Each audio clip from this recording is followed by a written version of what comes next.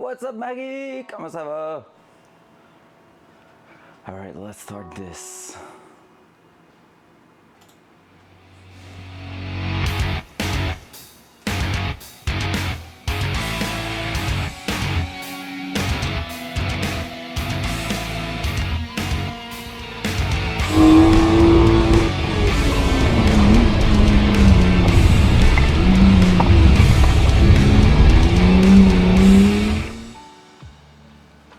Yo!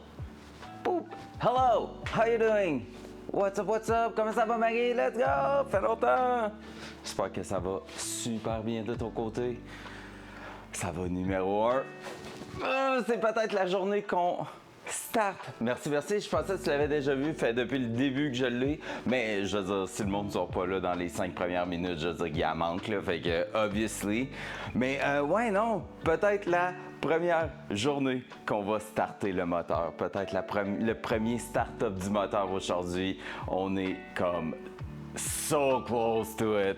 So yeah, if anybody joining right now, let me say that in English. Might be today the first day we're starting the engine. Some of you are already aware of that. There is a 65 gifted sub challenge right now, triggered by a couple of guys in here that just went like, you know what, you won't get that done before TFG receive his car. And I was like, oh yeah, hold my beer. And there we are. We did a solid push this week. So basically Thursday night we did almost 5 hours after my day, my work day, and then after that yesterday we did a solid 5 hours again, where so much went on. This morning I woke up, went to the hardware store, went a bit everywhere in the city just to grab everything left that we're missing, at least that I'm aware of. So yeah, so basically here we are, so close to getting that thing started. So what do we have left at the moment? Let's take a look at our trusty little list here. Basically, if I'm going through what we have done, so I had a before startup type of list, and if I'm removing stuff here, turbo vacuum was done, brake vacuum done, engine vacuum done, catch can setup done, cleaning the manifold and intakes and everything that was laying there done, throttle cable left to do, ignition box and starter motor setup left to do. Then it's gonna be connecting the fuel pump, and pretty much that. After that, it's literally us going on onto filling with oil the different component in there. So we are really getting close to something ready to start. We're gonna have obviously to do all the procedure to test our different components, including basically transmission stuff. We want to test also, well, for the first startup it's mostly fuel system. We want to make sure there's no leak, because fuel on exhaust parts, stuff like that, not the best thing. So we're gonna make sure we're not having any leak anywhere. Then we're gonna fill the radiator first time with just tap water, which is not ideal, by the way, for cooling system, but we're just gonna fill it with tap water, make sure there's no leak through the radiator and the piping itself at the front. If everything's great, we're going to drop the water and start filling it with coolant and all that with the setup to bleed the system. So when everything's gonna open up in the engine, it's gonna be like extracting the air and replacing the air with coolant everywhere in the engine, so around the cylinder and stuff like that. So should be pretty cool, should be working pretty well. So we're gonna take a look at this. A couple of little things to finish up there, but most of the things honestly is electricity. That's the big thing we have left, and that's what we're about to start doing right now. So we left last night with basically One connector here for the fan. Everything went well on that side, but we now have to do the ground on it. Should be like a piece of wire that long, really simple things. Then we're gonna move on probably to fuel pump, and then start looking for the starter motor and alternator. I don't know in which order we're gonna do everything, but yeah, let's start looking at that. We have a couple of things to do underneath the car, so I think we're gonna do that first, and then after that we're gonna take a look at whatever we have left to do and how we want to proceed for them. So let's go. What's up, Alika? How you doing, sir? Hope your Sunday is gonna be amazing. I hope our Sunday is gonna be amazing. Honestly, on my side, I'm just like finger crossed that this is the day. Honestly, I feel confident. I feel like if there's no drama, there's a chance. More work, less talk. We get gifted on the line. Whoa, that's my boy, and that's Hawk Fan too. Let's go. What's up, guys? Oh yeah. You know, Micah, you are a man of project and crazy goals too, right? Right now, you probably know the exact feeling I'm in. Good morning, everyone.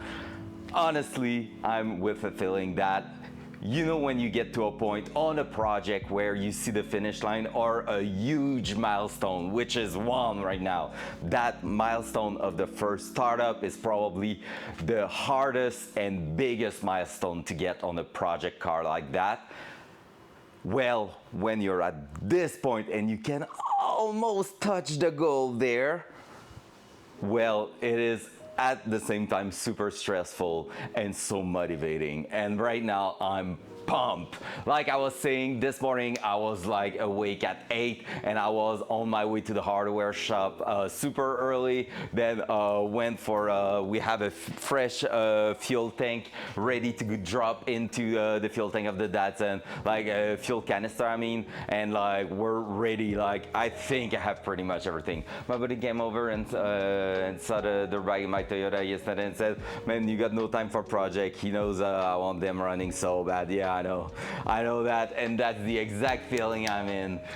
So, hey, happy to see you guys. That's crazy. Let's go. Hopefully today's gonna be a big day. So my idea today is finishing all the different things I just listed, and after that, what we're gonna aim to is I have the computer charging, like the laptop charging and everything, and basically what I want to do is take a small pause when we're gonna be done with everything, and we're gonna be about to start a procedure with the ECU and everything to probably write on the Discord, on Facebook, on everywhere, pretty much the fact that we're about to attempt a first start, and then start the procedure and everything. That's gonna let people the time to tune in, and we're gonna be able to try to grind those numbers to a new record for the garage stuff. So yeah, I honestly think there's a good chance today of at least attempting a first start. So German pancakes and coffee. Ooh. Oh, that sounds delicious, man. On my side, I'm making greasy hand and hard work and sweat. But I was at the hardware shop, and you know what's 2 minutes away from the hardware shop? I got a Trenta cold brew, because we're gonna need that. Yeah, what makes a pancake German?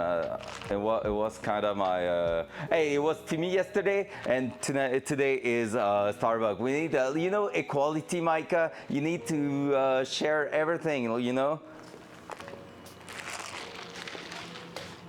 Honestly, that cold brew is fire, so, yep. All right, so there we go. We're gonna start with car is already up. I have one thing in mind for underneath the car. We are missing a couple of bolts on the drive shaft. So that was something on the to-do list. And honestly, today, if everything goes well, we're not only starting it, when it's gonna be running and idling okay, hopefully we will have the time to bleed the clutch before that, and we're gonna be able to try to make the rear wheel spin on the hoist. If it's happening, man, that means we have a full working car at the moment. I could take that out and just drive it on the road as is, and that will be sick. but not really legal, but that's not the point. So there's that. Let's remove the cell phone because it's gonna drop on the floor for sure. What we have here, so I have the two missing bolts. For that, I have the lock washer and the lock nut. There we go. So hardware that was fresh from this morning, already had 2 bolts. So let me bring you under here.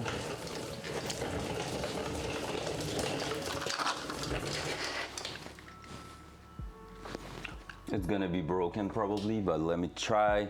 Hello there. Dual side. Hey, that's full broken. Hello there. What's up, Dadou? J'ai vu que t'as streamé hier soir. J'étais quickly regardé. J'étais pas chez nous, j'étais à un feu avec des amis. Fait que ça va l'air cool, beau petit setup que t'as. I made goulash last night. What is goulash? The name doesn't sound good. Sorry, but like as a French guy, goulash sounds like gulag or something like that, and I'm like, meh.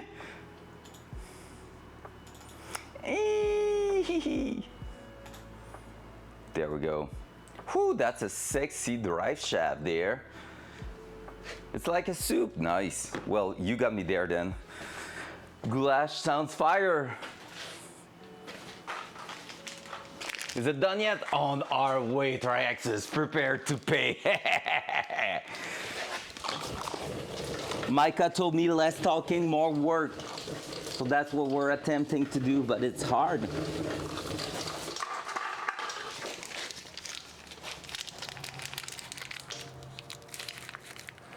Non, t'as pas manqué le first start. Il reste de la job en masse.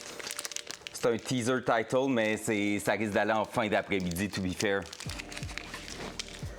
So as I was saying to Dadu, we're probably gonna look for the first start at the end of the afternoon.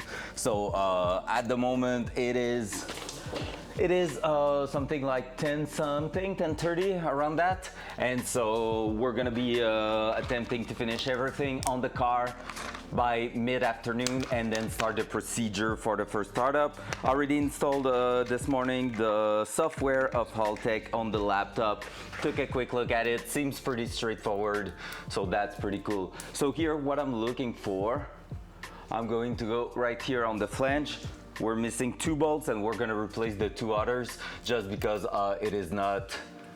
it was not long enough for me to feel safe with them. I have some hardened bolts also right now, so that's gonna help quite a lot to make sure that everything stays together in there. So like this, like that. Also like the nuts that were in there were not the best, so yeah. Goulash. Now I want some bocconcini. Is that what it is? No, I don't see. Well, some borch. Borch. We have some. Oh, the cam just broke. Let's go. That's a good quality cam there. I just hit the cable a little bit. That's what happened when you keep walking onto your cam and stuff.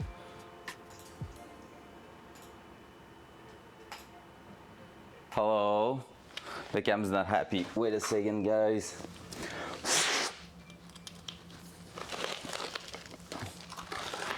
In the water, that should help, right? Whoa. Oh my God, don't do that, Cam. We don't have time for that.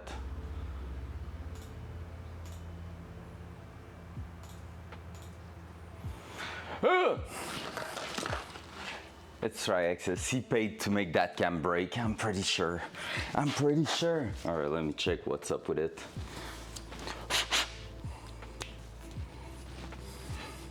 Pretty sure I just destroyed the connection into it at some point, and now it's super unhappy.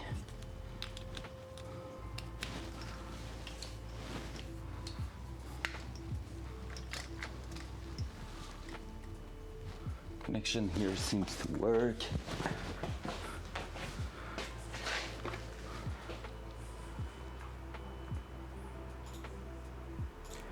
There we go, let's reset that. There we go, boom, back in business, baby.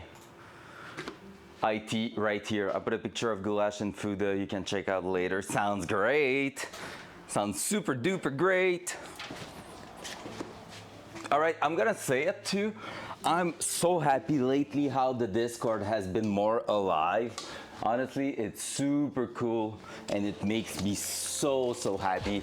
Like, not that it's my prio, like I never cared about the Discord itself in the way that, like, if no one has anything to post, I'm just like, what's up? Like, no big deal. But like right now, a lot of people posting pet picture. We have our talk in the car section too. The food stuff is fire. Like, people are just insane, and it's cool because it doesn't feel like any flex or anything, just sharing, and I love that. I just love it. All right. By the way, for those who don't know, because there's a bunch of new people in here, Kindry, right now she has the artist tag. That's because she's the one who did all the emotes of Midnight. So just so you know, guys, she's the one behind all those emotes on the channel. She's one of my old students. And yeah. She's been doing a lot for the channel at its very beginning when there was no one and I was alone. And just that is pretty sick.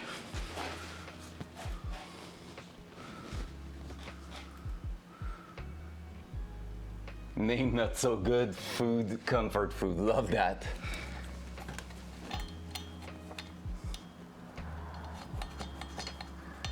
That, let's take what it takes to remove the two other one here, and then we're gonna finish connecting our drive shaft.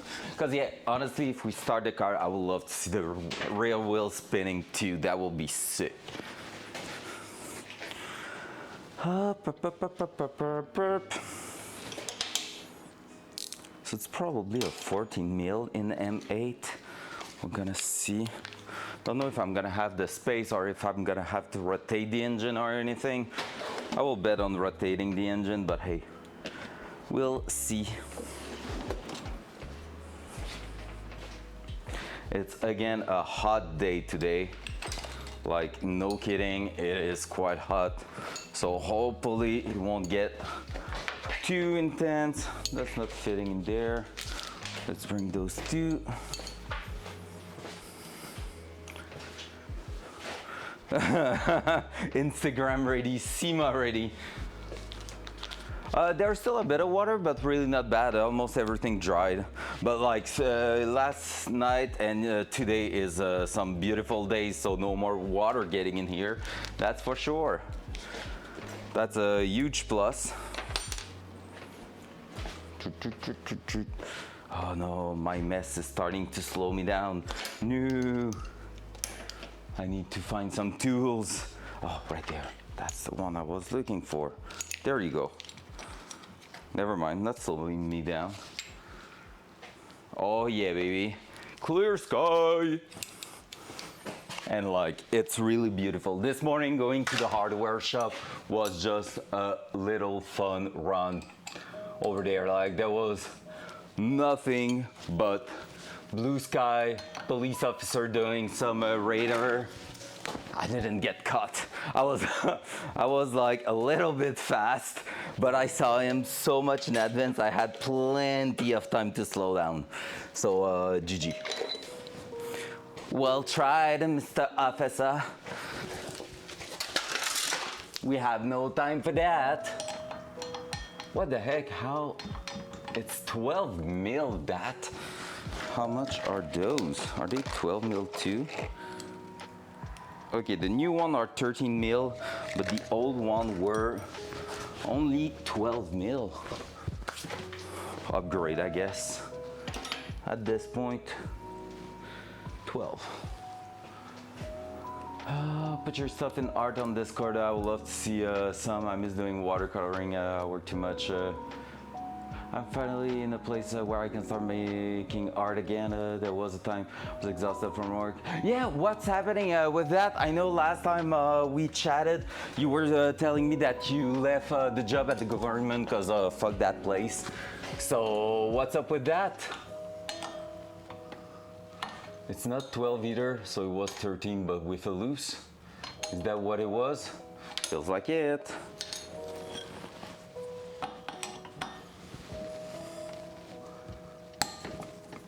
Crack it open, and then just hold it and unscrew that thing.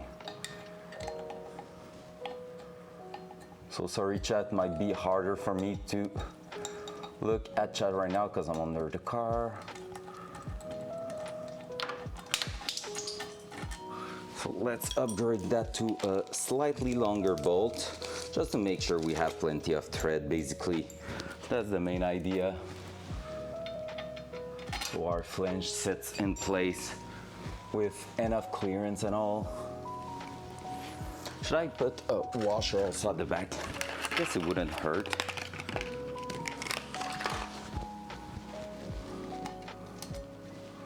Like so. Just to have more contact surface on both flange. So technically it's just helping it.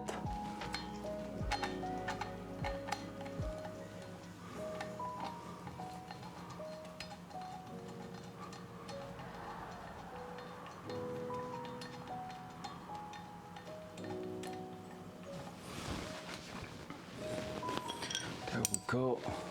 And can I? It's gonna be hard to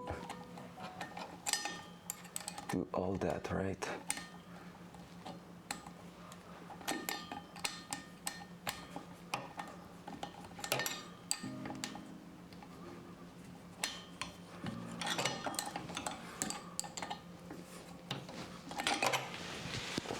I'm missing so much stuff. Yes, I have to go on my job. I took a job with Maggie, if you remember. Maggie, oh yeah. At Cooley for the summer. Oh, nice. Yes, I remember her. I remember pretty much every one of my students except the COVID cohort. Like the COVID group, I don't know them at all. I don't remember them. Speaking of art, just ordered me a flare to use with my nature photography. No shot, that's sick! Yo, that's sick. I can't wait. You need to post some picture in the Discord. You're probably already going to post on the TFG Discord or something like that. But I want to see that. That's so sick. So it's over now, so I'm looking for somewhere new to work. The morning commute to just get there was like 2 hours, 2 hours to get back. Oof.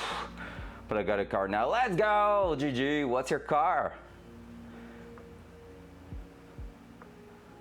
I don't expect like a Ferrari, don't worry.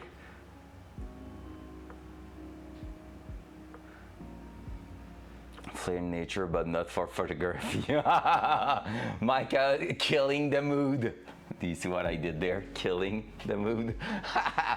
Cut the commute from 2 hours to 8 minutes. Let's go. What the heck? That's crazy. It's a 221. Oh, let's go. Is that your first car? 2021 first car? W. Yeah, I feel you for the job, by the way. I got a 3.5 months contract with Squeeze, and now I'm about to be unemployed again because there's no more project and the contract is ending end of August. So yeah, back to unemployment it is, which sucks. Last year it was planned. This year it's like not my choice. So I'm like, ugh. But hey, part of the game. All right, let's undo that one too. And then, okay, so I cannot put that there.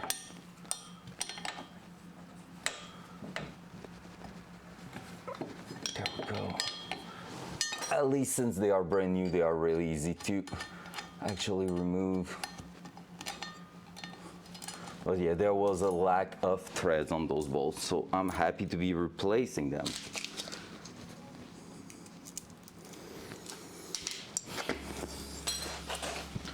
So I have all of those done. So this is the last one that had to go in, but I have to still thread down almost all of them and add 2 washers on 2 of them at the back here.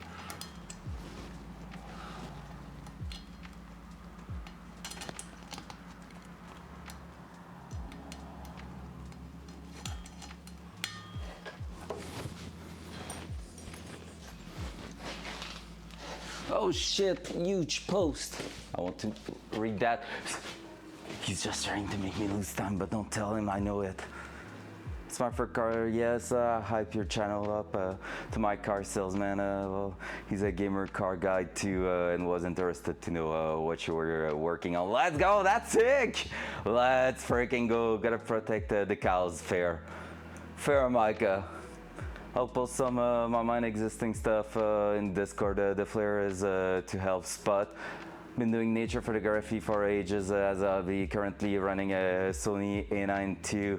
Oh shit, the A9, I've never really looked into it. I know the A7 was iconic in photography stuff. I had a friend who had one and everything, and like they are crazy. But with those things, all right, that's sick. Cause you know what, Traxxas?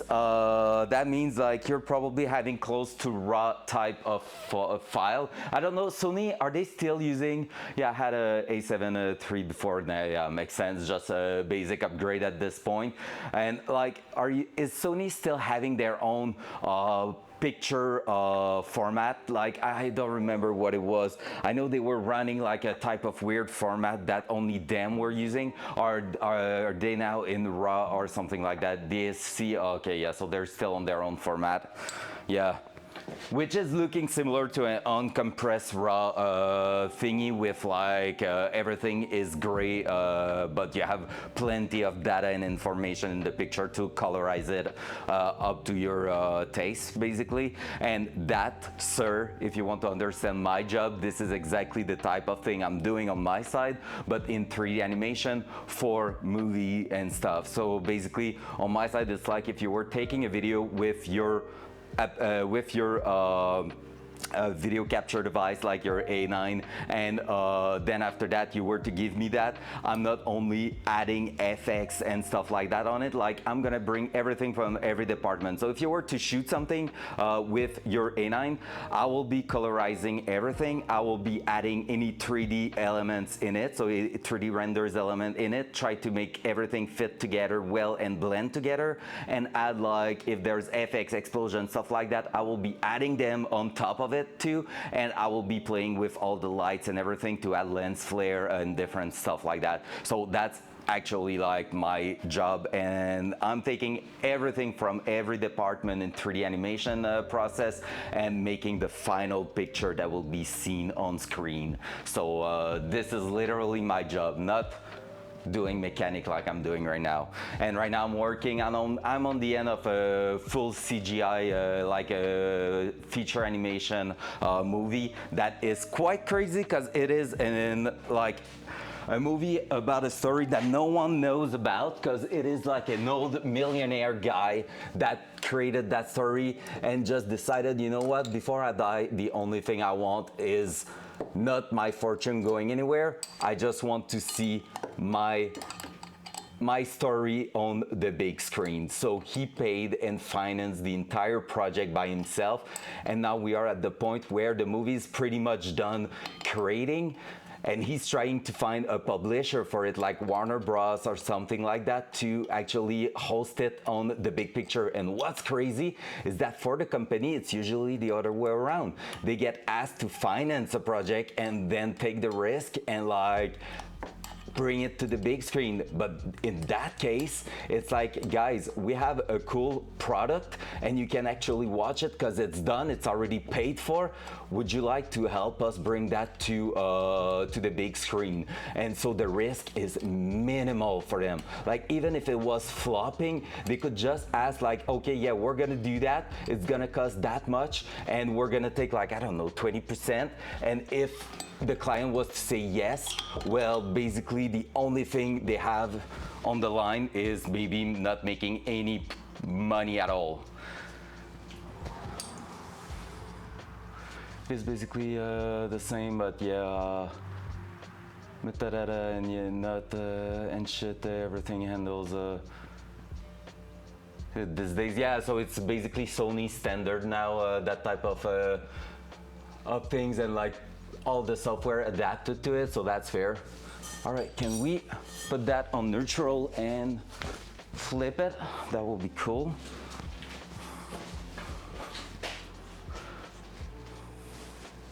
So everything I can do at most, I am in Lightroom doing mirror tweaks to stuff to try to get the colors more natural while trying to make my subject usually a bird pop. Yeah, exactly. And honestly, I don't know, like, I can't wait to see some of your stuff. And I don't want to pretend anything, but like, if you have any question, if you've been doing that for ages, I have probably nothing to teach you. Let's be honest. But all right, neutral. But to be fair, if there was anything, like, it will be a huge pleasure to have like an hour or two on Discord and just sharing about that kind of stuff. And like, because I'm a teacher also, I'm doing that stuff. I really love that. I've been doing like cinema industry stuff for the last 10 years. And one of my biggest project, well, the biggest project was Spider-Man Across the Spider-Verse from Sony. And basically the artists had full control of the visual quality of every shot. Well, I say full control. We had like guideline, but the way we were applying the tools to create that brush stroke type of effect on the movie was fully on our hand, and it was freaking amazing. Everything was made in a way that every camera like angle was an artwork in itself, and that's freaking cool. All right, can we spin that? And is it turning the engine? This shouldn't be turning the engine. Because we're in neutral and we're moving that. Whew. All right. Let's try to finish that one here.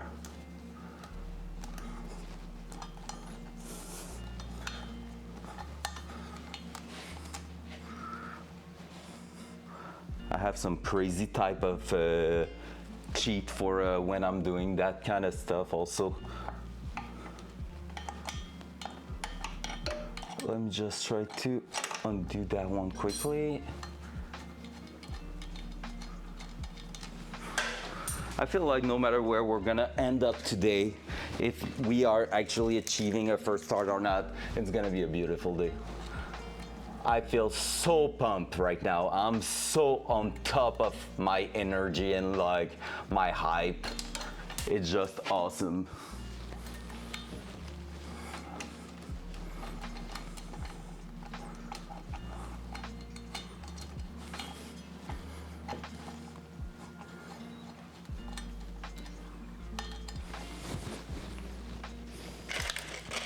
Let's do that. Let's do this.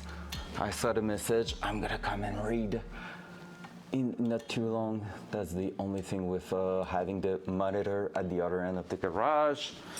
I'm gonna go do that right now and finish that up. Yeah, that's the cold brew. Oh yeah. So everything I can do at most I am, okay, yeah. I like to describe my art talent as can draw a straight line with a ruler. I love that. Well, honestly, if you're up for that, let's have a chat at some point on Discord. Like, let's just set a moment where we're gonna be chatting about it, and you're gonna be showing me, like, maybe sending me one of your files, and I'm gonna show you a bunch of little tricks, like the easy recipe that work on 90% of the case and that you just have to tweak here and there. It's really fun. Can be done, then roll the dirt back inside and work on it and watch it on the TV. Yeah, let's go, Micah, you got this.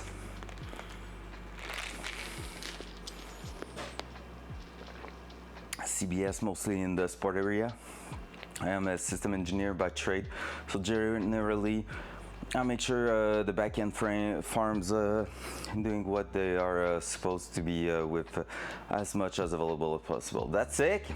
That's it. At CBS, was that for them? Do you know if I don't know when it was, because you say you supported a couple of teams when you work over there, but I don't know when you worked over there. There was a guy.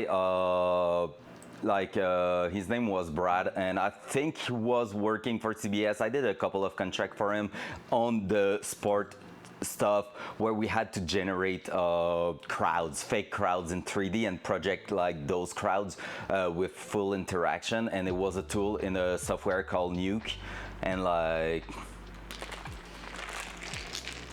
Imagine if you know like a Brad doing that type of tooling, well, that means we might, like the world is freaking small. That's what it means.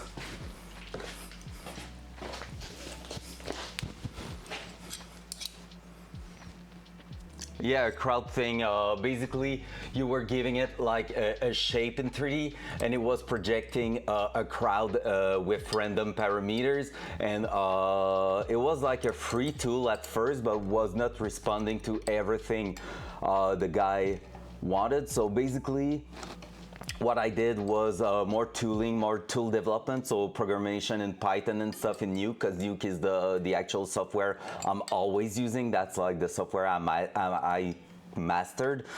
And so yeah, I'm more on the artistic thing usually, but I also developed like a strong tooling and pipeline skill over the years, and which is not every artist doing. It's really just I like those stuff. I love technical stuff. All right, let's keep going.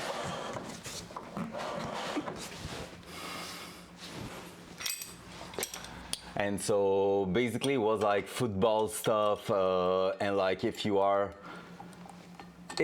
like a fake crowd for production or whatever, I don't know exactly what they were using it for. Wasn't mentioned, didn't care. They just asked me, can you do that, that, and that with the crowd, so it has to look to the camera. So I think they were referencing in the 3D environment the real camera on the field. Like the IRL camera was referenced into a 3D environment, and so if you were to give it to the tool, like the crowd had to look towards that camera and stuff like that, just to make sure it was not looking funky on screen. And so yeah, I did a tool for that.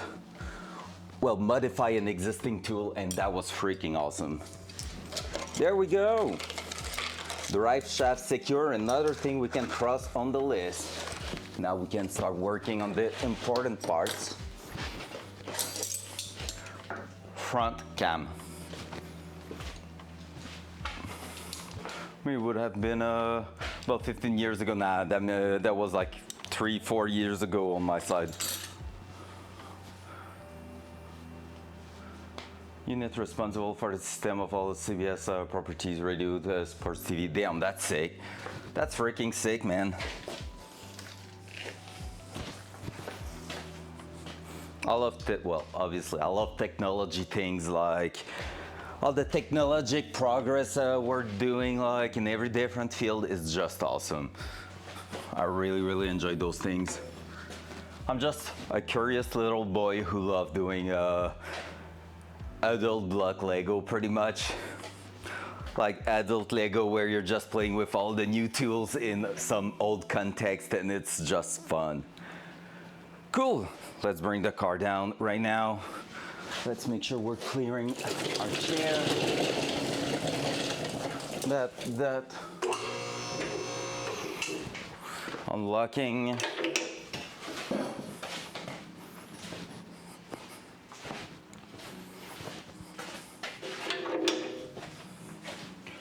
So, we're gonna start looking, first of all, finishing our fan at the front, which is basically adding a ground.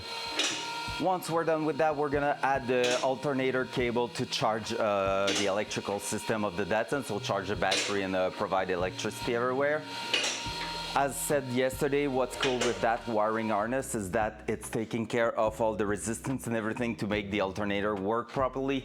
Big thing with those type of engine swaps, something I've seen multiple times on Facebook pages and like forums and stuff like that, is that people were burning their alternator in less than like 2-3 hours of engine working. And that was due to the fact that when you're adding the alternator to a swap, usually in the GM vehicle, what's going to happen is that the light shutting off inside the car when it's charging, it's basically acting as a resistance that is like exciting the alternator so it's working properly.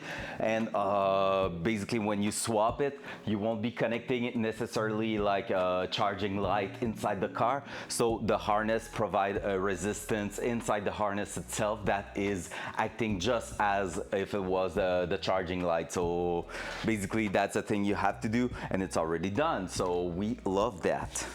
thanks to the Haltech guys. So I don't think you're gonna see a lot of thing here, but we'll see. Dual side. Dual side. Oh, seems broken. What do you think? We're not under the car anymore. Oh, it's broken again. Damn it, camera. You have one job and you're starting to do it less and less effectively. There you go. Sheesh. That's cute. So I bought also what is required to lock our cable here, so we're gonna be able to do that. I don't think I'm gonna trim it today. I was supposed to trim it to make it go through here a little bit more straightforward. For now, it's not a big deal. We're just gonna be putting that down right here on there with like something locking the bottom side there. So that's gonna be the idea, so that way when we're pulling the throttle, it's gonna just lift everything up. So that's pretty sick. Other than that, here we are having one ground connect at the bottom here. Worst thing with that is that we need to crimp something there. Other than that, should be pretty straightforward. So we're gonna try to do that right away. So let me try to just turn on the light on the cam, see if it's doing a difference. It's actually lighting a little bit more inside there for me. I think you're almost seeing the place. I'm gonna break the cam touching the connection there, right? Nope. There you go. So we're going there. Oh, look at that turbo. COVID thing. Yeah, I think it was during COVID. Yeah, that was probably why. That was probably why, actually. I was at that job, COVID hit. Yeah, that was why. I just realized why they were asking me to do virtual crowd. It was probably when everything was empty. That makes sense now. Right to jail. Fun OSHA fact, the right to jail kicking in there.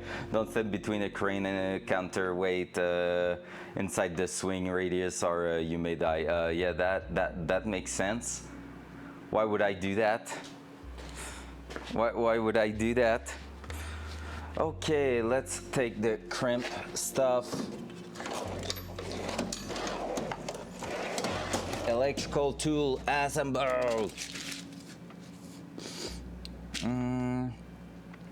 So everything is kind of hardwired at the moment for the fan, so I think I'm just gonna go with that and eventually replace that with a proper like 2-pin connector.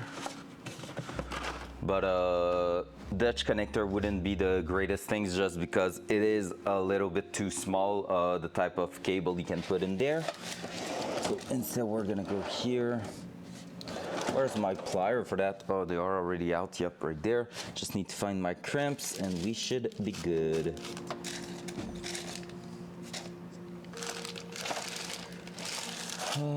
Can put a shrink tube if I have one for those also. Where are they? Oh, that could have been not too bad. Oh, I have fuses in there. Well, that's good to know. Could have been useful a few weeks ago when one blew on one of my car. All right, there are my crimps. Now we need a piece of wire. We're gonna be good to go. Front cam. Common sense isn't common. Oh, ouch. That's kind of true. That's sadly kind of true. Like, I mean, sometimes you can have a brain fart problem, but like, I mean, some people have a permanent brain fart problem, so that's where it's not that great. What else? So that I need the black wire to go down there. So we're gonna try to find a rest of black wire. I have the alternator cable I had on the Datsun already right here, so that might be what we're gonna be using today. Micah, do you approve some big copper branches? I don't know how you call them. Filament? I don't know. But do you accept that as a alternator charging cable? Feels safe to me, but more than happy to hear about what you're thinking.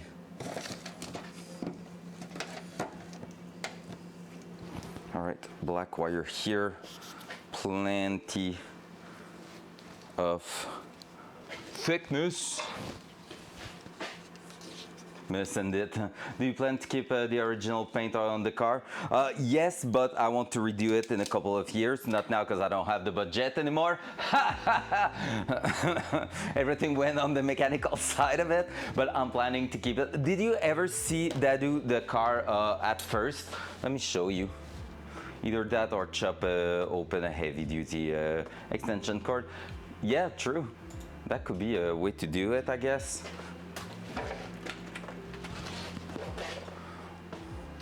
But I mean, that was the one on the old small block Chevy that was on the car, so was doing the job. Even if I didn't run that thing a lot, I mean, I did some 30 minutes to an hour run with it and never had a problem. And I think we usually like overkill the thickness of wires, at least on my side. Like, I can't believe some small cables can handle so much electricity sometimes. There you go, Dadu. That was the Datsun 10 years ago pretty much, and it was like that when we got it inside the garage. Now everything is removed. The only thing that will have really changed a lot on the outside is the wheel and the hood vent. The original hood vent are going to get replaced with some other thing, but yeah. This is the actual car. This is me actually, like 10 years ago when I was a young baby. So there you go. And now it's gonna be lower also, so bigger wheel, bigger tires, so it's gonna fill the gap a little bit more with coilovers. That's gonna close the gap entirely. There was a saying in D&D, high intelligence doesn't mean high wisdom. I love that. I love that. 6/8 gauge, that's definitely at least that, Micah. And like we have to run it on about 4 feet, maybe a little bit more. Let me check, is there any writing on it? Yeah, this is an 8 gauge Marine SAE J378C NG J1128 105 Celsius rated cable. That's fine, perfect. Worst case, we're gonna replace. Like, you feel it's a bit old, but like, worst case, we're going to replace it. Am I still on the share screen? Nope. Okay, perfect. There we go. So yeah, you feel it's a bit on the stiff side of it, but chop ends make a neat new connection. Yeah, well, I have already one clean one here that was on the old alternator, so that's gonna be fine. But yeah, on that one I have a bunch of different stuff to crimp, and I bought some today too, so we're gonna make some nice end right there, that's for sure. So that should be cool, so let's go with that. Now the black ground cable here, let's chop that, let's open that up. Let's prepare a crimp.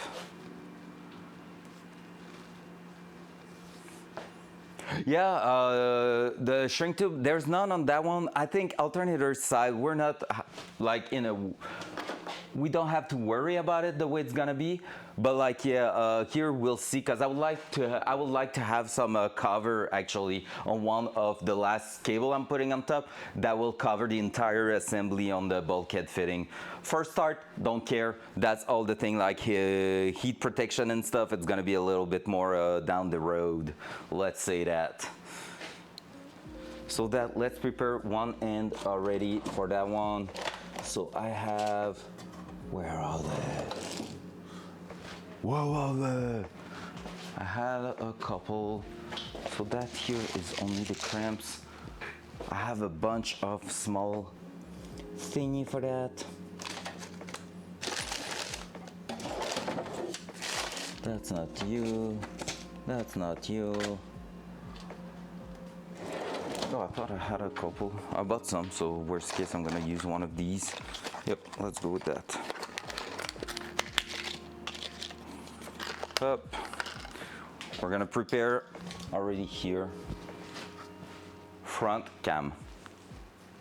So we're gonna prepare right here a ground with that thing. So this is already with a heat shrink stuff. I do it just for potential for rub or corrosion a whatnot, especially since I like cleaning my engine bay. Yeah, that's true. That's a really good idea. I heat shrinked everything, and you know it. Like so far we did and heat shrink everything, but like right now it's all about getting that running. So solid connection. Let's use the heat gun.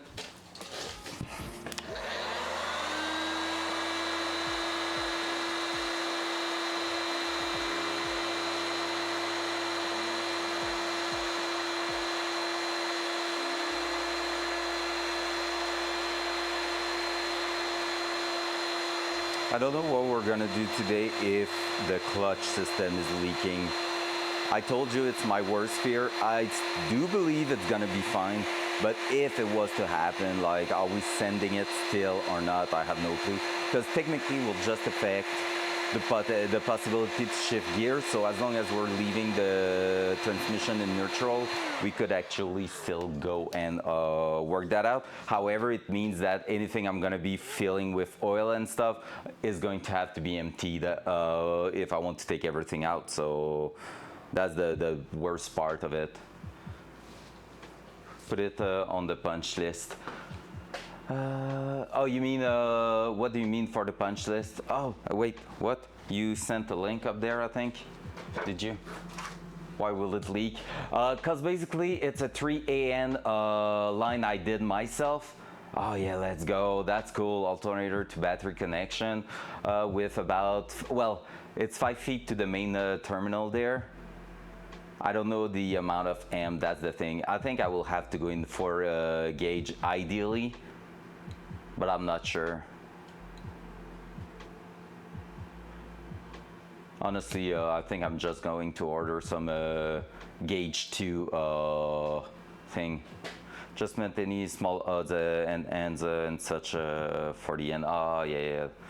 But yeah, so why will it leak? It's because I did the line myself, and basically the way it was fitting, like it's the one where, how do you call them, PTFE 3-3AN type of line. So you have to put like a small metal sleeve, punch, like bring everything together, and the outer shield, like the black shielding on the line, let me show you here, was acting funny, and I had to like force it quite a lot. So you have like the plastic part, you have the stainless part. It won't focus, but there you go, almost.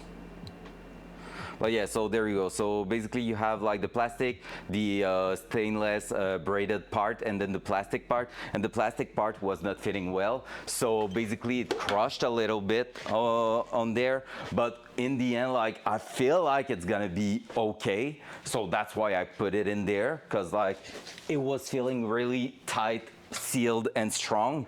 But if it was to fail, that means I have to bring everything out. Like if it's leaking at the top here, doesn't worry me too much. Like we have a bit of loose and everything, could try to reduce something on the spot. If it's leaking at the transmission, have to at least unbolt the transmission from the engine and bring everything out, and that will suck. That will suck hard. So yeah. All right, let's try to put that in there. So I'm gonna leave more than the minimum amount of cable because we can trim that later on pretty easily.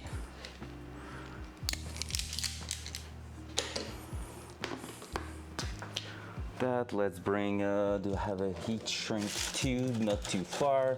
You seems pretty fine, sir. Whoop, on there. And then let's grab a crimp. We're gonna go ahead and try to crimp that in place. So we'll take my biggest crimp because it's quite a thick wire.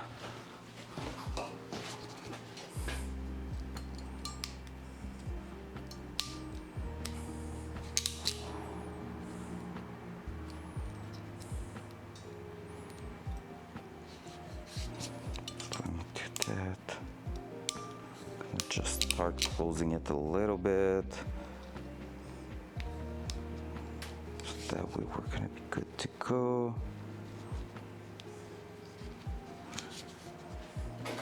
I need a little bit more. Where's my other plier? Oh, there we go. I just got it by hand. Hey. Like, I want to believe everything's gonna be fine, but it is quite stressful, not gonna lie.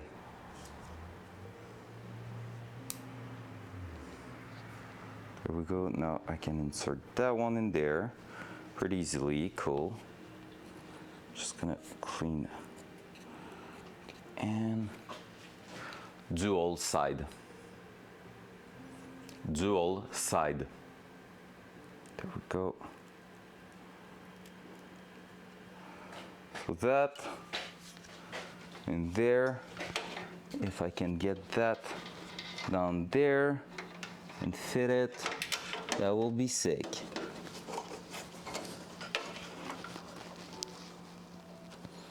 So we just need to bring both of them together inside the crimp.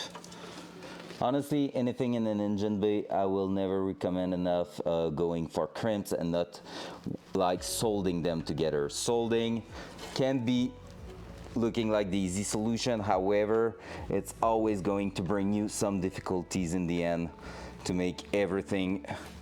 No! I released it. Shit, I think my crimp might be too big for my plier, which sucks. We'll go with one smaller size one and see how it's going. But yeah, so basically solding, like, it's gonna eventually corrode and give you a pain in the ass because the wires are going to break.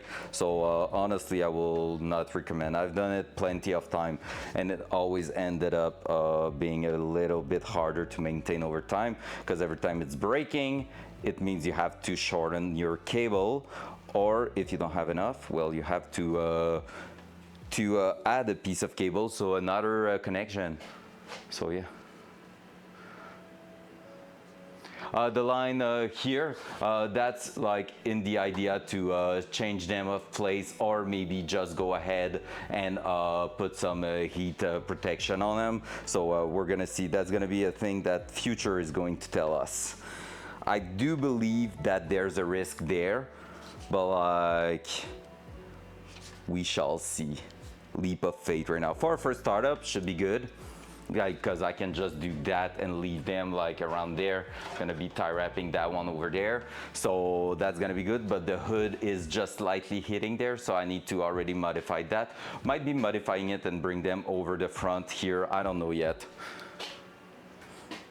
Yeah, I would love to keep them around here and put just heat protection, because that will be freaking sick. Like, it's looking neat, it's not causing any problem, but like, yeah, worst case, we're gonna go ahead, bring them towards here and like at the front of the turbo, I guess. I still have a material for that one, so I'm not too worried about it. All right, crimping is harder this morning.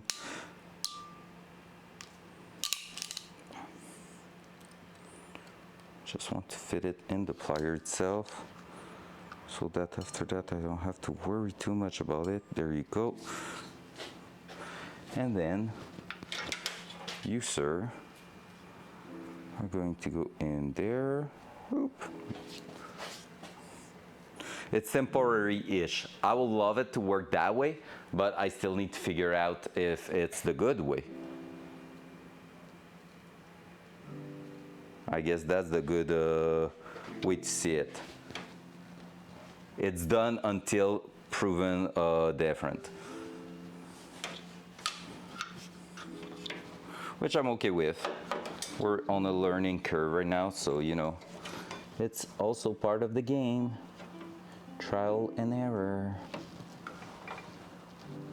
First engine swap, first turbo setup, first for a lot of things, so you know, we never know where it's going to end up for us in that type of stuff.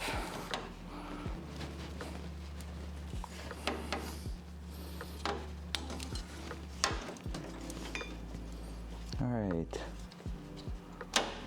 there we go. We have a cramp. Is it strong enough? Yeah, boy. So let's bring our shrink tube on top. We're gonna shrink it. Not the cleanest one I've done, but we know we're gonna revisit that too eventually because I want to put a connector on it. Did I just broke the cam? No, perfect.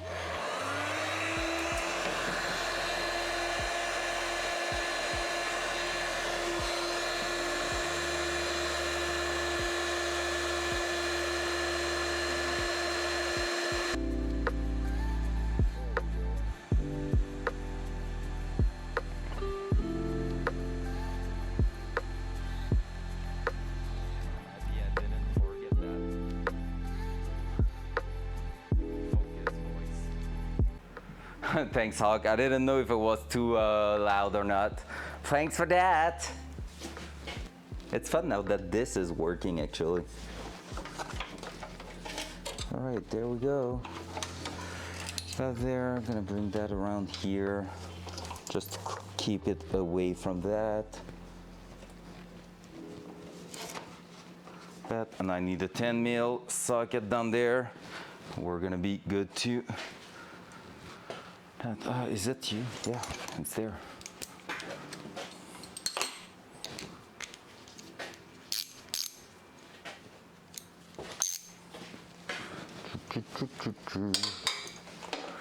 $10 mil to go ground ourselves onto the frame. And since we have a ground on that frame, we know that ground is gonna be really, really good. Up.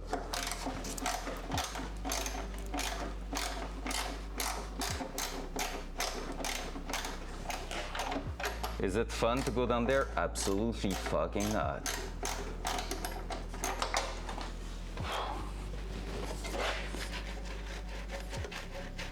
As long as the plate is not popping out of its path for that hole, it will be perfect. And that the bolt is fitting that. Yes, it is. Awesome.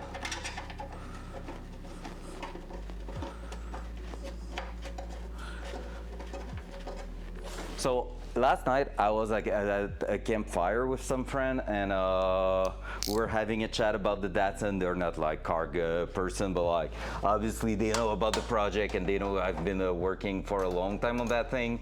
And so one of them asked me like, what was the next step once it's gonna be running? And I was like legit saying, well, I'm gonna be disassembling everything.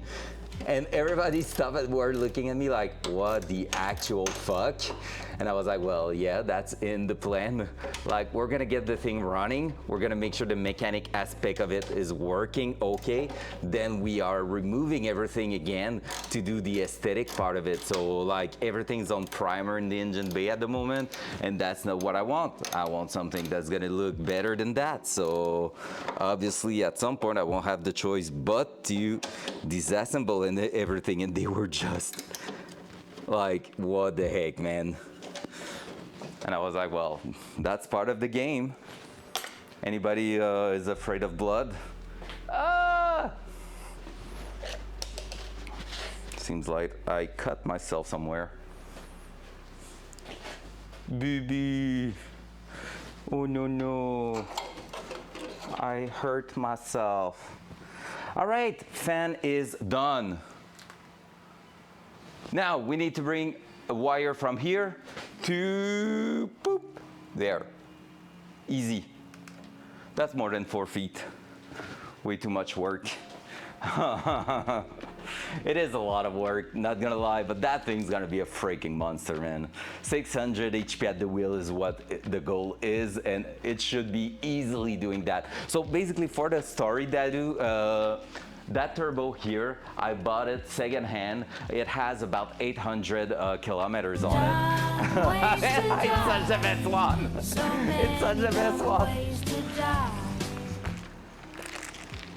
And so, bought it secondhand. It has 800 HP, 800 kilometers, I mean, on it.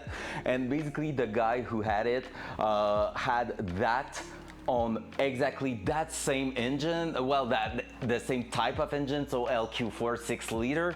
I copied a big part of his build, and overall, he put that into a BMW E92 and made 820 horsepower at the wheel at 24 psi on the turbo. On our side, we're aiming at around 15 psi, which should result, from what I've read, into about 600 HP at the wheel.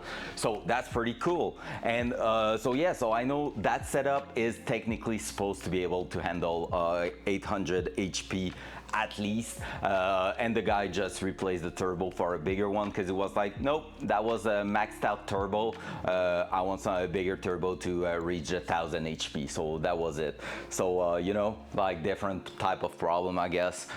And so yeah, so on our side we just went ahead and grabbed the turbo. It did pretty much the break-in plus dyno, and that in a car that weighed around yeah, no, it's a bit heavier right now with the engine and transmission. I will need to go to a proper place to weight it, but I'm guessing at around 1300 kilos. My BMW, for example, is 1430, I think, and that one on paper is 1280 kilos. So that means around around like 13 something with a more heavy engine, even if it's not that heavier, that one, compared to the original one. So it's gonna be 2.5 times the power of my BMW M3 in a car that weighs less. So yeah, should be how do we say that? Interesting. I don't want to go with dangerous because I don't feel dangerous is the proper word. I think interesting is the one.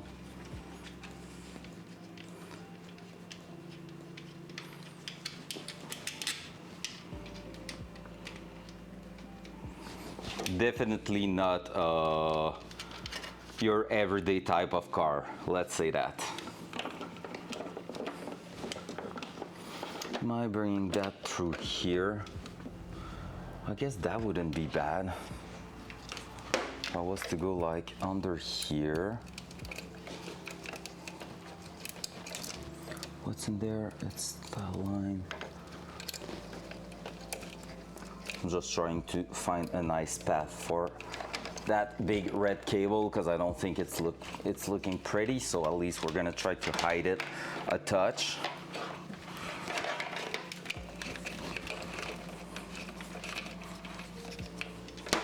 As I said, I will probably go with something a bit bigger.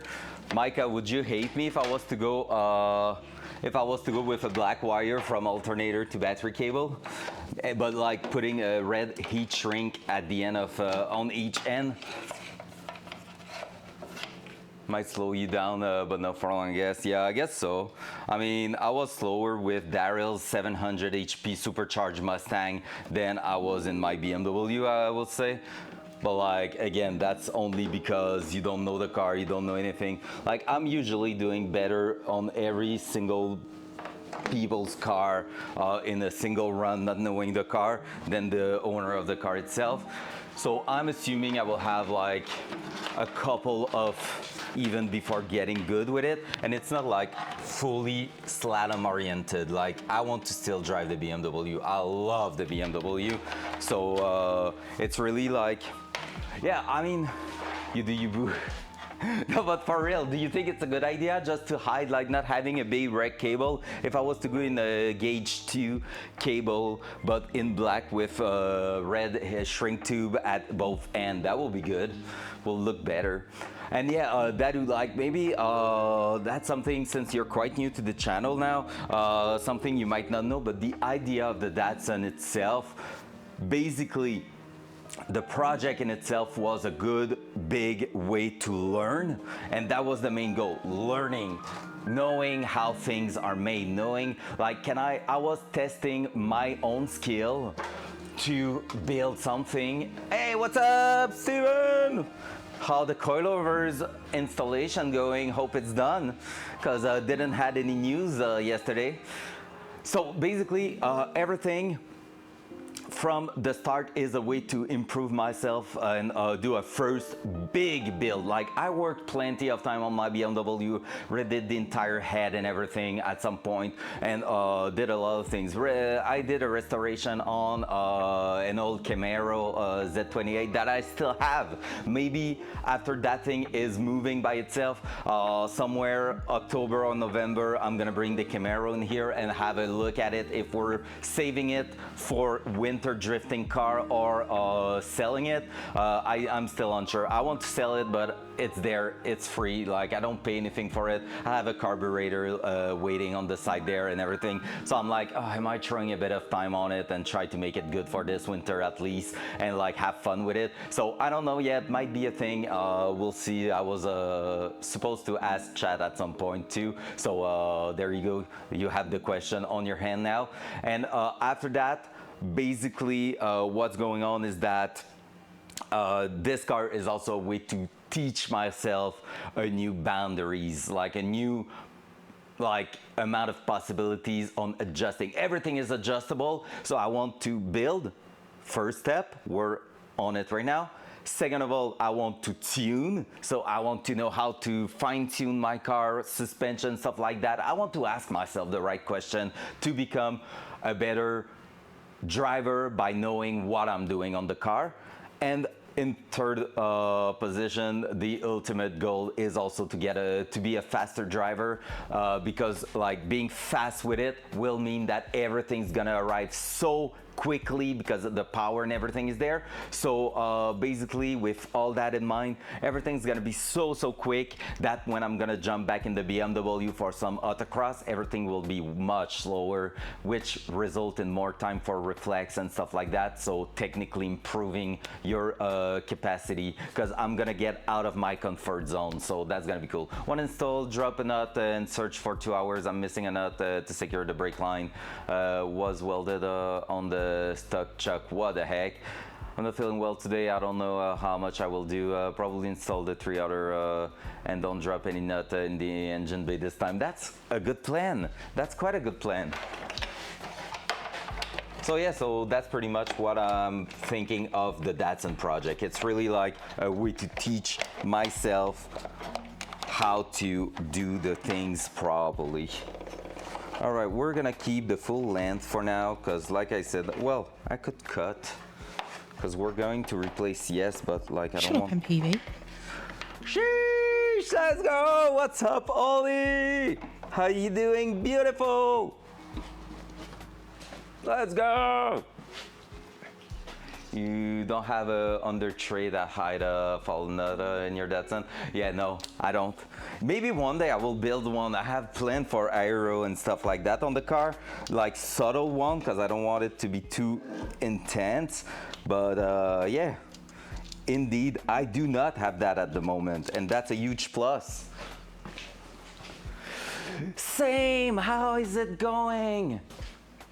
I followed a little bit what was happening this week. I was lurking a lot on your channel. That was funny to see you live at those moments of the day, but like funny when you don't know why. A little bit sadder when you know why. But like, hope everything's going well on your side. Is it Monday you have an interview? Or is it done? I'm not sure. My I can't get the time right at the moment. I'm so like lost in every part of my life, kinda. You had it on Friday, let's go. How is it? How was it? Did it went well? I'm sure it did. You're killing that. You're a streamer, girl. You know how it's working, talking to people. No stress there, right?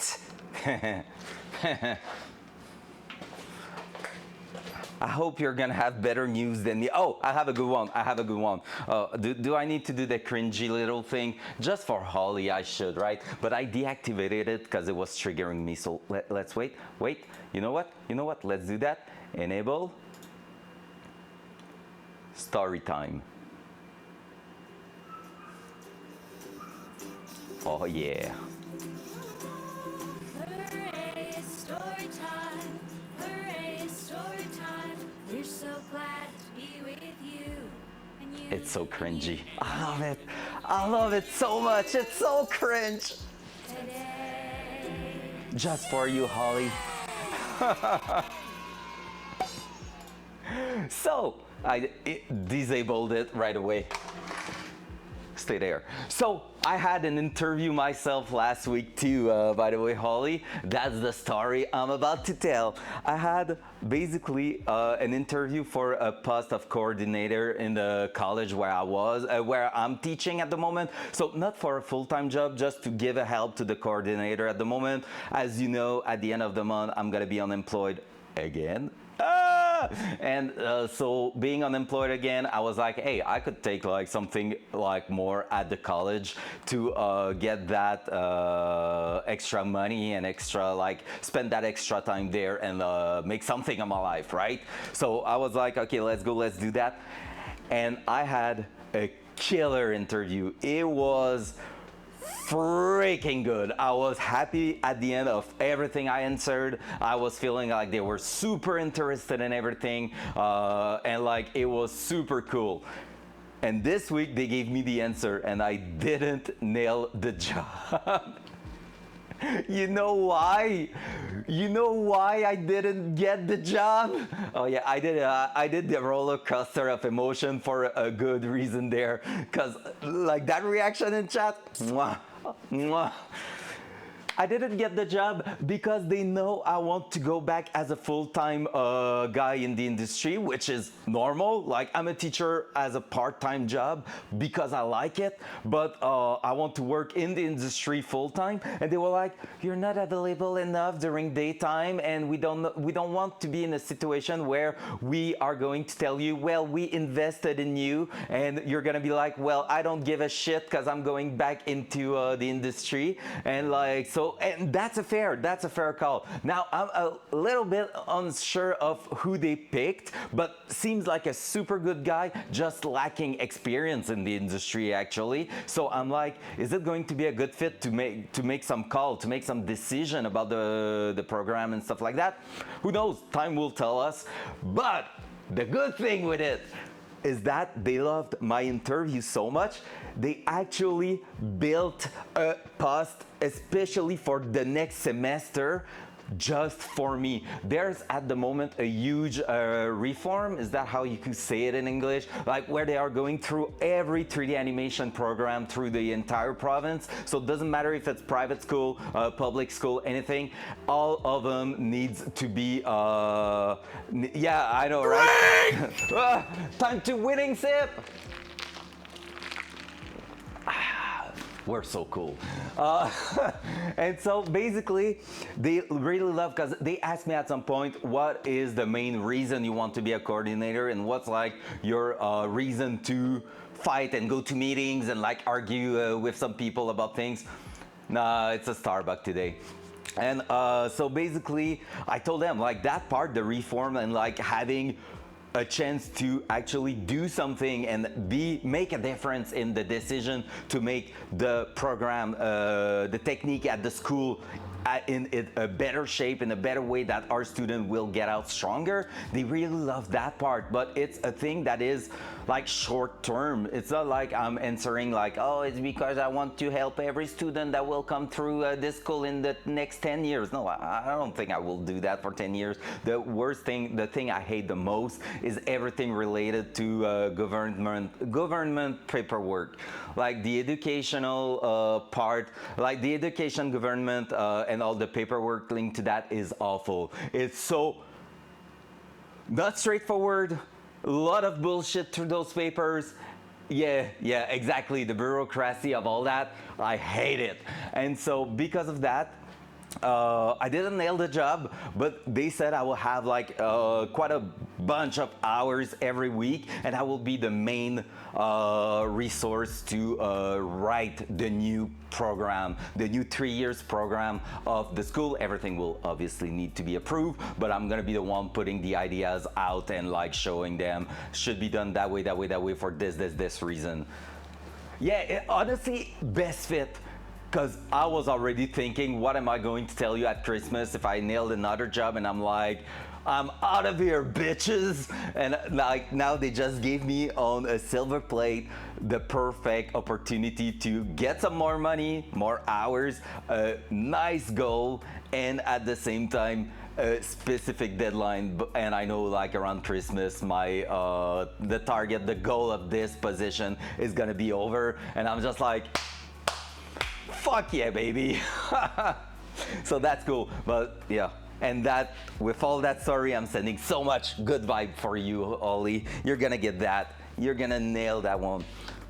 Is that like exactly the same type of position, everything just in a different in a studio or industry, or I don't know if you call them a studio or anything where you're working at? You're the second one, Lee, to say that it's not a Tim Horton, and now I feel like I need to regret my life choices this morning. Oh well. Sucks to be you, viewer. You're gonna see me enjoy a little Starbucks. I'm missing one kit of Mr. Pound. I don't even have to look at the screen when I hear that sound. It's so good. I love that. How you doing, Mr. Pound? Hope your day is going amazing, sir. Sorry you just catch me at the end last night, but there you are today, fully ready to see me push through the last few things on the Datsun, hoping to get it started.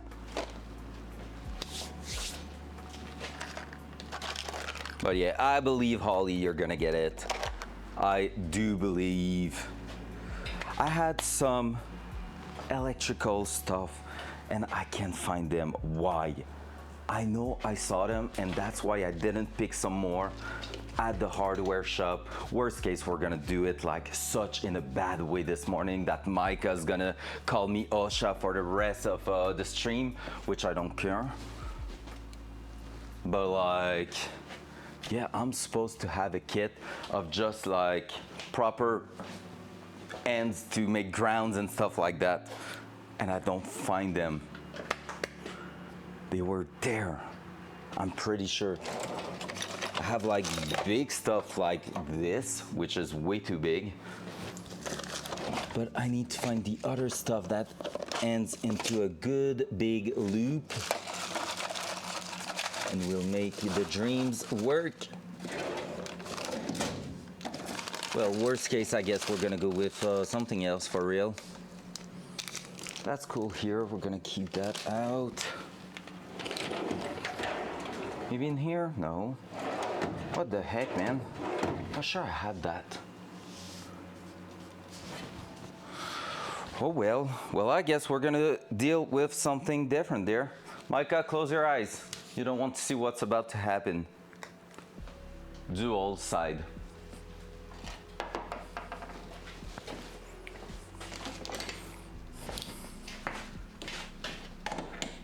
Imagine that in the near future, me and Holly working at the same place without knowing. Because that would be funny, but I don't think it's a thing that could happen, like we're not in the same industry. But imagine that, Holly, we just end up in the same place and we don't know, because like we're all both in the place, like the workplace chat, we're both with our full name, which we don't know. So we will just be like, hey, hello you, but like not knowing, that would be funny. But I don't think you're in cinema stuff. It's outside US border, not my problem. At least I can see you buy Nipex. Yeah, I have all those things. Yeah, electrical wise, I'm really not that bad. Except when it comes to that, and I'm about to crush that wire in between there as a temporary setup. Which you have to love. Look at this. Any problem, officer? It got out. Gonna make it a little bit tighter. There's a difference, so yeah. Fair. What's positive for you, Micah, on your side? Here it's mostly red. It should be red too for car stuff. It's more house stuff that is different, right?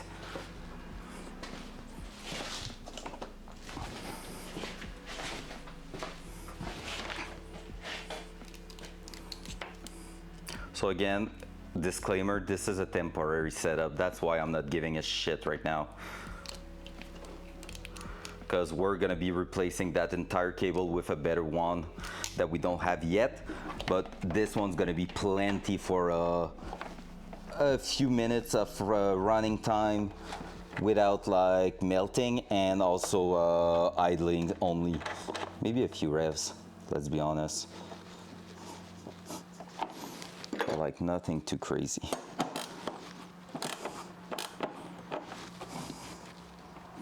There we go. There's a bit of loose there.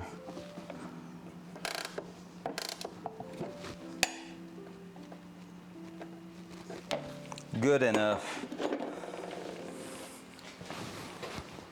Protective ground, PG green or green yellow, neutral white, single phase black or red, three phase L1 red, three phase L2 black, three phase L3 blue. Oh, the blue is weird. Don't think we have anything blue really in here.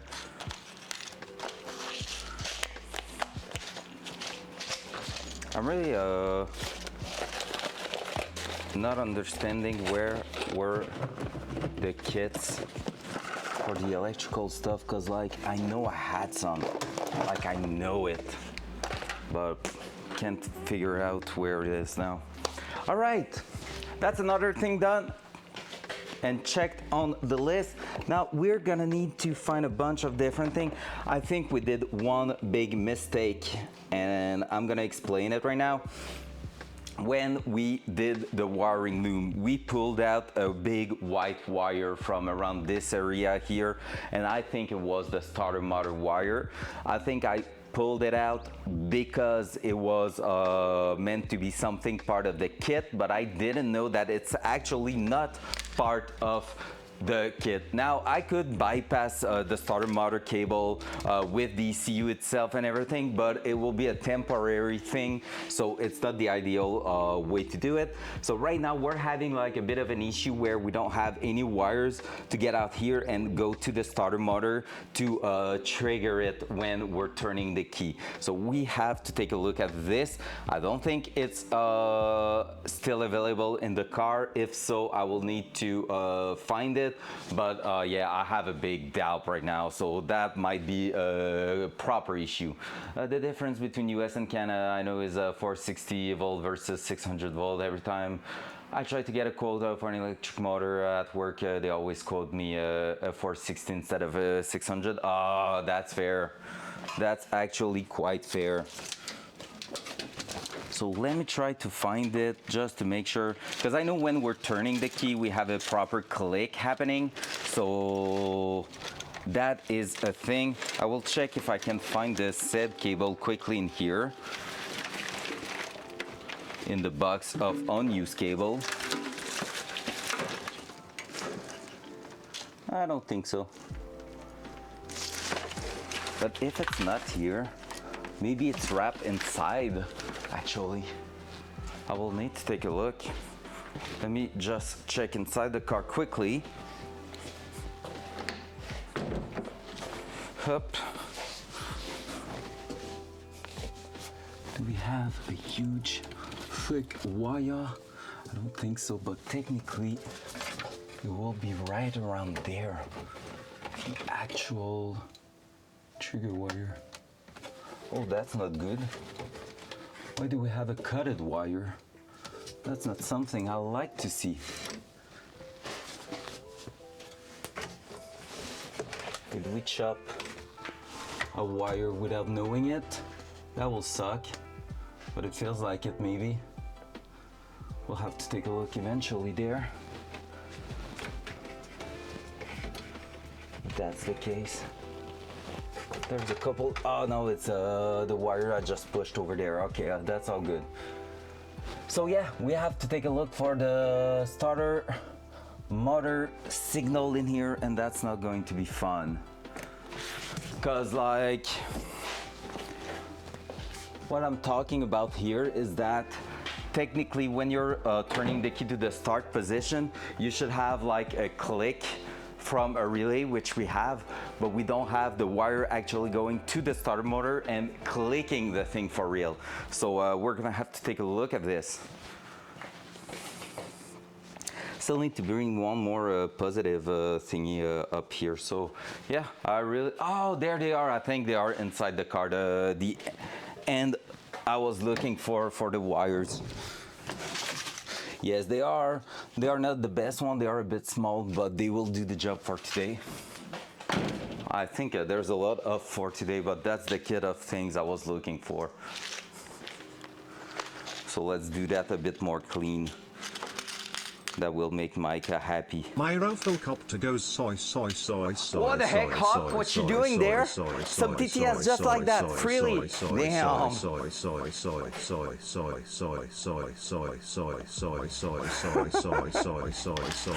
that's so good.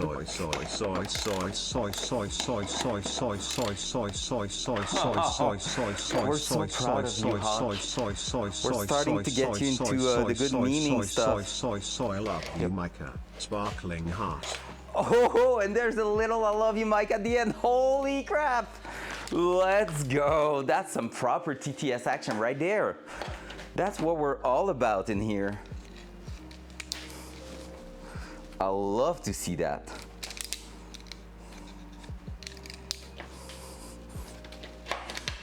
There we go.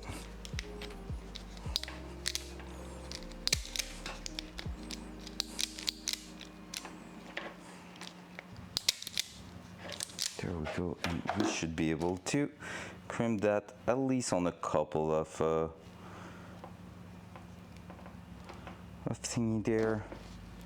That will make it good enough for now.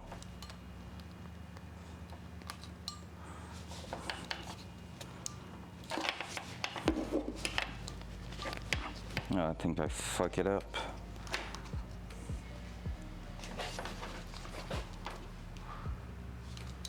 Gotta keep me awake. I'm still awake.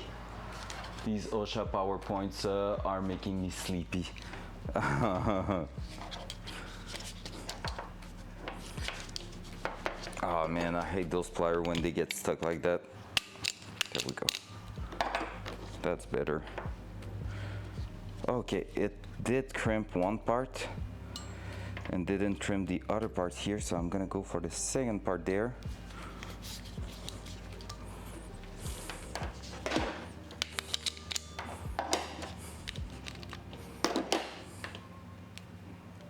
It didn't crimp pretty well. The cable is a little bit too thick for it. Try again, but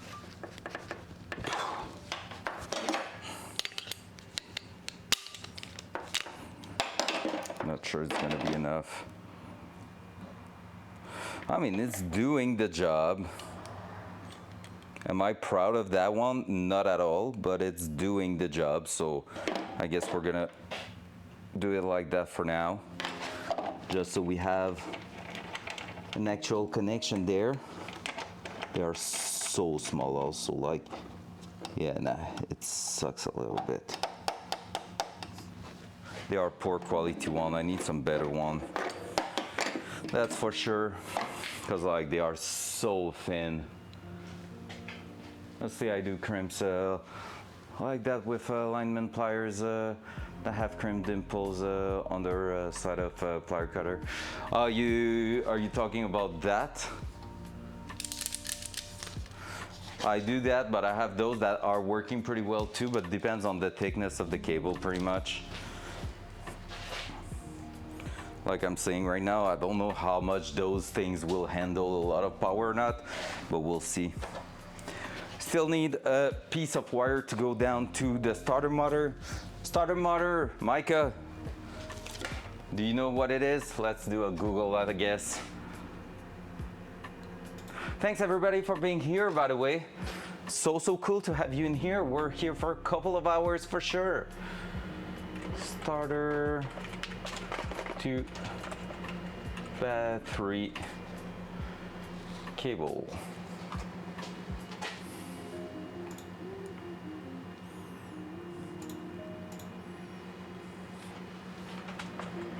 size.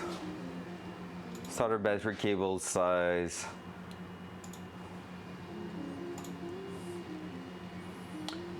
Current and amp. I don't know how much a starter is pulling out. Probably quite a lot. 4 gauge or 8 gauge will be pretty much 0.5 feet. Yeah, will be pretty much that. I think it's gonna be that one for now.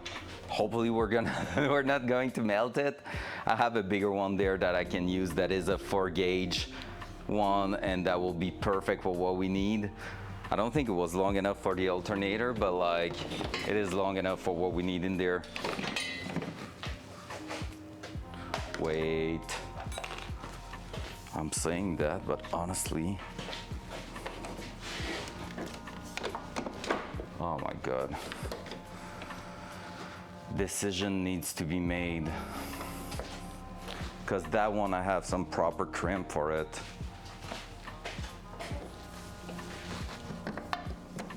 Can I actually,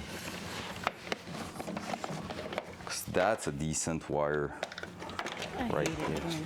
But I love murder. What's up, Siphon? Don't even need to take a look at the chat here again, because I know my people's sound. Yeah, that cream was shite.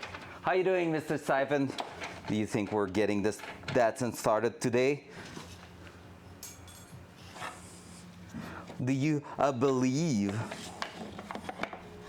'Cause if I was to go right there, I will not have enough to go down to the starter motor, which sucks.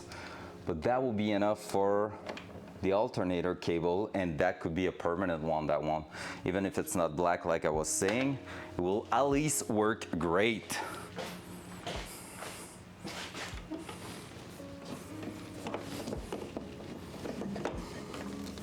I love murder.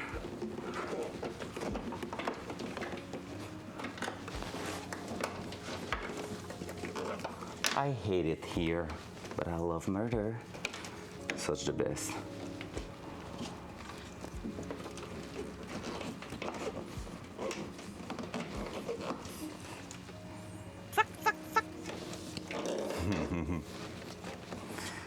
Wait for it. I'm just trying to figure that out. Yeah, I think oh man, I hate that. That cable is not looking beautiful. But I have a black one left too. If it's the same length, it might work. Holy crap, Micah, we might be good. We might have everything needed and required. Oh, I think it worked. Let's go. All right. That bullshit cable here can get out of my way. Have faith something will happen today. Well, there's already stuff happening, so it's a good way to see it, I guess. That one, no. Yeah, that one, yes. We're gonna put the black wire through. I just remembered that's the one for the ECU, actually. That's the leftover from the ECU, and it's gonna be perfect. We're gonna get it there, Micah. Electrical work on its way. Pull that. Let's get that out from here. Let's check the cable ends I have. Because here I think the one I showed you that were quite big, I can make them work for that. And I have 4 of them, which means starter motor is also included in that. Worst case that could happen today is that I have to cut the string just to run to the hardware shop and come back. And that will suck. Viewer-wise, that's the worst.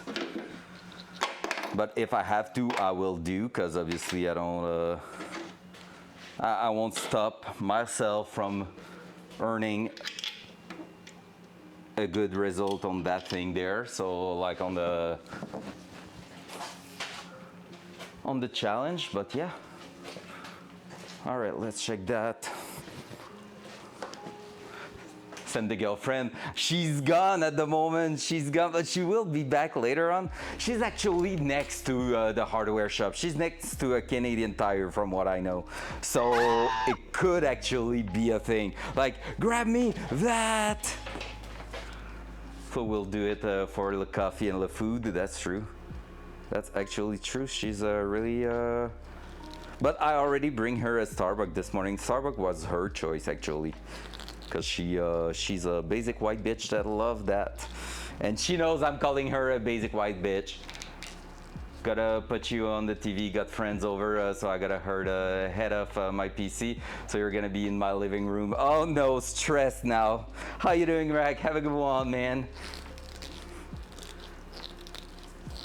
You know how we're calling each other basic white bitches, because I'm the classic white man loving cars, and she's the basic white girl loving Starbucks sweet stuff and horses. Some footage of you off stream. Off stream? Damn, where did you find that and where? Why were you Googling me, you creep? Stephen's a creep, confirm. I'm kidding. I'm messing with you, man.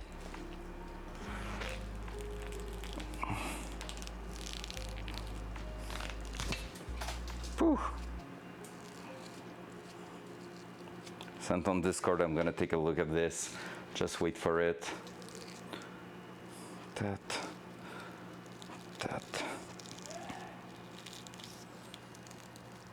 I heard something weird outside.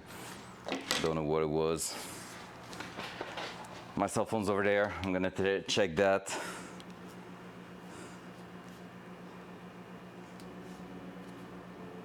What did you find? I don't see your message on Discord. There it is.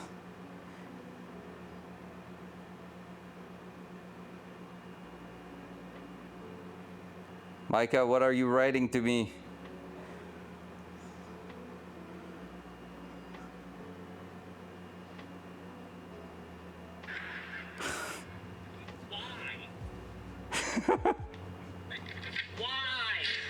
Front cam. Oh, That's what he sent me.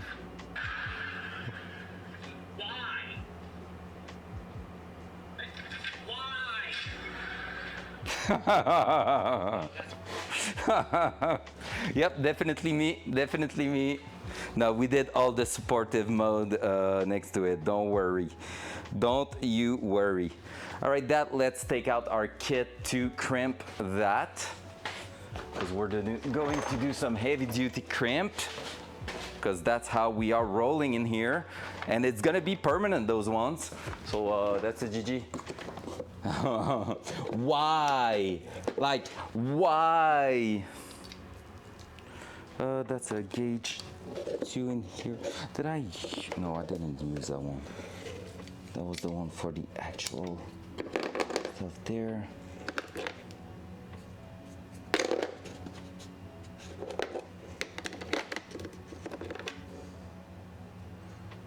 Two HG. Put them in there. Up. So I'm gonna use my proper crimp tool to do that. Man, the rag just coming in here to put me some pressure. You're gonna be on my TV while I have friends at home. Don't worry about me.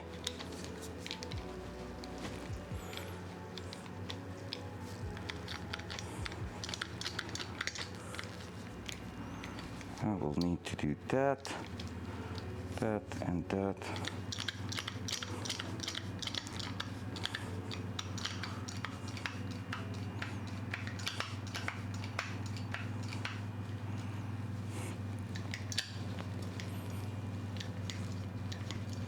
So we're just going on and crimping the thing. There we go. Oh, not the proper crimper, because it did release, so we can see that it started to crimp, but it was not strong enough to hold it down. I went with the big battery cable. It is some 4 AWG actually, so I went way too big there. Brain fart. I just think my thingy here is actually more like a 2 AWG one. So I did the same trick I did for the actual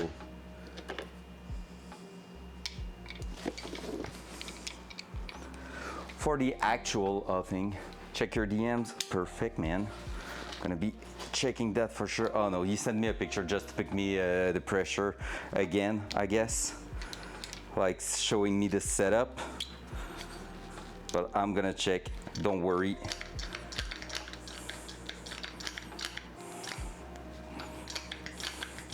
Now we're crimping properly.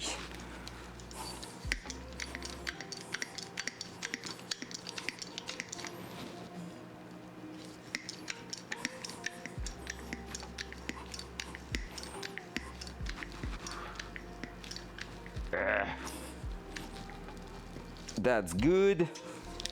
There we go. No, that won't move. That's a proper crimp. Let's check DMs. Whew, what a day. Sheesh. Oh man, that's so sick. Allowed to share that rack? Front, oh, we're already in the cam. First of all, Micah, you're gonna love that. Like, you know, just a little bit of decoration there. Why won't it focus? There we go. That's lovely. And you want to see the pretty part of it? Oh, the girlfriend's leaving now, actually. Come on, focus.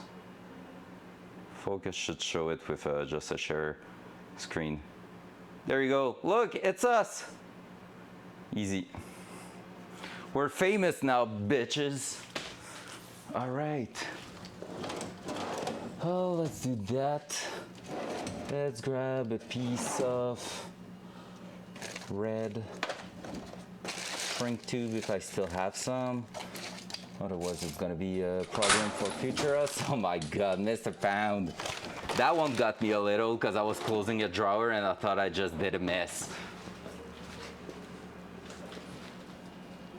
Yep, I don't think I have more of those sweet red shrink tube. Do I have some laying around here? I have a black one over there, but I don't think I have a red one left. So, yep, it's gonna be a problem for future us, that thing. Maybe in the one here? Nope. 421 stuff. Probably shaking the cam all over the place right now. Sorry for that, guys. Bear with me. Oh yeah, I have one here. But it's just one. I will need two technically, but like, whoa. Look at this. Whoop. So that's gonna tell us that's positive.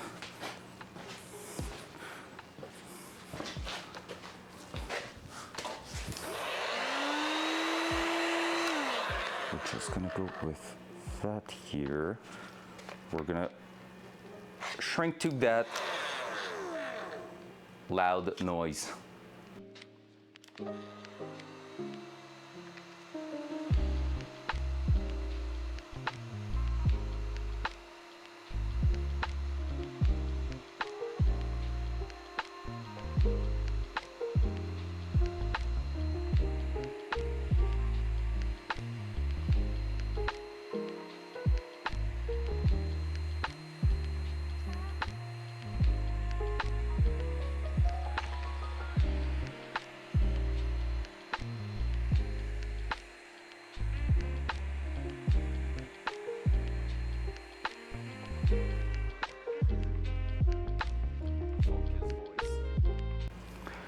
Rack, dual side. I hurt myself a little bit. Am I going to die? Ask your friend doctor if I'm going to die. All right, so we're gonna be on this side here. Let's start to not break the cam first, and then let's start to bring that on the other side there. We're just gonna go underneath here. Like so. Oh man, black cable is way better looking. That's not even a question there. And that PC, I think it's going to blow out a couple of times. Not gonna lie, I'm not trusting it.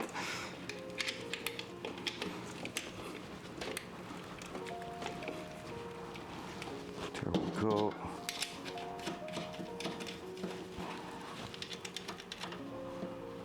He says you will. Nice. Nice. There you go. Just Google the symptom. You had cancer. You just have cancer, sir. Yo, that's perfect, actually. Let's go. So we're gonna go on. Oh, I just broke the cam. Man, that connection is gone. I think it's really the extension itself, but I need to order a new one and we don't have time. We need to start the Datsun.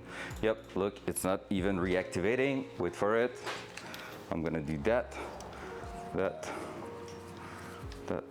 and that. Just throw it around the cam itself. I think it's gonna help. There we go. Boom, easy. Oh no, I was not on the TTS thing, I'm sorry. Bitchities, wow. Since I was not on I was on the cam scene to fix it, it didn't trigger the thing. I'm sorry, Maka, you got scammed. You got scammed, sir. I don't have proper wire stripper for this size, so don't judge me, but I'm gonna use those.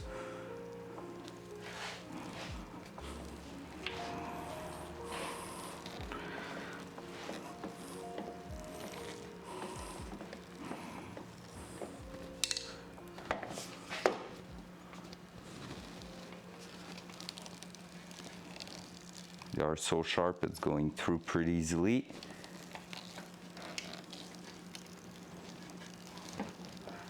All right, so at least we're gonna be up there with our gauge stuff there. Still need a little bit.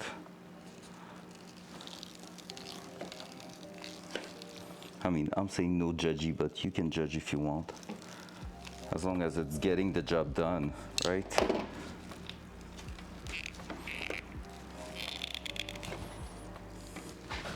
Let's grab a nice finishing. Cheap as Vento, wow. I hope you did. Sorry if I'm just having issues, technical issues. Wow, so rude. Nobody wants to really see me start that car. I understand, it's okay. It's okay, I get how it is. Or everybody wants to see the car but want me to shut up. Maybe it's that, who knows?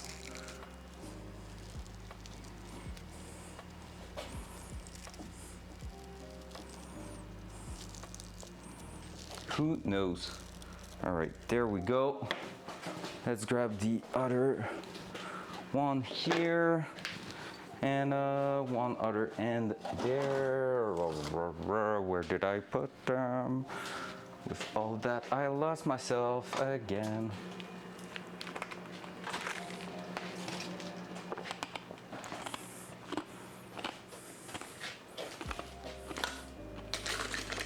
My girlfriend told me, like, oh, they're over there. She asked me, like, if you're finishing the car at 10 p.m. tonight, are you going to start it? Because with the straight pipe exhaust, neighbors won't be happy. And I was like, man, we're never making a single noise in an entire year. Of course I'm going to start it. I don't give a fuck.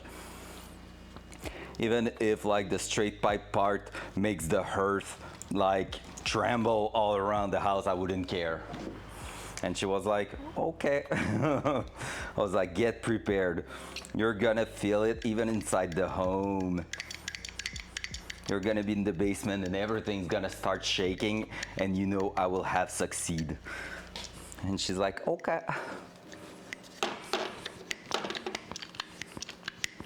I love that trimper so much. I almost didn't get it because I thought it was a bit expensive. Honestly, guys, you have anything to do electrical wise, grab them. For like battery terminals and stuff, so good.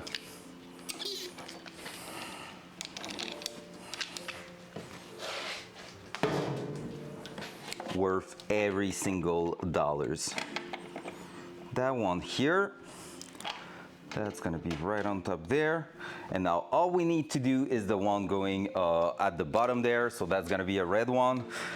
and it's gonna go to the starter motor, so it's quite easy to access. I don't know if the end there is going to fit the starter motor, so we're gonna try that first.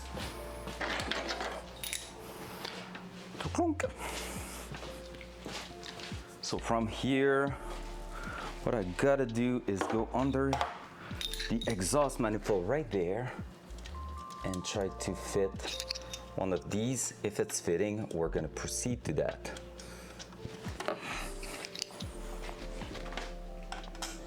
Oh, it is fitting. Let's go. To his cheap scam rigged. Oh, wow. Rude. That's rude, Micah. It's hurting my feelings. And now you know what could be a thing I'm doing wrong there? Not looking for the downpipe. So what we're gonna do first of all, we're gonna go on here, make the connection at the top here, bring the wire down. We're gonna bring all the car up, and like before that, we're gonna put the downpipe in place. Then we're gonna bring the car up and do the connection from underneath, and that's gonna tell us where we need to go through with the cable, where we need to cut it and everything. It's obviously too long, but it's gonna be important, because otherwise, if we're just going in a straight line right now, it's gonna be right into the downpipe. Make downpipe up pipe? No. Up pipe is the one going to the turbo normally, right?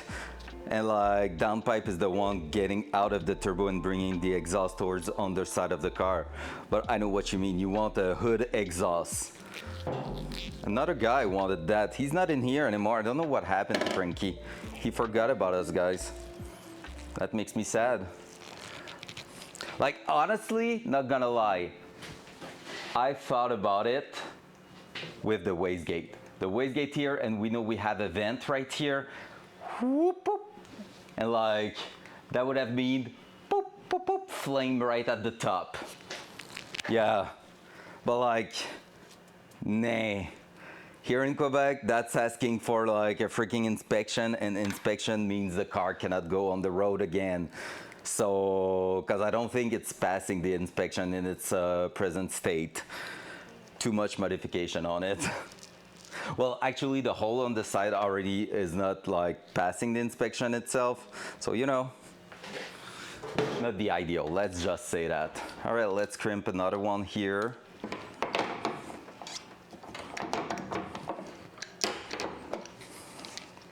Trying to make it show on stream, but it's hard to keep all that in place. There we go.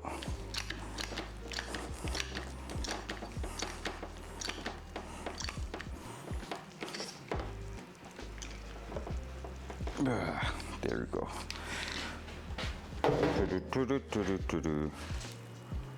That's not going anywhere. And from that, what I think will happen is that we're gonna have to go right around here, there. Hello there. Hello there. What's up, Danick? Bon matin, mon homme. Comment vas-tu? So Rack, I don't know if you're still listening or just watching. If you're still listening, there's I said in the message, for the stream notification, 65 gifted sub on the line if I'm getting that car running before TFG get his back. And we have pretty much 2 days left for that. Well, I think 1 day, because I think if I'm not getting it done by tomorrow's night, he's getting it before I even wake up on Tuesday morning. So yeah, quite a lot going on. All right, can we close that? Yes, we can. Just like that. Sheesh. So basically, Triax is gifting 30, Herchu 25, and a bunch of other people. Blue, actually it's Blue 5 and Clutter 5 more. That's the deal at the moment. There we go.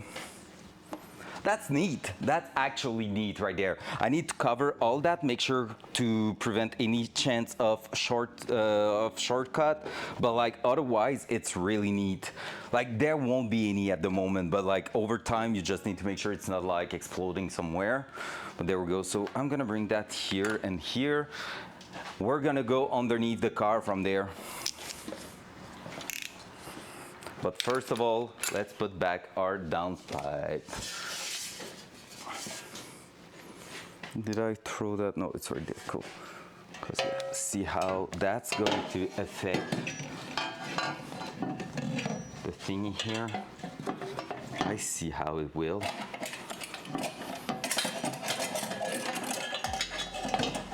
There we go.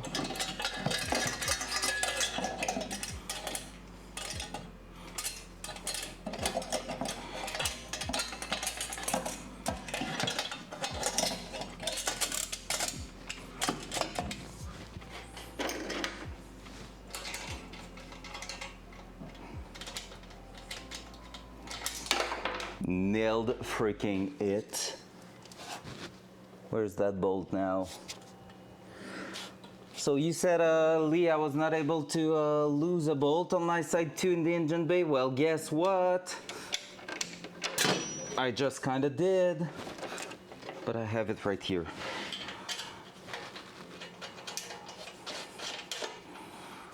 There we go. Hold in place, sir. Just need to grab that one now, like so. Throw that right here on top there. And now we need the tool to start it properly.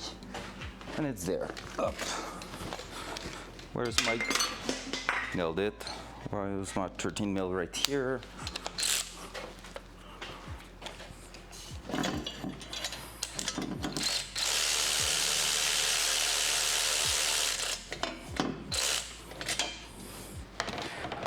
All right, so away from the starter motor and up here is pretty much what we're looking for.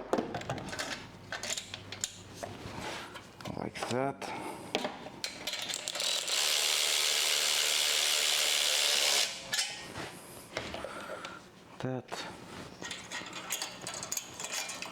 That one right here. Gonna have to go right there.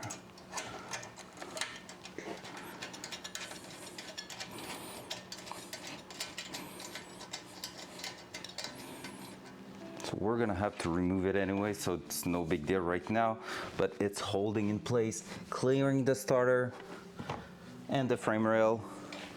We're good to go underneath.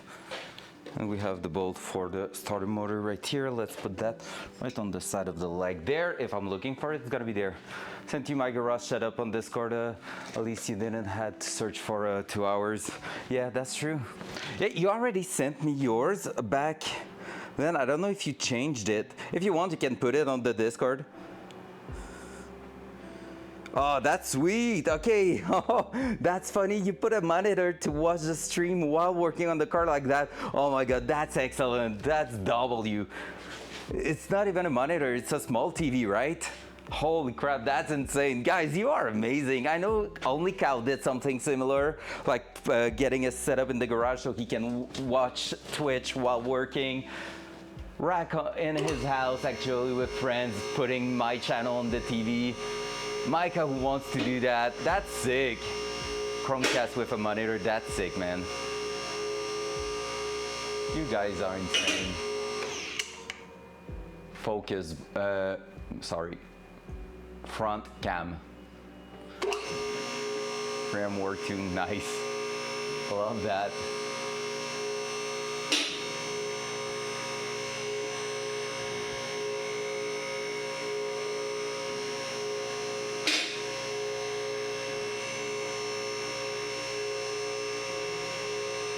Raise my child.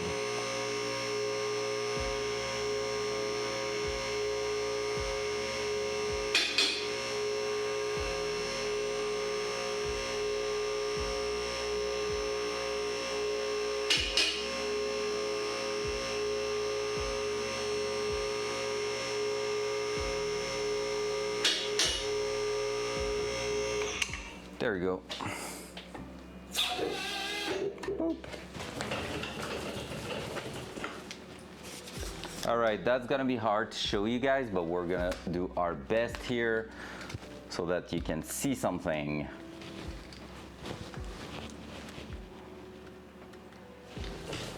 Up. Dual side.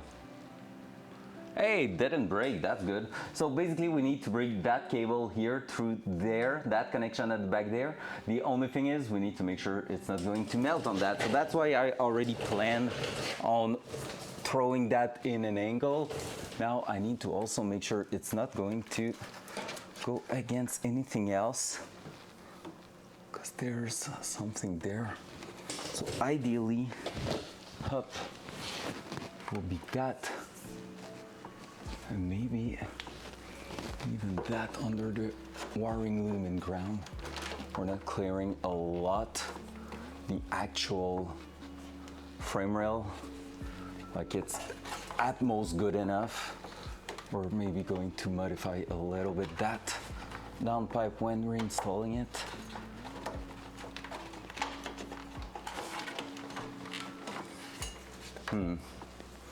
Don't know how I'm gonna make it happen through here. Maybe there. Because basically I'm just trying to spin it around one thing to make sure that we are getting a proper angle to go straight to the starter motor without having any issue with the headers also, because they are going towards the front coming down. That won't be that. So that will clear it from anywhere not reasonable. There we go, boom. Just like that, we will be pretty good.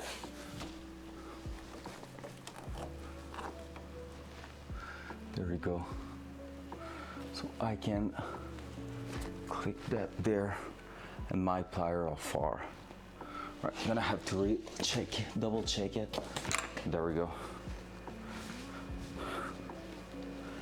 Cowboy boots for a friend kid. Yo, we want to see that, Hawk. That's sick. Cowboy boots, nice. Not in crochet, did you? There's no shot it isn't crochet, you did that. If so, that's sick.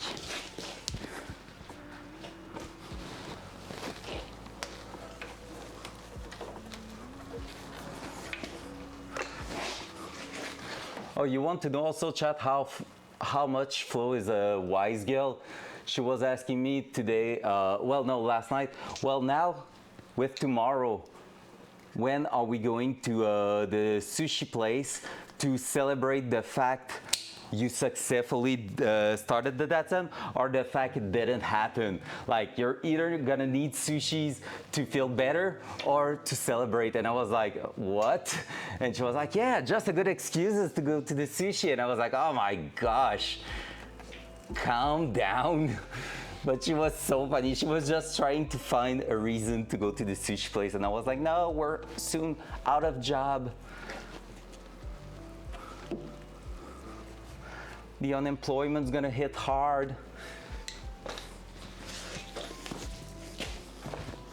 Once I found my first pair a few weeks ago, along with my tiny cowboy hat. Oh, that's so sick. Hey, Hawk, I want to see that so bad. Send that in the Discord.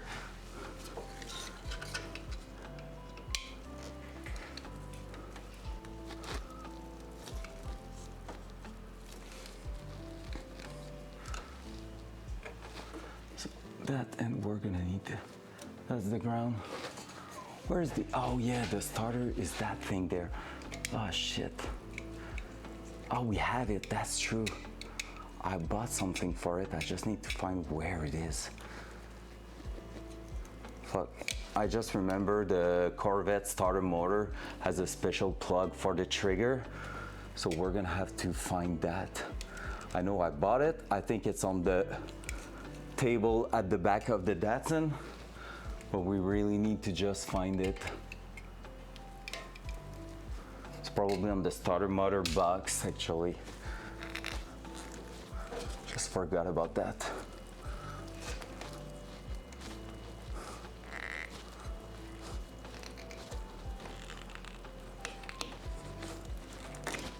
go. Up.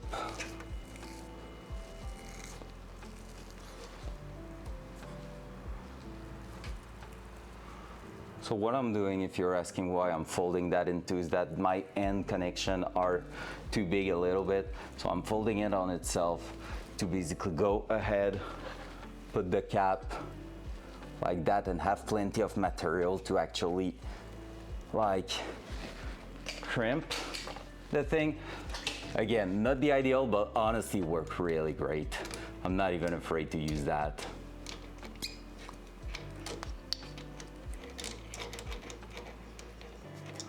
That's what happens when you're not fully equipped. Hey, Kev! What? What? Oh, man.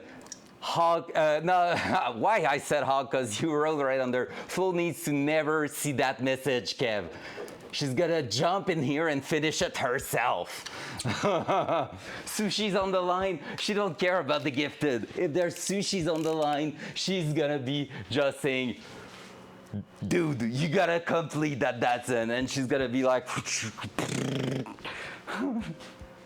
looking at Triax's picture. Wow. Oh shit, I need to watch that. I can't wait to see them. Oh my God, so much happening today. Guys, Sunday is the best day. Everybody's so active today. I love that. Thank you, everyone. Holy crap, that's sick. My day's fantastic so far.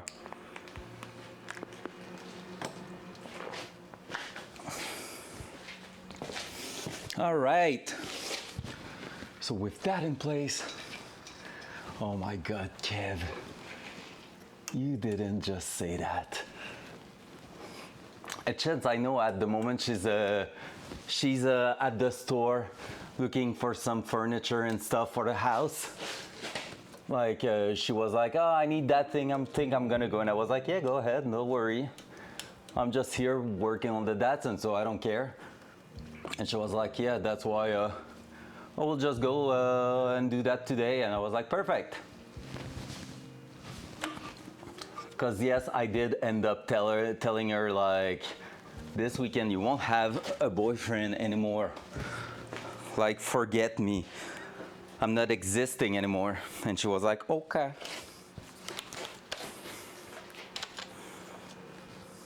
Yeah, Micah, we need picture. Put that in Discord too. Oh my God, it's so cool.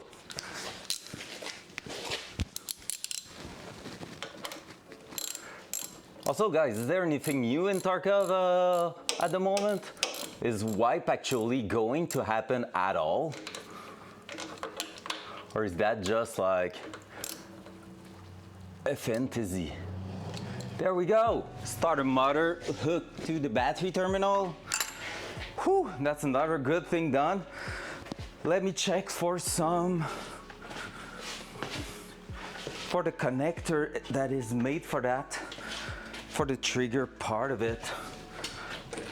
Starter motor box is here. Did I put it in there? I didn't. Oh man, I'm gonna hate myself so bad right now. Why I didn't put the connector in there? Am I such a dumbass?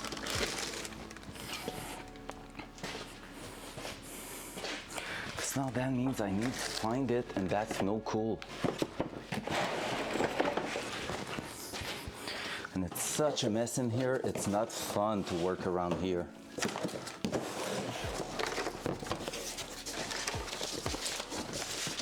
All those things I don't need. Nope.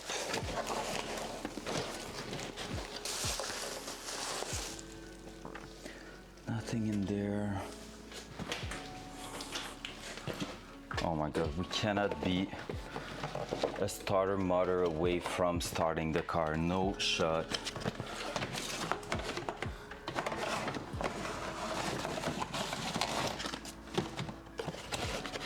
That's gonna be for later on. All right, we need to crack into the mess here. Need to make sure it's not laying in something else, like under something or whatever.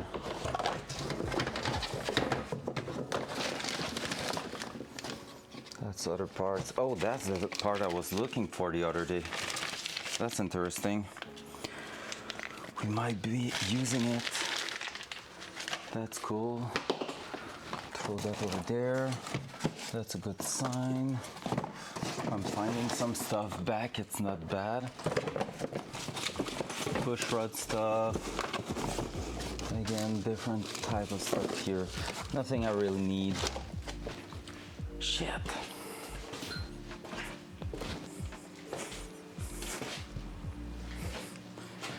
All right, time to walk around the garage, trying to find one electrical connector I haven't seen in ages. I'm pretty sure I had it, but again, it's so hard to tell because it's been a while that I won't bet on that. And that could be a disaster for our today's plan. I know how to jump a starter, so worst case, that could happen. Let me check what type of connector is in there. I mean, I can prepare a freaking warrior by myself, you know. That's not a... Let's do that.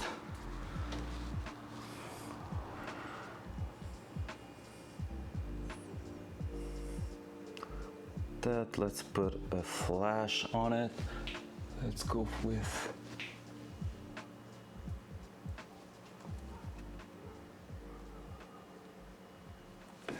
whoops, maybe I moved too fast. Pretty good.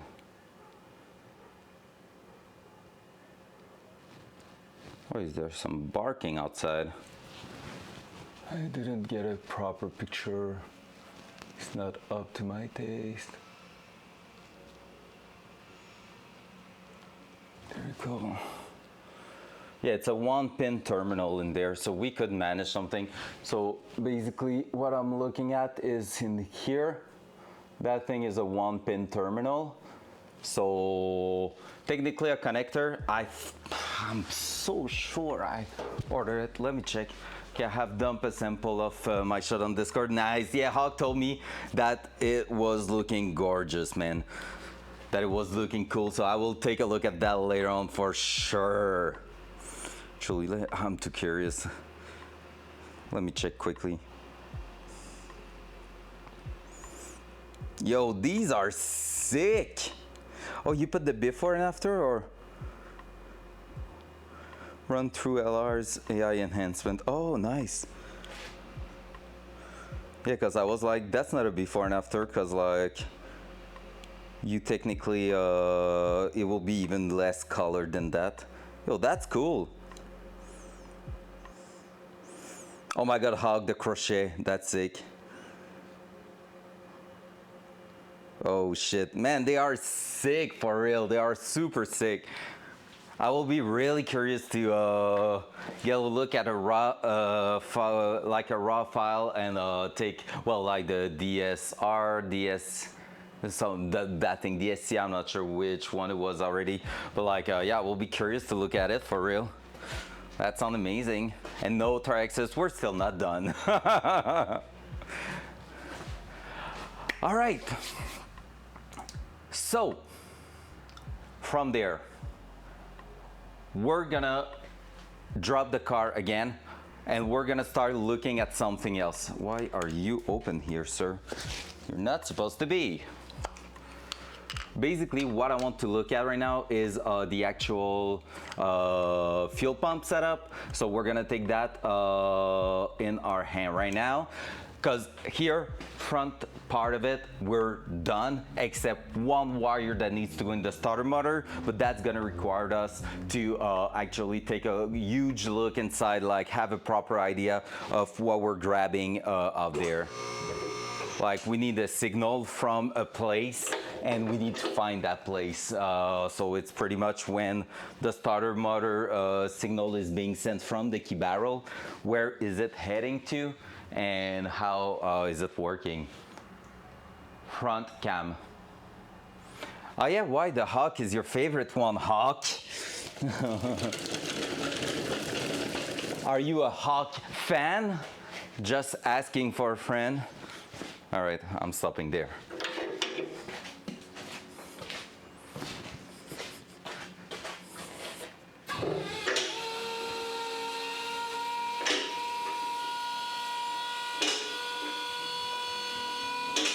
Oh, that's cool.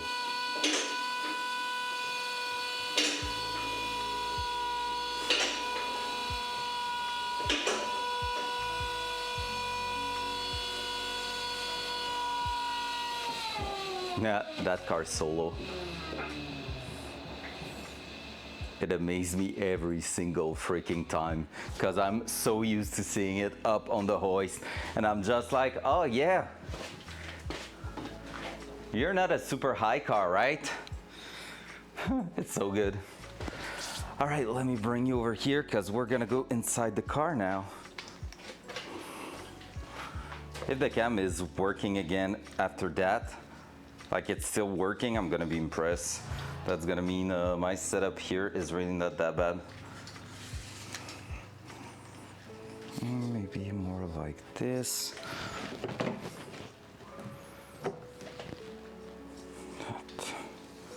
Maybe more like that over the car in here because I'm gonna go at the back on my side. Now it won't work anymore because I just touched the contact, right? Dual side.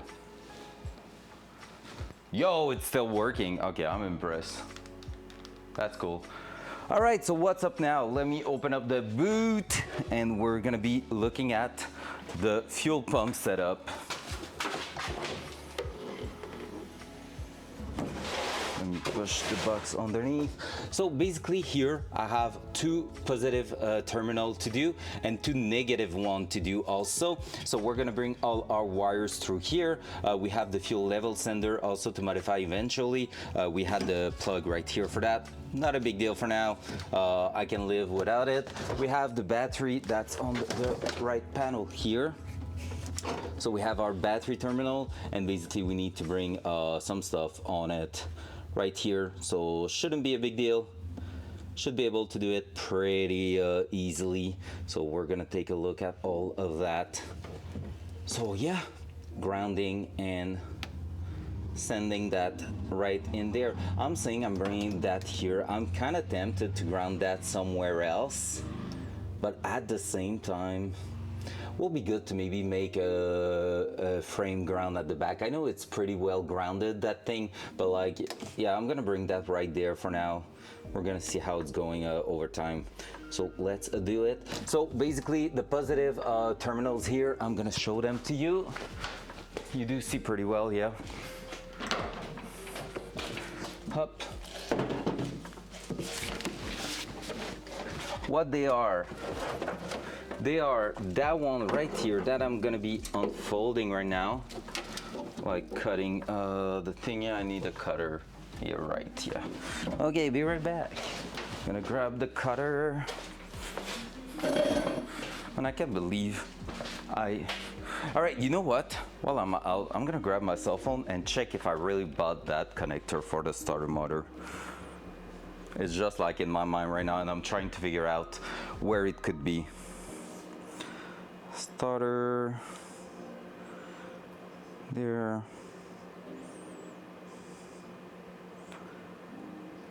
Starter motor and starter bolt. I didn't buy the connector. I didn't. I'm such an idiot.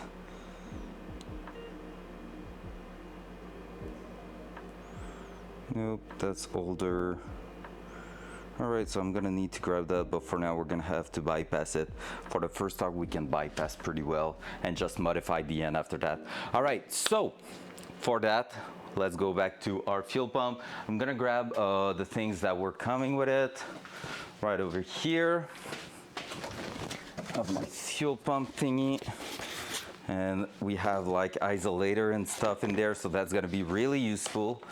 So let's bring the box, and I need also a little cutter, I said, to bring the cables at the back. So let's throw that in there, our racework stuff. What we're gonna do in here is undo that here, click, and show it to you. So we are running a dual pump setup, and what does that mean? That means we're gonna have the actual one prepared for exactly that purpose right here. F pump right there. This is a 25 amp capable circuit that's gonna go right at the back here. So it's gonna run next on the, like through the car at the center. I'm gonna throw that where the rest of the cables are actually going to.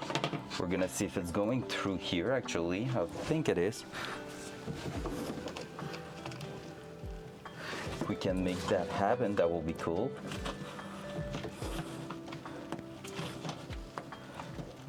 Not sure it's going. Nope. So basically, if I could just get that. It's almost there, that's the worst part. Oh, there we go. Yeah. So we're gonna run that through the center of the car. Oh, is that Blue? Let's go, Blue! How you doing, sir? Good morning, my man. Well, good afternoon, I guess, at this point. How I've been lurking, but I'm super sick. Good luck. I will be here to celebrate with you. Let's go! Oh, that sucks. What do you have? Is that like a cold or something like that? Or are you like really just no idea what it is? So there we go. So we have one cable going towards the back here. We might again not trim anything for now. Gonna make sure everything's working great. That's our antenna cable that we don't need. Let's do this. Let's bring that here. And we're gonna send also, since we're having a secondary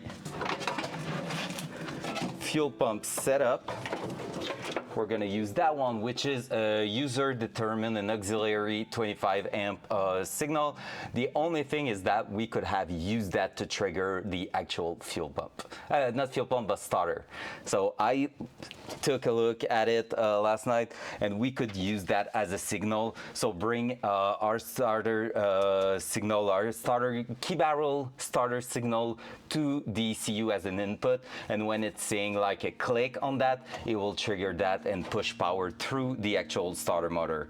Now that will be cool, but I want that to be running and adding fuel if we need it for too much boost. But like again, if for any reason we happen to like not need the secondary fuel pump, I might remove it actually and like open everything up, remove it, and bring that circuit to another thing. So that could be cool. That could actually be super cool. So there we go, we have them there, and we're gonna have two ground to build. We're gonna do a 2-in-1 ground, I think. Just gonna merge everything together. Sore throat, headache, fever. Might be COVID, to be honest. Oh no! An epic shit ton of people at the Green Day concert. Oh yeah, that's true, right? So that will kind of make sense. Holy crap. Sorry to hear that, Blue. You got this, you badass motherfucker. So there we go. Here we're gonna send that through here, in there. We just need to bring that at the top here. I'm saying we won't trim it, but actually, you know what? We might just be trimming it right away because we don't need the actual end connector here. The only thing we need to keep in mind is which one is which. Or we're not, and we're going with just cable through that and connecting it inside, make the connection in a weather protected area. That will be an actually good idea, I think. Let me take a look at that.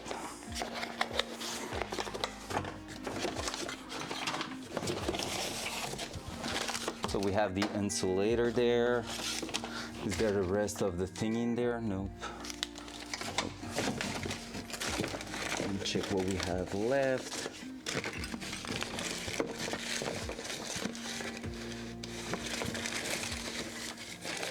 Have a plug. I have a couple of things here.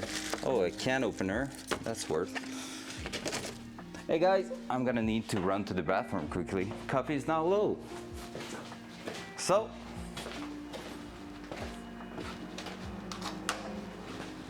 just wait for me. I'm gonna be right back. Love you all.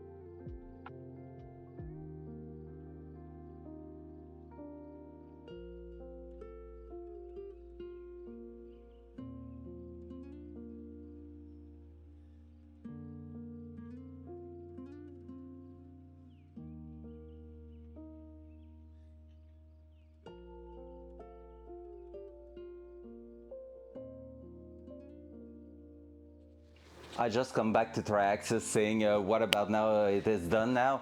Yeah, totally, Triaxis. You missed it. You missed when we started the car and everything. Just give the sub at this point, you know. Just trust me, bro. Source, trust me. No. Front cam. There you go. I'm kidding. We're not done yet.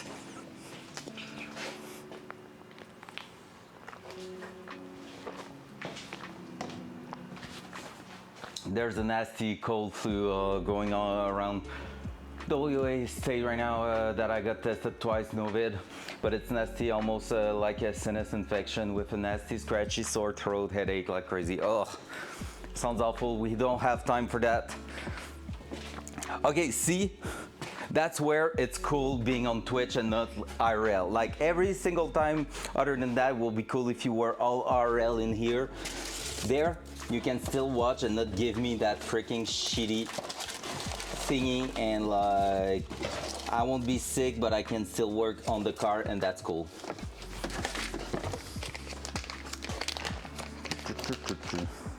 So we have those terminal, but we don't have the freaking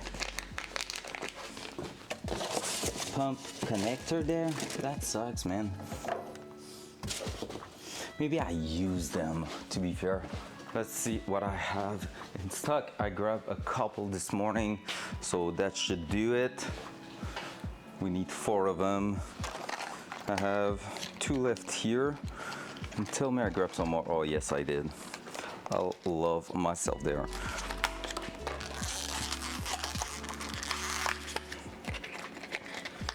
So, terminals, we got them. We're gonna bring a roll of black and red wire, mostly for the black one. We're gonna be running our grounds through that.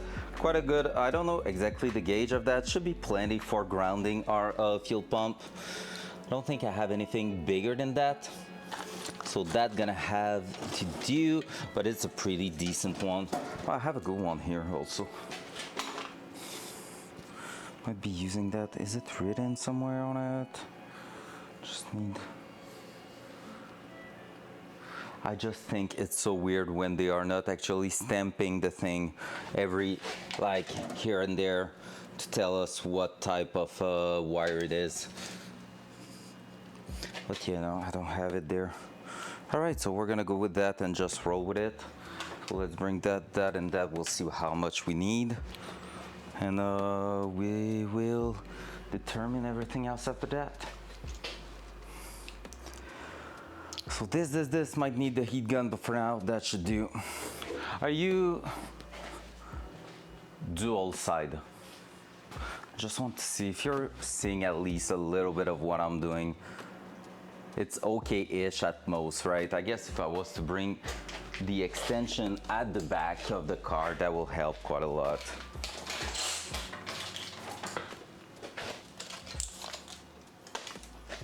Let's try it. It's technically long enough for that. We did it a couple of times.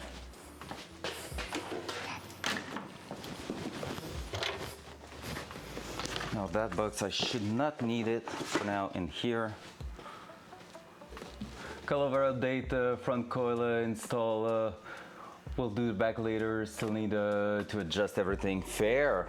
But that, I think usually the front one are the worst. So you're in a solid state right there. So GG, huge progression. All right, oh, it's still alive? It is still alive, let's go. Almost froze, but, well, so you can see in here, right? Oh no, we're bugging there. Wait. Oh, we saved it. Was quite easy, let's go. Update TFG just got his car back. No shot. He told me 3 days. That's unfair. He told me I had 5 days left, so it was like giving me up to Tuesday. Troll. Oh fuck! It's a troll. Oh my god. No, I was destroyed right there. Man, you can't do that. That's where I should be aware. He's there to freaking just like destroy the streamer mindset. I am indeed. I will go grab some food. See you later this afternoon. Sounds good, Lee. Have a good one. Oh, you got me there, Traxxas. Damn it. I hate falling for those kind of things. I was freaking destroyed. I was like, no, that's not fair. Because in my mind right now, I want to get it done today. So if anything happened, it leaves me until tomorrow evening to figure something out and fix it. Because I love having a bit of spare time in such a challenge. So for troubleshooting. And so yeah, if it's not working today, we're gonna complete that tomorrow, but I'm still looking forward for today to be completed. So black wire 2 times there, getting out, up here, merging together to the ground. That's easy peasy, baby. My Bluetooth headphones don't like it.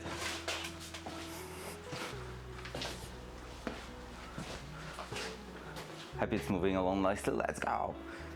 One time I got my team really good. How? I want to know that. Oh my god, you're a master troll, Traxxas. I love that. I really love that about you. You're just there, but like not trolling in a way to be mean by itself, just in a good way of getting people, pranking them hard. And I love that. So we're gonna go in here once it's done and just pull that in there. So we need to go through those. We're gonna start with the black cable. Is just going to make everything so much easier. Actually, we can use these like that. It is already a black and red.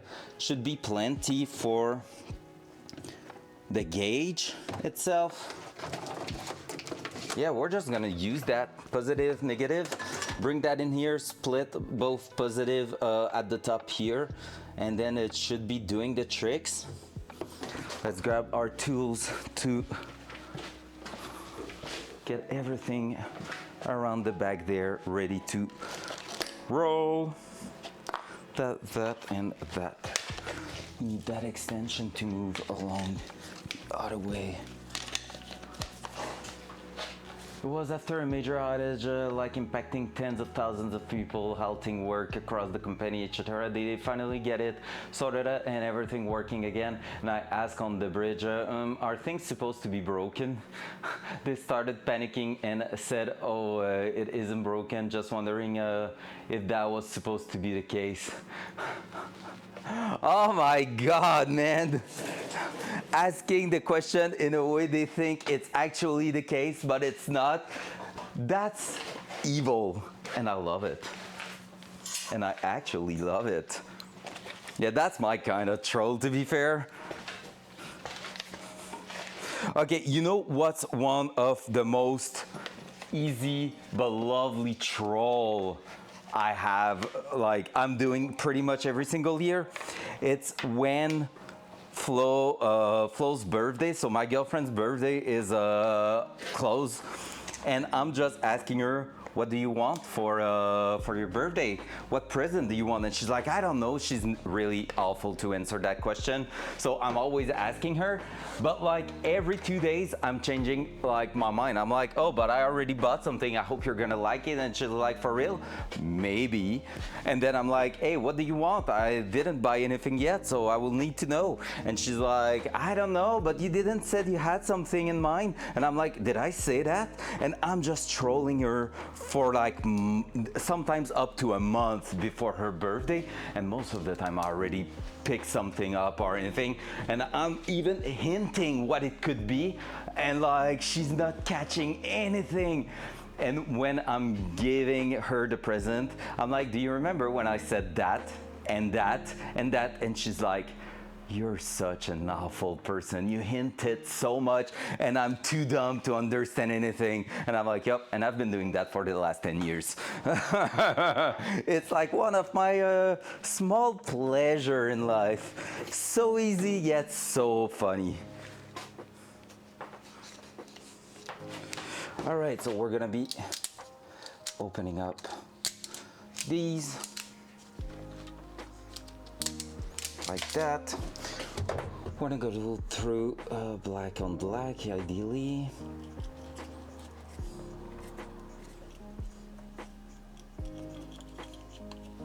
Like so. Might have to open up a little bit more in the end. That. So we're gonna have our little protection there. Like this, like that. And now let's just crimp terminals on it. So we want it to go like this. My Bluetooth earbuds do not like the distance and the car in between me and the computer for some obvious reason, I guess. There we go. That's good.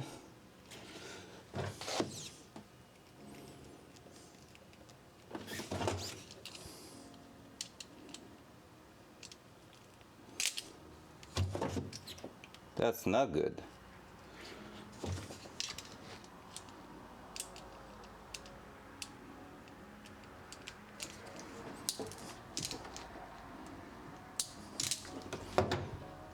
That's good.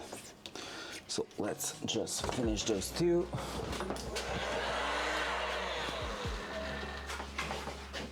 Loud noise. Is it good? No. Loud noise. All right. No. Hawk, are you there? Loud noise.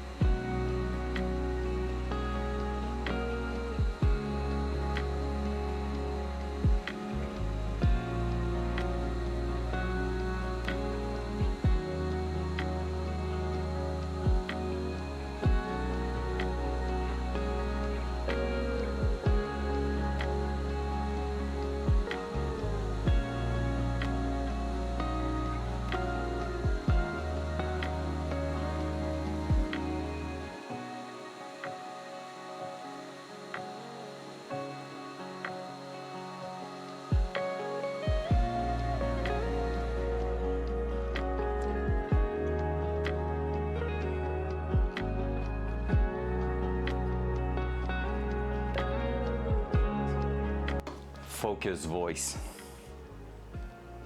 Focus voice. Okay, it's good. Let's go. Thank you, Hawk. They work in the end, but like, thank you. I feel bad because I know you're probably working right now, and I feel bad for asking you anything there. I'm not a streamer that want to ask his mod, his favorite mod. Don't tell Flo, she's a mod too, but she's never there.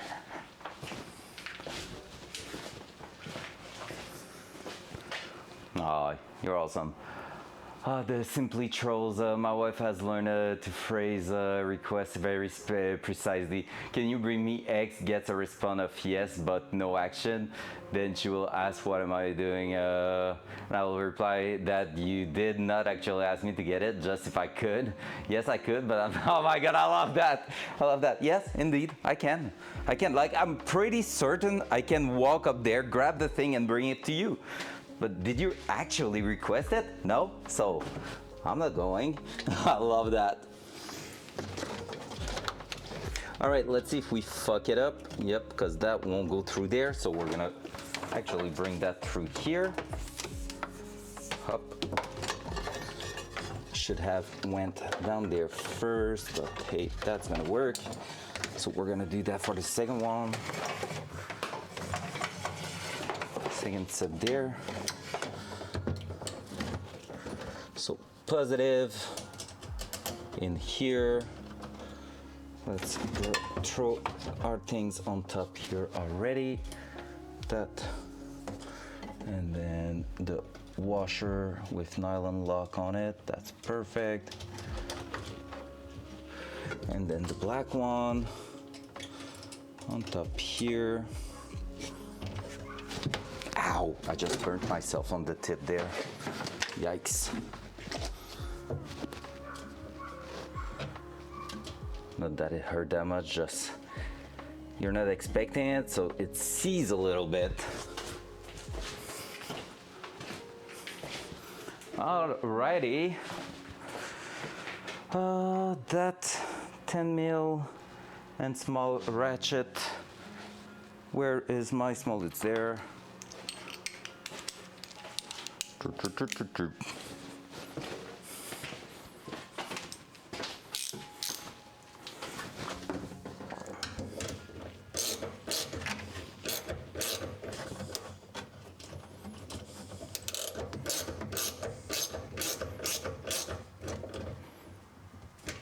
There we go. I don't know why it's spinning, but hey, it seems pretty luck to me.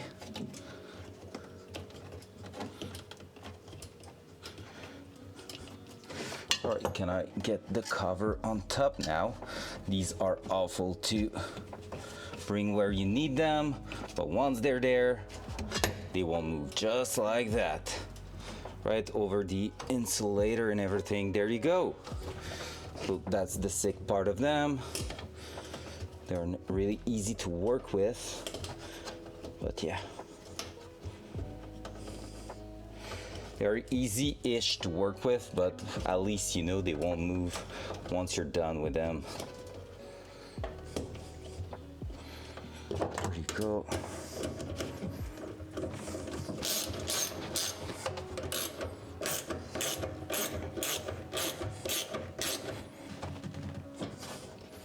There we go. And can I bring you up here, sir?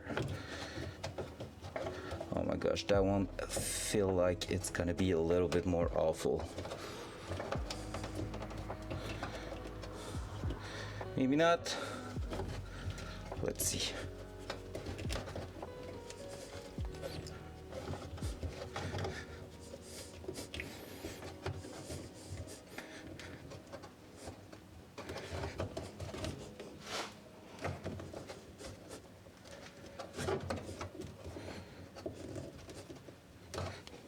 There we go. That's the first one. So that's actually our main one that we did, and we're gonna need to make sure we are wiring that in the proper position, because basically if we're not, well, that means we won't trigger the right one. And I mean, it's no big deal because I made a symmetrical type of installation there, but still you want to make sure everything's gonna look great. Now, what I'm gonna do is cut it close to here, extremity there. So we're gonna have plenty of wire and we're just gonna trim later. And then we're gonna do the other connection there. So again, let's go like that. By the way, Trixis, it used to be my girlfriend's brother that was doing that when he was a teenager. Like if you were not asking specifically something, like really precisely something, he was just like doing half the job every single time. And it was to the point where like even if you were calling at home, he wouldn't answer the phone because it was like, well, there's probably someone else who will pick up the phone, even when he knew he was alone. At some point I had to ask him for something specific and I called, no one answered, and I was like, no way, he's at home. And like I just called again and he picked up the phone right like 2 ringtone after it started to ring, and like I was just like, you little fucker, you heard it and you didn't pick it up because you were like, someone else will pick it up. And it was like, maybe, and I was like, I knew it. You little dumb bitch. So that was funny. I forgot again to bring that one here. So there we go. Because yeah, we have a outlet 1, outlet 2, by the way, on that top part here. So yeah, we're gonna have to make sure we're doing that properly. That.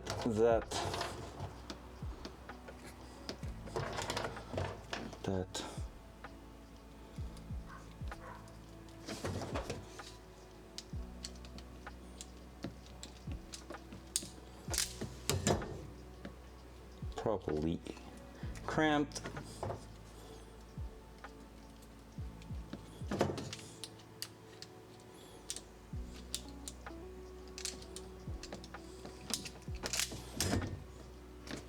Not properly cramped. That's not what you want to see.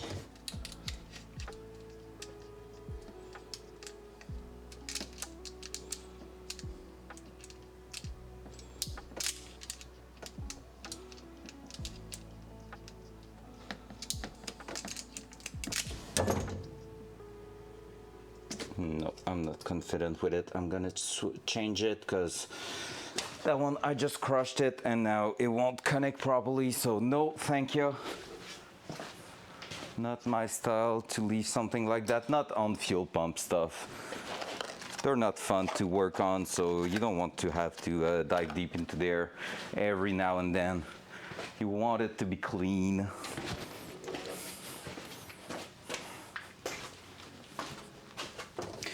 So there we go. Here I am back with a new one. It's our last one, so let's make sure not to fuck it up. We got this.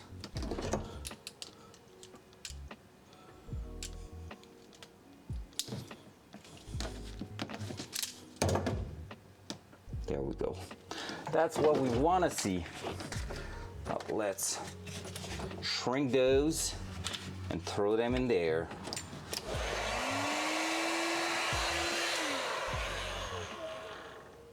Loud noise.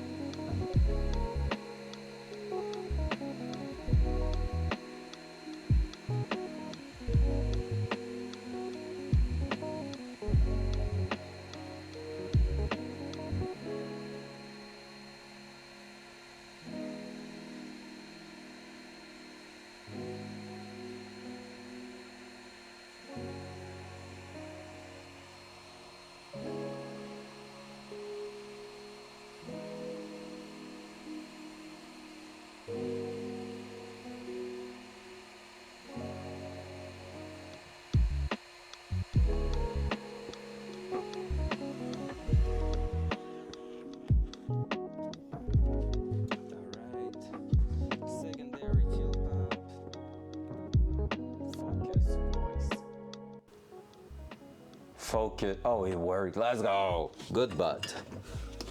In the end, imagine it's Hawk who did all the work and I'm just thanking the butt.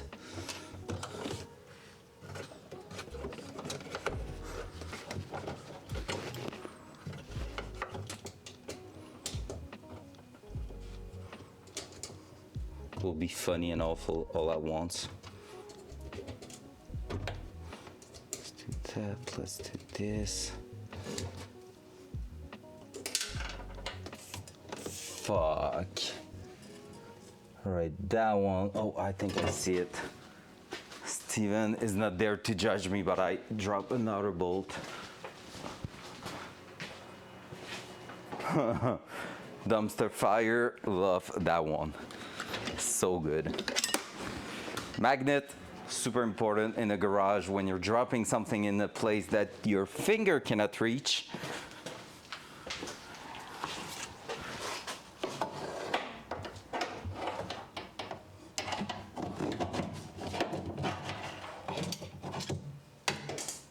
Fuck! I had it. It's right there. There you go. Let's go.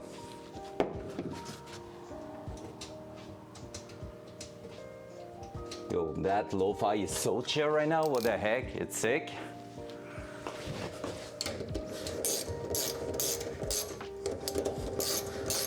That lo-fi knows we're on the edge of greatness right now. Oh, hell yeah.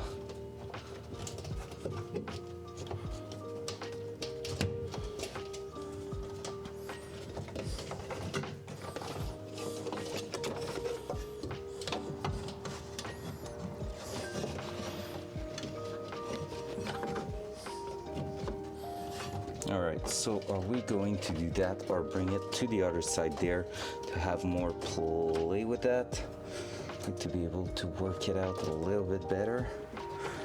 Because that is not going in as easily right now. Oh, hell no.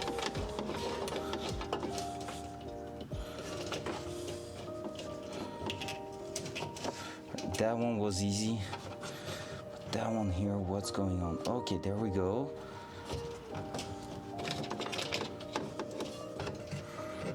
Maybe. Let's try to do that. So I think the negative terminal is pretty much in place.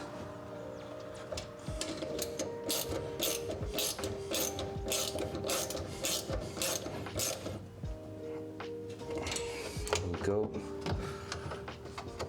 Can we grab that and bring that on top?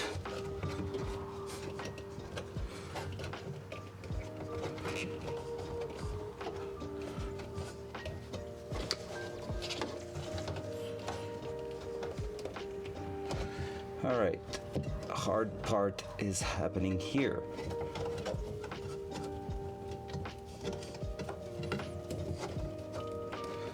Need to bring that on top there.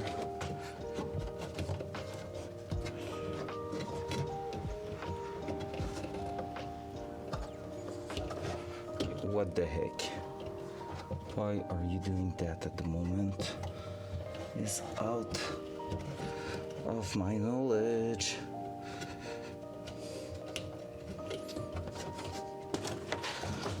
So that thing do not want to go on top at all.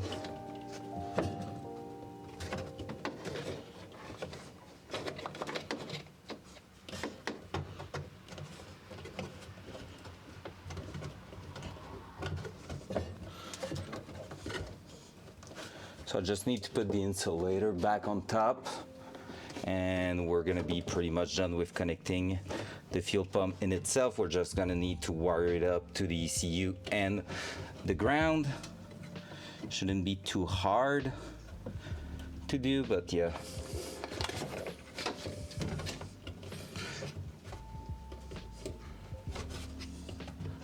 That one is the insulator. Do not want to cooperate at the moment. They were fairly easy to work with on the other side, and right now on this side for some reason they are not going to their place. Oh, might be having it right there. Yeah, boy. There we go. just like that. One. Let's bring the second one now.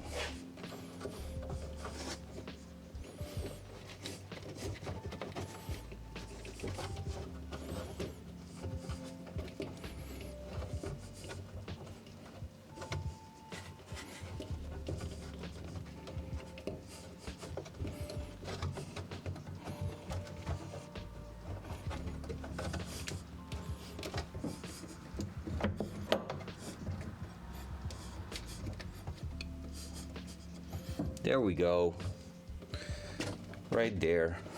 Insulated, both of them. Cool. So here we have the main fuel pump. That's gonna be the one we're gonna be doing first, just to not mix them up. So what we need to do here is grab one of our main line here. So this is written fuel pump, F pump on it. So this is the one we're gonna bring in here.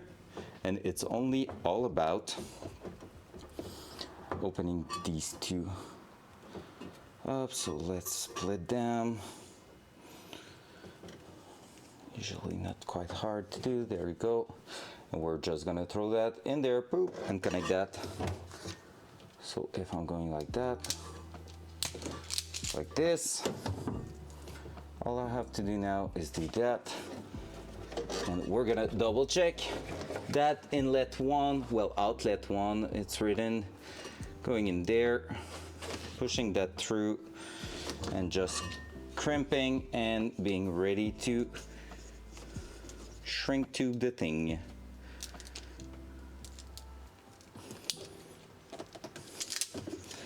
There we go.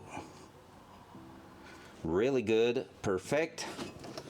And now that we can splice the black connector here, well, the black wire, because that's gonna go right to the battery, and that one will get control via the ECU itself. So let's shrink that. Loud noise.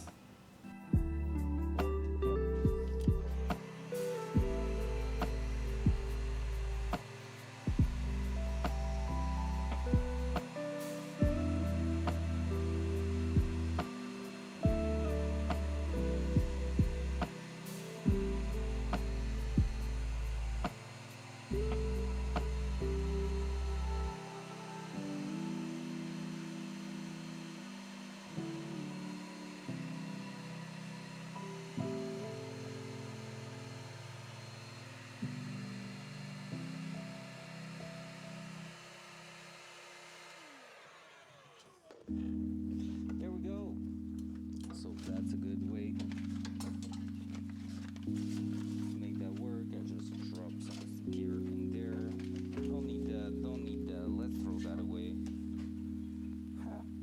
Here's the terminal I was looking for. Oh well, we use something else. We will have them for something else.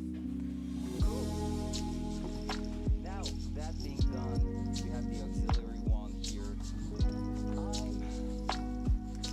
I'm on the fence right now of plugging it right away or not, because technically, since the starter motor is not connected yet, we're looking at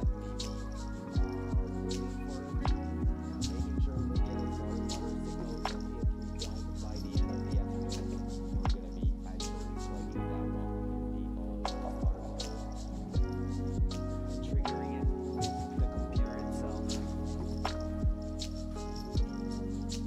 Focus voice. You can do it by yourself, by the way, Kev, with no question mark at the end, but yeah, it was supposed to be. So what I was saying is that we are done there. Fuel pump, the main one, is actually plugged in there and should be working, obviously. We're gonna do the grounds for both of them, but I don't think I'm gonna be putting the secondary fuel pump at first. Main reason is that we don't have yet a starter motor signal, and so yeah, no, I was talking alone, but not for no reason. Yeah, it's all good. Was my bad.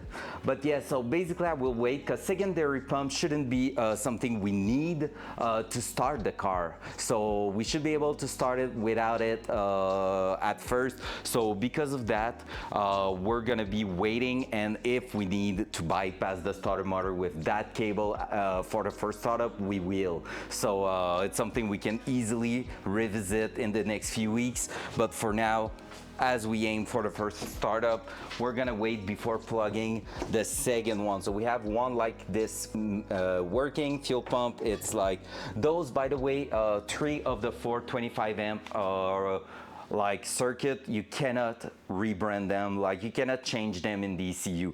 That's one part of having a cheaper-ish ECU.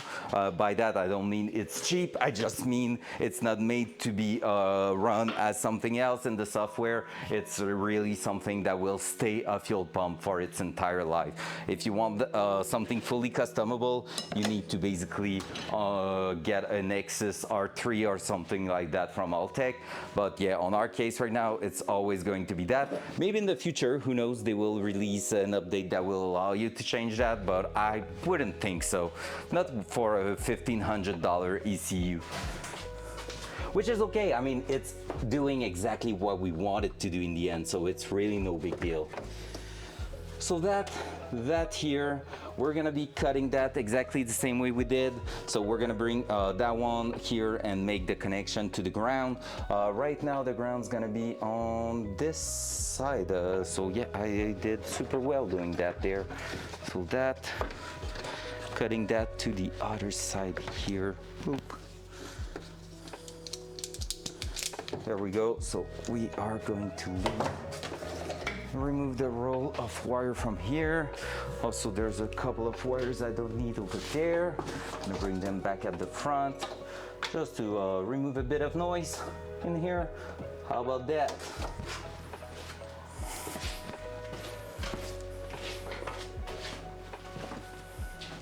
The lo-fi is fun to work with in the garage, not gonna lie. All right, that. Can we get something big enough that will actually work on the top of our battery terminal? Let's see. Maybe those one here this time will work pretty well. Like the cheaper one will ground pretty well. I'm quite sure of it. So that, and let's bring some shrink tube. Need to buy some more. Starting to be out of proper shrink tube. I just have like the size that you're never using basically. So it sucks a little bit. I don't think I will have any here. Well,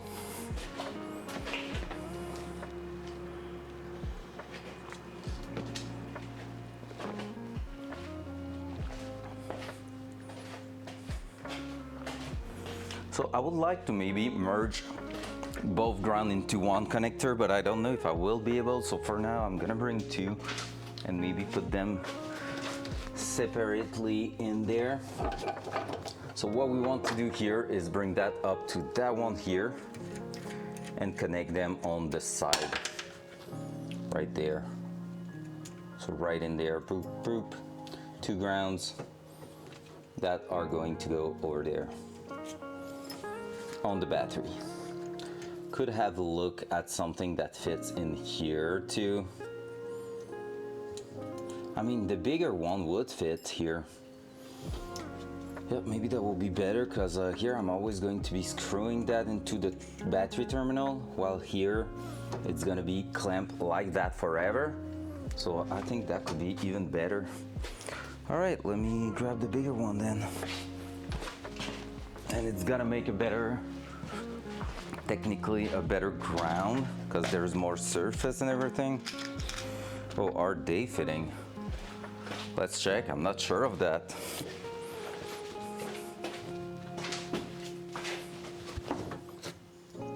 Oh yeah, they are. Good, well, let's crimp that on top there. Let's see how that's going. So that, I'm gonna leave them there.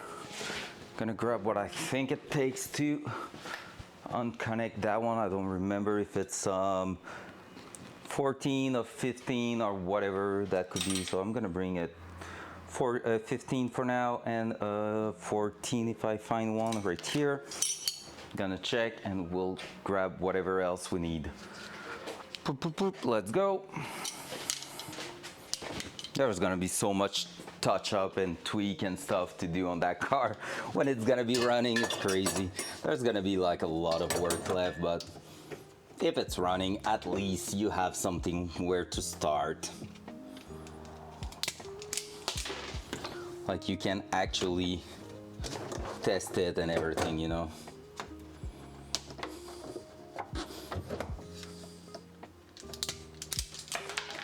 There we go.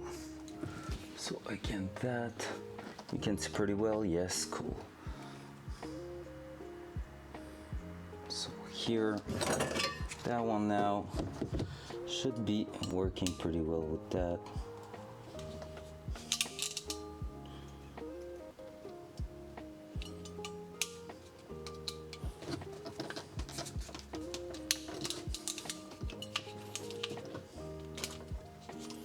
Nice, that's a solid crimp I just did there. I'm happy with it.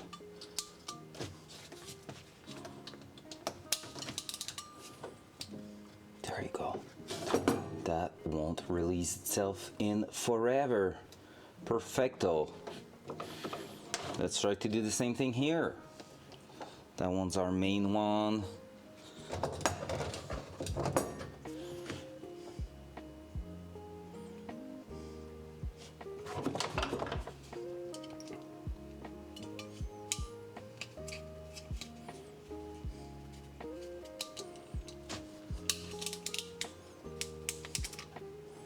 Oh yeah, baby.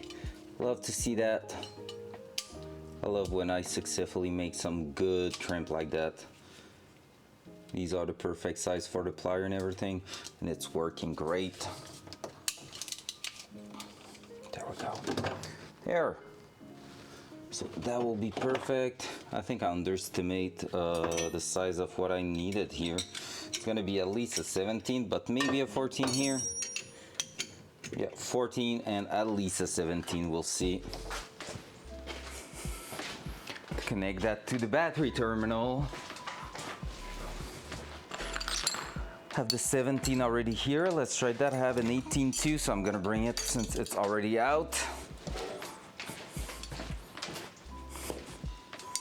We're getting there, guys. We're getting there.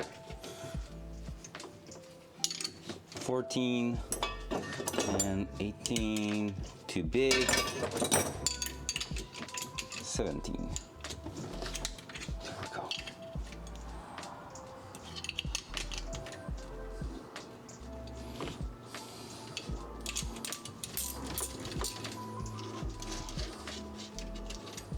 Let's ground both of them. So one ground.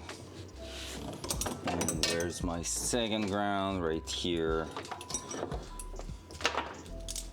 Second ground. Let's bolt it back. Oh, I should have put that under the lock washer actually.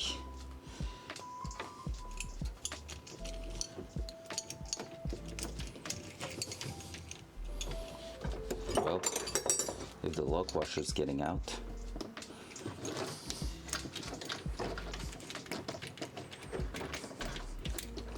Seems quite stuck in there. Sir, Mr. the lock washer, would you please release yourself? Well, seems like a nope, so we're gonna, for now, put that on top. Problem for future us.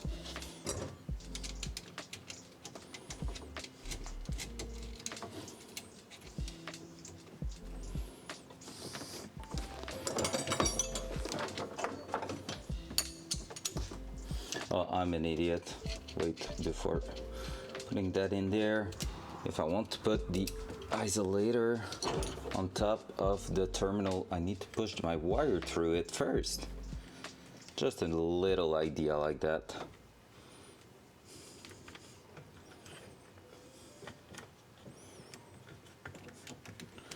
For now, I'm gonna bring one of the positive wire in here just because I didn't splice it far enough. But like it won't be used obviously in that assembly there. So we're just gonna fold it back.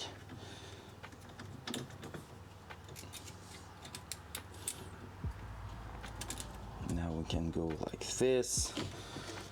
Pull on our cable a little bit. Like so and like so, and bring the nut on top here. So that should work.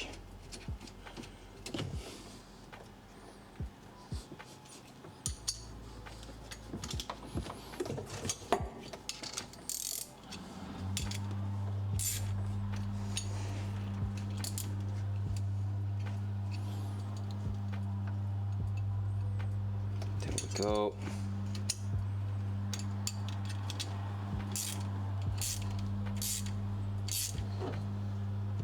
There we go.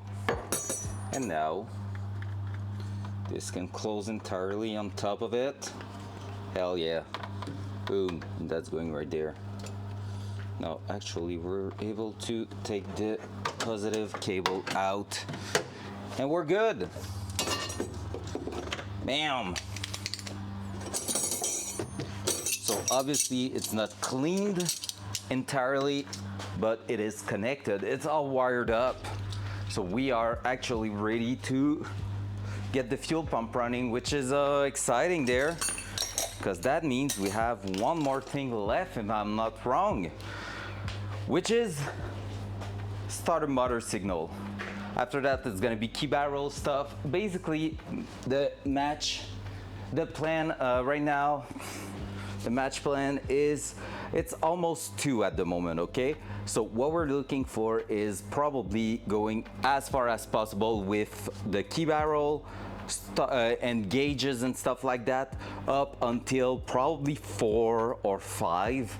And if like we're starting to struggle on something or whatever, we're gonna just skip straight to starting the ECU. Because right now, if I was to bring that spare wire at the back to the front here, connect it on the starter motor, I could pretty much put my keyboard, so the keypad I had, I have installed in the radio spot, so you know what we call the street deck.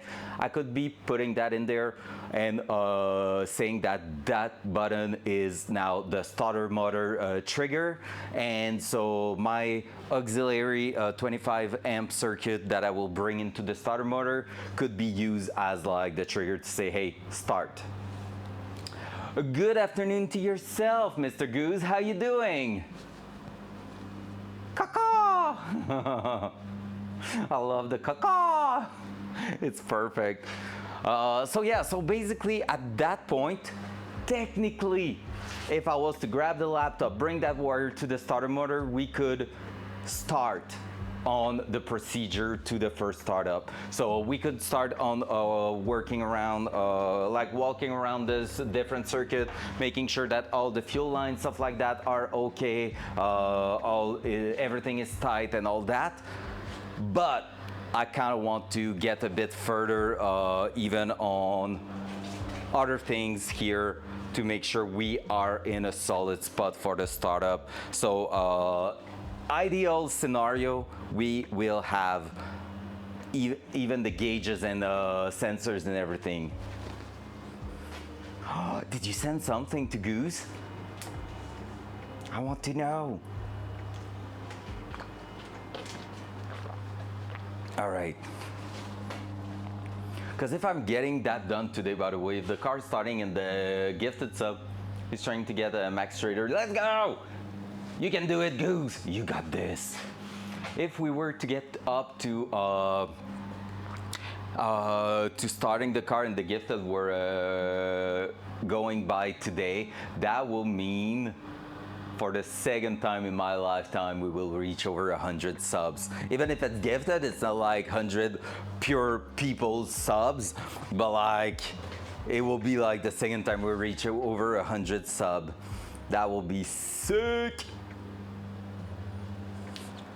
All right, so let's start figuring out a bunch of things. Because now the hard part is that we cannot like listen and click the starter motor, because at least we could, but like I will need to put a battery in here and disconnect the ECU, because it says that you should not turn on the ECU with the actual battery and everything before putting a laptop connected to it and start like doing the first boot up from a laptop.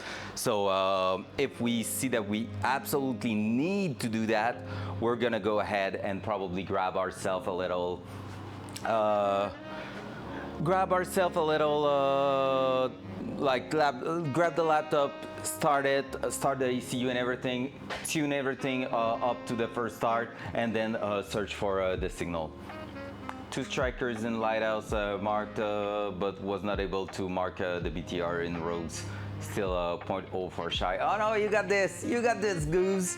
Man, if I was not pushing on that, I will offer you a little walk on lighthouse. It is a map I'm really not bad at walking around, so it will be a great pleasure for me to bring you in there.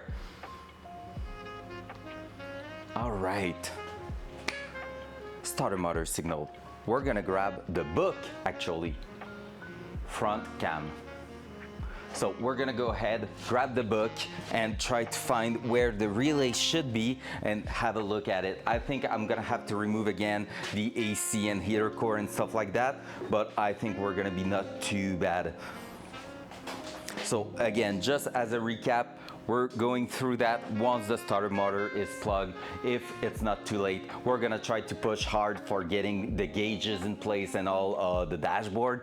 And if that's going in and everything is looking great, we're gonna start the first startup procedure, which is gonna include putting water in the radiator and seeing if it's leaking anywhere, just because when we've modified it, we might have damaged something and we're not aware of. There's one spot precisely that I'm like having a little, I saw that I bent a little thing. It doesn't seem punctured or anything, but you never know, so we're gonna take a look at that. Other than that, it's gonna be fuel, pressurizing the fuel system, but before that we're gonna be just taking the hose out of it and just like letting some fuel go through the entire thing. But for that we're gonna need the ECU, so we're gonna be able to prime everything. Take a look at that, see how the pressure level is and if the sensor seems to work pretty well and all that. If it is the case, we're gonna go ahead and do the parameters and everything and take a look at all that. I want to believe it's happening today. Honestly, I want to believe. I actually believe, not I want to, I do believe it's possible. And oh, the stress, man. We're gonna get that. That mission will give 0.03, so still needed to do another marking the 3 tanks in street or mark the heli and road in resort. Oh, that's pretty doable. The 3 tanks on street at this point, like street is alive-ish. If you know your walk around, it's not too bad. If you don't, well, it's harder. I would say heli and road in resort is probably the easiest one. You take your time at the beginning, and when everybody has left the resort, you just go in there and you mark your things. Okay, let's go, baby. So starter book. Right here, let's try to find something for our own good. Where's the book? It's over there. Aha! Tactical repair manual. It's a bit destroyed, but hey, it's not too bad. I'm gonna grab a chair for that. I'm gonna rest. Because I'm old, you know. Brr. There we go. Woo. All the cold circles, shoreline is done. 2 woods are doable, but the custom one, you need someone with the key ideally, or again, it's wait for the end of the raid, like just hide in a corner, wait for it, and then push dorms like when there's 10 minutes left.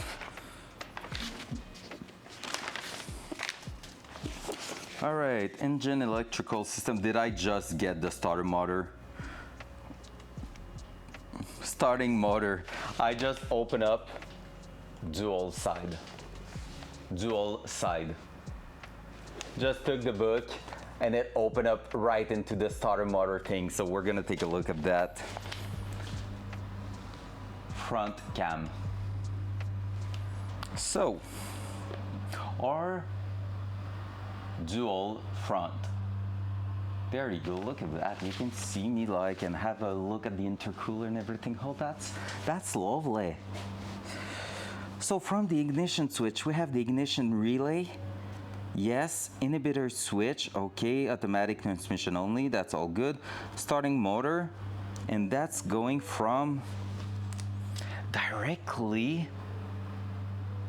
the ignition switch? No way. Manual transmission only, there was bypassing inhibitor relay. Need to find that one, I guess. Feels like it's one of them in here, actually.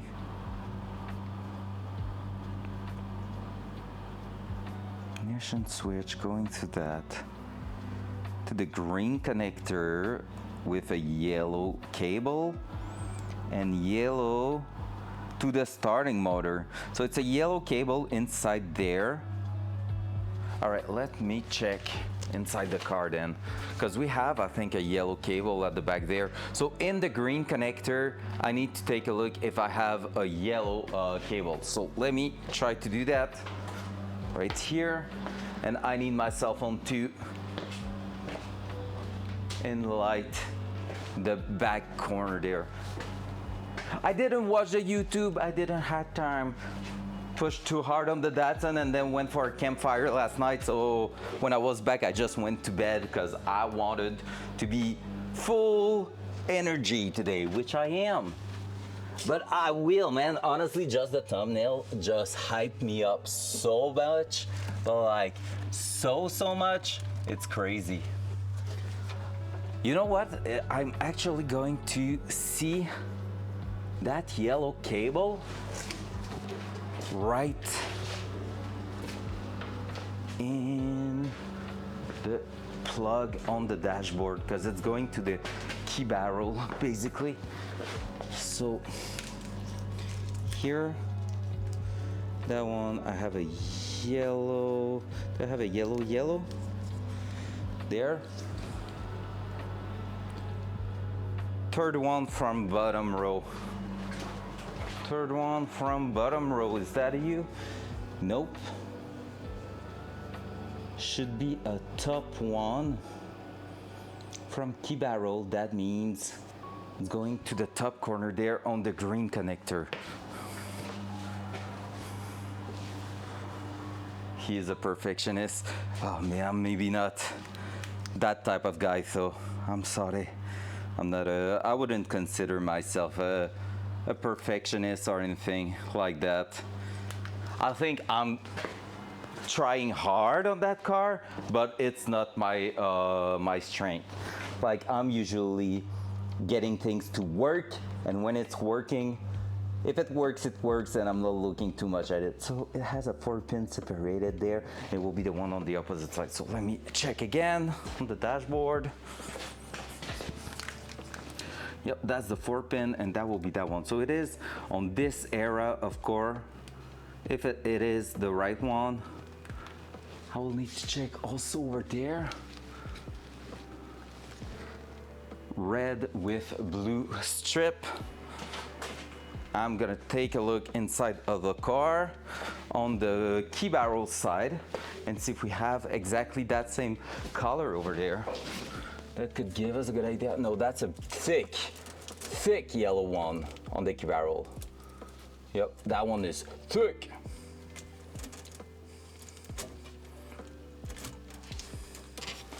And that's going click in here. That. I have a thick white one with black strip and a thick yellow one. The yellow one should be the one we're looking for.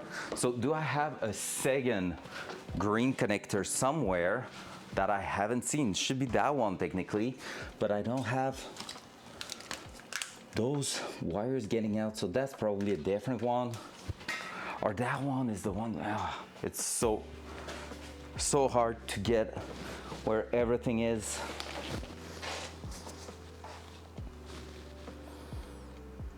So what would you be? The inhibitor switch, we don't care. It's the yellow one that we're interested into.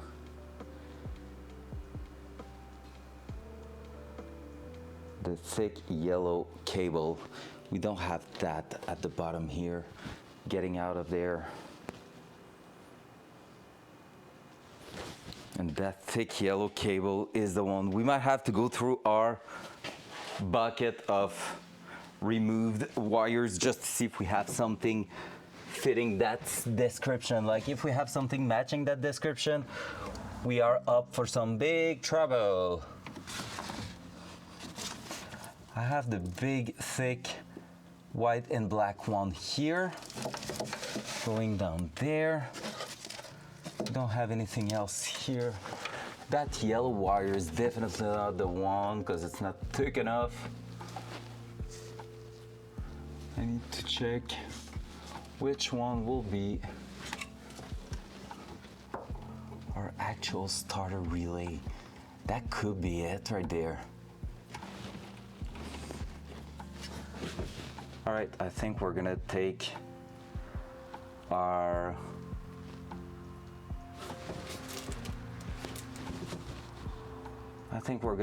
multimeter and test the continuity of two different plugs there, because I have a module here that could be it, but again, I don't know where that will be going if it is, because I see the thick yellow wire at the back there going down here, but I have no clue where it's getting out of the car, if it is getting out of the car at all.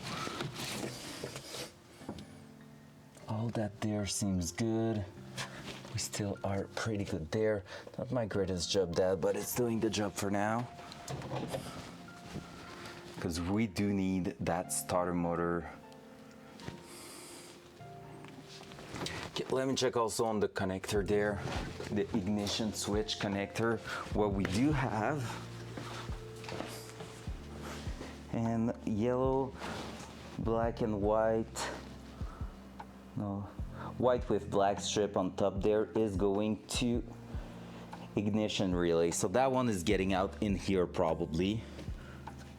Right here or there, one or the other. Here we have a couple of wire moving up here, but yeah, nothing else really. So we do need to check that. Okay. Let's take the multimeter. I'm gonna bring you with me, guys, in the car. Front cam. Front cam. There you go. Just so you see what kind of test I am doing to figure that out, because that's really our last piece of the puzzle there. After that, it's gonna be technically a bit more straightforward. Not that there's not going to be challenges, just should be a little bit straightforward for getting everything in place. Dual side. There you go. Oh man, the camera is not breaking right now with that setup. I love it. So what I'm gonna do is take my multimeter tool and I'm gonna be basically testing continuity between my key barrel connector over here on the left side, the driver's side, and over here with what I think might be my connection there.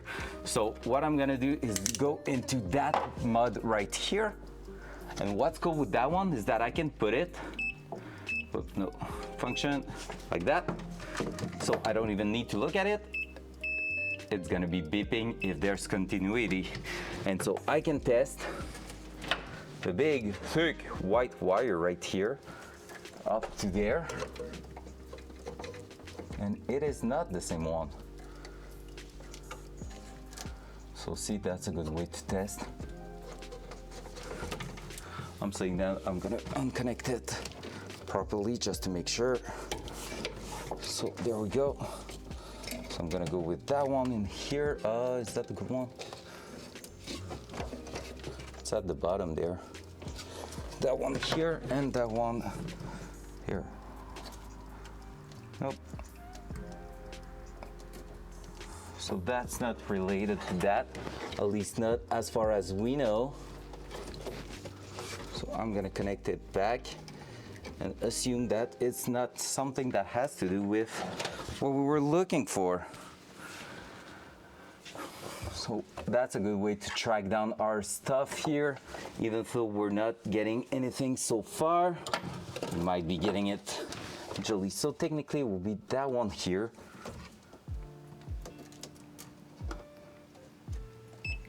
Oh, all right. That is actually our pin there. The white black strip there is getting out into the green top corner connector there. So I need to look, why is it getting out that way?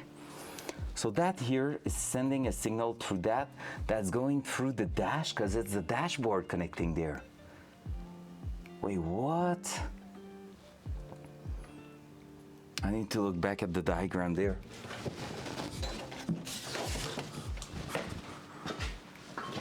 Front cam. Front cam. Oi. Front cam.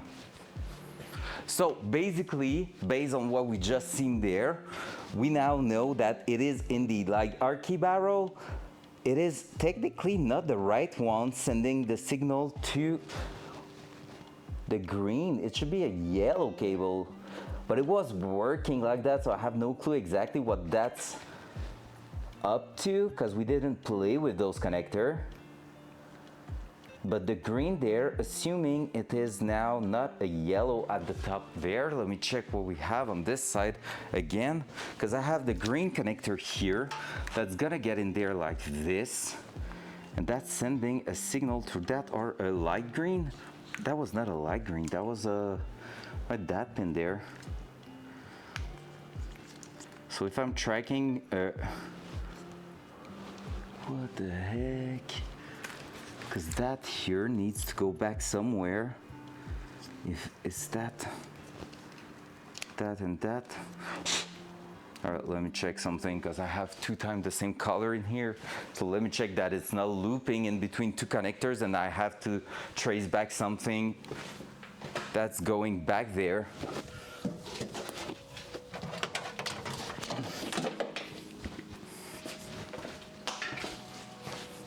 Gotta love some wiring stuff when you're so close to getting the car started. So QR third pin here, and first pin there. Let me try to touch that. Shouldn't be. Nope. Same color, not the same signal. All right. Because like what's weird right now is that we have a bunch of connector. I don't know if you were seeing them. I don't think so where the cam is right now.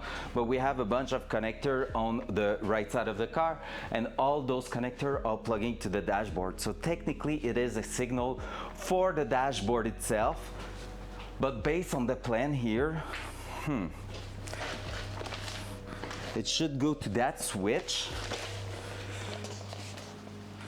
To the green. It's probably sending a signal, but I should have also. I don't get it.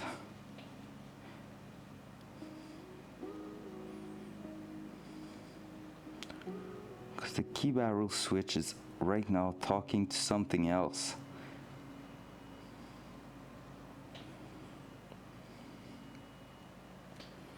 And like it's all about where that signal is going right now. Like I can't just say, hey, I'm pulling that cable and bringing it somewhere else.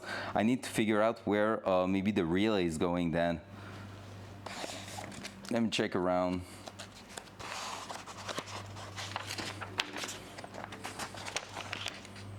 The electrical system there. Let me check around if we have anything that I can find where there's the charging circuit right now.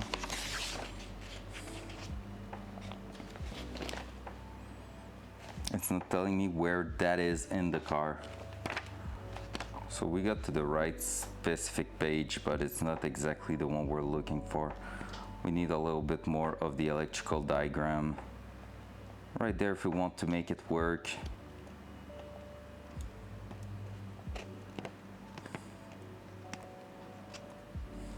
Someone rebuild that car, because that thing is full of like handwritten specs and modification and stuff that someone wrote. I feel so much like I'm looking at a book like in Harry Potter, that book that was giving him every cheat for everything. Feels like that. Probably not the same thing, but you know. Here we might have something. Let me check. Have a bunch of circuit related stuff in here, so we're gonna check that.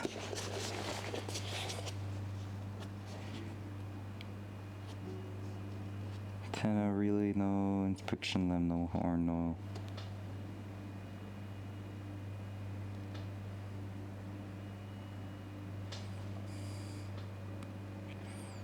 Inhibitor relay automatic model. Ours was a manual model at first, so should it be existing at all?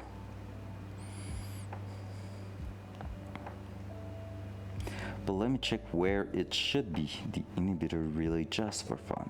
So it should be in that box there. Okay, no big deal.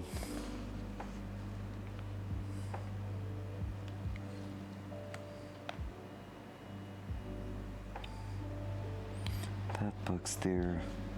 14 to 18, 14 to 18. Fan motor, ignition and accessory relay 17. Which one are you? So I saw that big one. Is that one?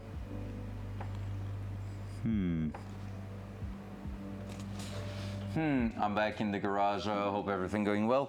So far, yes, fuel pump, everything is pretty much done. We're keeping one wired out just in case we have to bring it to the starter motor to bypass. But I'm looking at it right now. I'm trying to figure out where I went wrong on the starter motor stuff. Because basically, like what I'm talking about here is that we have our actual starter motor getting ready to be turned on, power is on it, everything's on it, but we need a trigger signal, and that trigger signal needs to go from the key barrel to there, and it feels like I'm missing that cable. I might have removed it back in the days, but I have no clue actually what, I don't remember at all what was triggering the starter on the old wiring loom basically. And so, you know what, let me check.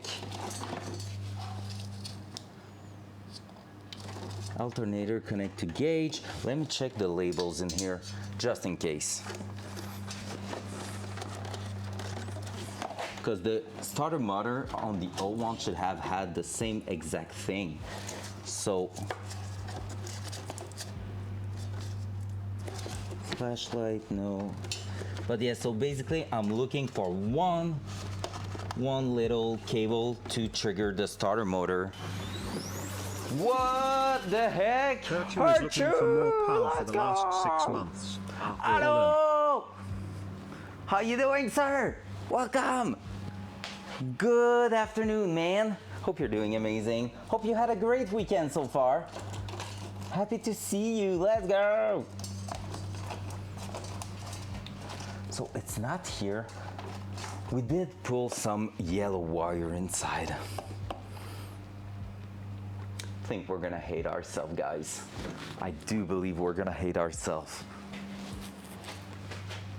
Doing great. I just got home from work and I have the next 7 days off. Let's go! That's big, big, big, big, big. Just sad that the wipe didn't happen yet. Hey, you know what, Harchu? We might be looking at the very day the car's gonna be starting. I'm all in on that challenge. We're up at 65 gifted subs so far, and potentially some sushis, Kev. And, and so basically, what's going on at the moment is that technically I could jump right through getting ready for it to start, but I still have time in front of me. I'm planning to go I love that it snowballed in 265. I love it too, man. It's so sick.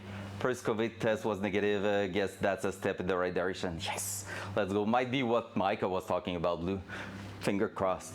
That it's not like COVID or anything too bad, and it will be gone poof, like that in a day or two.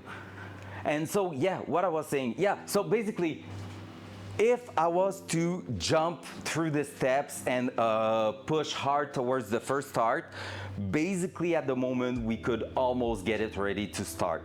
Like we're missing one wire onto the starter motor and we can start the procedure to get everything filled up in fluid and stuff like that. But we still have time, so I'm trying to push for another hour and a half onto electrical stuff, getting properly wired to properly wire the starter, and then maybe get some gauges to run also when we're gonna do the first startup. Nothing sure on that side yet because it's quite a big deal to make them work and everything. So we'll see how that's going. If it works, cool, but it's not a must for now. Like right now, I could just plug my straight deck, like assign the button as being the starter button and plug the wire in it and try to get everything done after that. Could be a good idea to do that if I want to be sure to make it run today, but at the same time I kind of want to make the things properly, so have the actual key barrel turning on the engine and cranking it, because that's going to be also a big deal. So yeah, so from here, key barrels in there, we need to figure out a couple of things still, and it's a bit messy. We have some wires to figure out and everything. So yeah, I wouldn't say it's relaxed right now, because it's messing with my brain. Because I feel like something's not in its place at the moment with that. Is there why do I feel like there was two sets of green and blue connectors in there? That might be why I'm unsure of something. Let me try to get back behind that. Dual side. So basically what I'm saying there, I'm gonna get behind that box right here and there just to make sure we don't have anything left behind that. If so, well, we will know where to look for.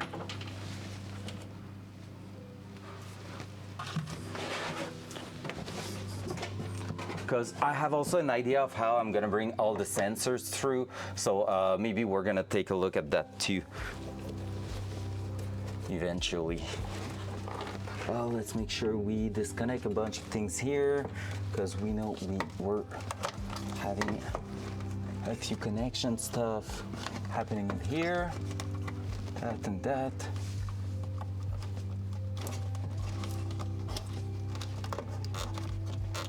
There. So these two needs to go. That one needs to go. That one, no, that one can stay there, I think. That one is gonna stay with it. That, let's just bring that out quickly. Hopefully we just need that box to get out. But I have a feeling that, oh yes, I see it. I see where the second one is. All right, guys, we're up to something right now. We're on a mission. I think I have part of the solution right in front of my eyes. Let's remove that. It's gonna make things so much easier. That was not supposed to fall, but it got catched by wiring loom. That's really what you want to see, but it did work. Oh, you stay up there, thanks. There it is. That's the second green connector. Do you see it right there? It is the second green, and this is the yellow wire we need to look for, and it's going out. Nice. We need to go take a look at it. So we're gonna remove the downpipe again, and we have the actual yellow wire going through here, and that one, you want me to bet, is going to be the one. Look at this. We're gonna go grab our tester and make sure we are not seeing bullshits right there. Is it broken? Nope, perfect. Ho ho ho ho. 300 IQ move. That's when you're starting to know your car. When you're like, yo, 6 months ago, I'm pretty sure I saw freaking 2 green connector there. But why I do see only one right now?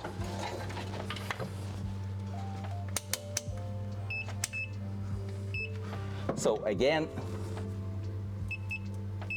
if it's following up there, so this one here on top should be the one going through from the actual key barrel, and on here that should be the one getting out. So let me try to pinch that through a little bit so we have a contact. So let's try that. Nothing right now. Let me try again, because I think I might just be, oh, you know what? I'm just going to do that actually. It's gonna be way easier. And so on here, if I'm doing that, at the top,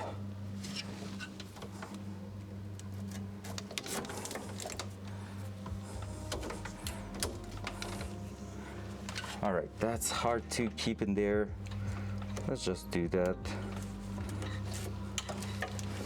So that should be the one, based on everything we've looked at. Why is it not ringing? No. Oh yeah, I was not connected on both sides at the same time. Yeah, boy! We got a starter motor based on the diagram and everything, so we're good to go. So that one here, click.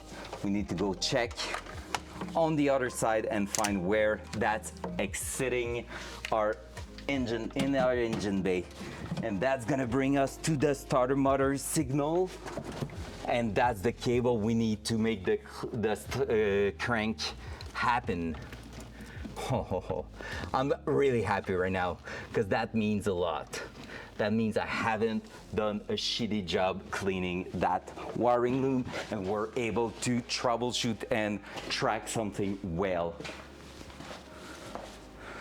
Test probes with a little hook and point for testing shielded wire.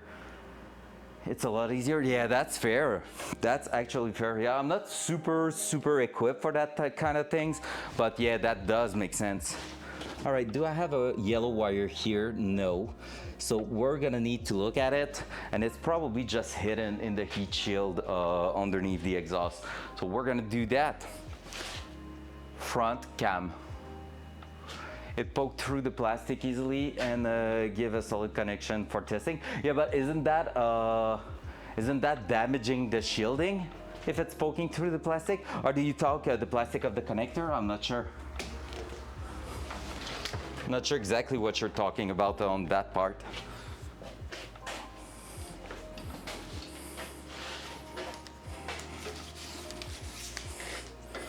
That makes me happy because right now that means we're on our way to make it properly. Dual side. Oof, that was my belly being hungry. I am actually starting to get hungry right now. Might have to catch a snack, but I don't. Oh yeah, I do have a leftover. Oh, that will be tasty.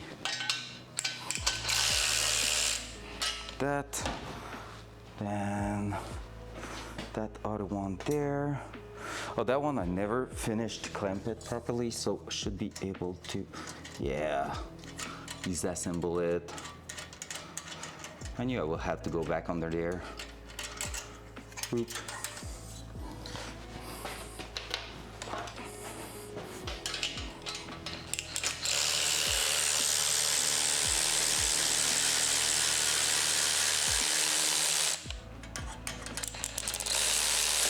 There we go.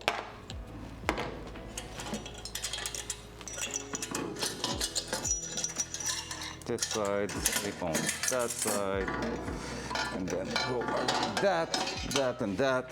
We're good to go there. Not really, what? Not really, because it's such a tiny hole. It makes the plastic coating elasticity, fills the hole right back up after cautious folks. Put a single wrap of black tape over it. Oh, that's not too bad. I may or may not be one of the black tape after testing guy. Micah gave me a link to a really good brand, a really good 3M electrical tape that we use a lot on that car. Basically an electrical tape made to stay sticky even at minus 30 Celsius, so that was pretty cool. So here, do not care too much about the loop here. It's just preventing it from unwrapping towards the actual, oh, you don't see it. I don't even have to talk about it. So let me try to figure out where our actual yellow wire is going, and I think it's gonna be right around here in the wrap. That might be hard to get to, but it might be worth. Is it possible that it's going in here and I remove the actual connector? I don't think so. I don't remember playing a lot in the ignition box. Come on, is it getting behind? Yes. I think that's all the relays at the back here. That's gonna be an interesting one to find, because we're starting to have a lot of things in here. So I need to find a yellow wire that is probably wrapped up on itself. And that's a huge maybe.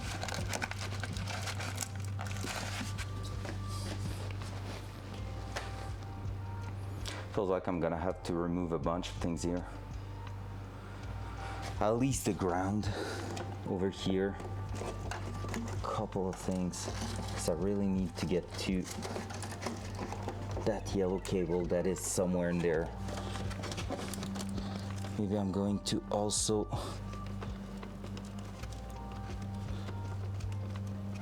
that will be cool right now what you're talking about. 3M Super 88, yeah, exactly that one, the Super 88. I do remember now. I finished it. I need to buy some more, but yeah, it's exactly that. It's a sick, working super efficiently. Yeah, like honestly, it was the best one I ever used so far. See, Archie, I'm not just trying to rip off those sub by starting it quickly. I'm trying to make things properly too. I hope you're proud of me. Okay, so we have one yellow wire there and one yellow going up here. So I'm gonna start following that one first. We're gonna go take a look on top here in the relay box and everything, just because if we find our signal in here, that means we need to start working from there. So we're gonna go in the boxes at the top there. Let me grab a screwdriver that we had in here. Up. Is it still on flashlight? No, perfect. Cell phone is not just discharging for no reason. So we're gonna go in here. Because I have accessory and ignition stuff. I know it's my key barrel signal are getting up here. We have the starter motor. We have that plugged to something here, but yeah, no. Okay, it's going on to something else. I know there's the horn relay at the back there. So we're gonna take a look at that too.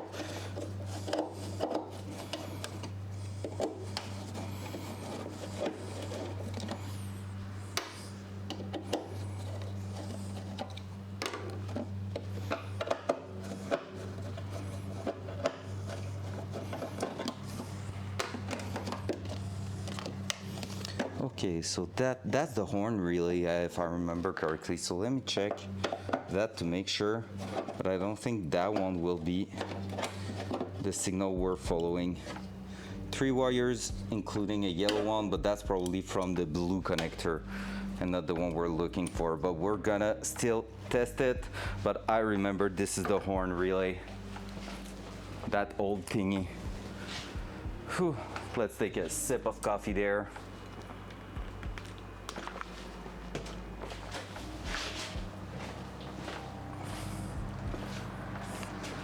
You know what hurt you? I'm gonna say one other thing. You said you're happy it snowballed into even more gifted sub. It makes me happy too, for real. But the real thing I'm the most proud about that is that little push you give me there, that little kick in the butt, just result in so much progression in 1 week. Like, I was getting on the slowest part of the builds. I was not like taking as much care for it and everything. And now you just push me so out there, like trying, having a goal actually. And I mean, money is cool. And like, yes, it results into money invested by you guys, but at the same time, let's be, why is my cam shaking? Oh, it's against the car. But yeah, like, it's not all about the money in itself. Like, it's really about the fact that, man, we're having an actual challenge and I love the challenge. So that's just pushing me so much, like, to do stuff and like actually invest a lot of time into that, saying no to some opportunities. Drinking with friend, yay, but nay. Pass, no time. Working on the car, yay. Can I open that up to have a bigger prop there? I think so. Oh yeah, now we're talking.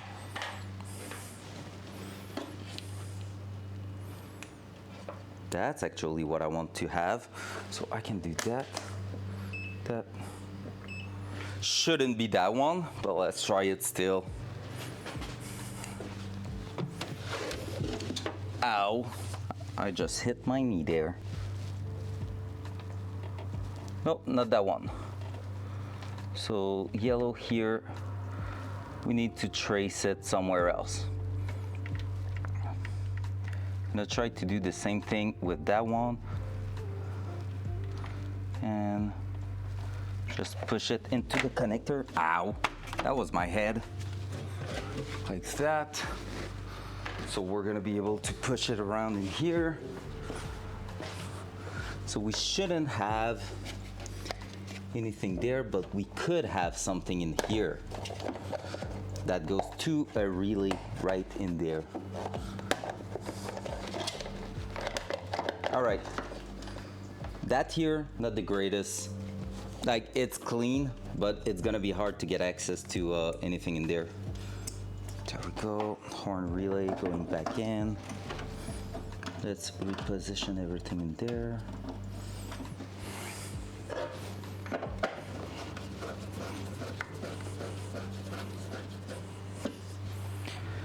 That plastic panel here.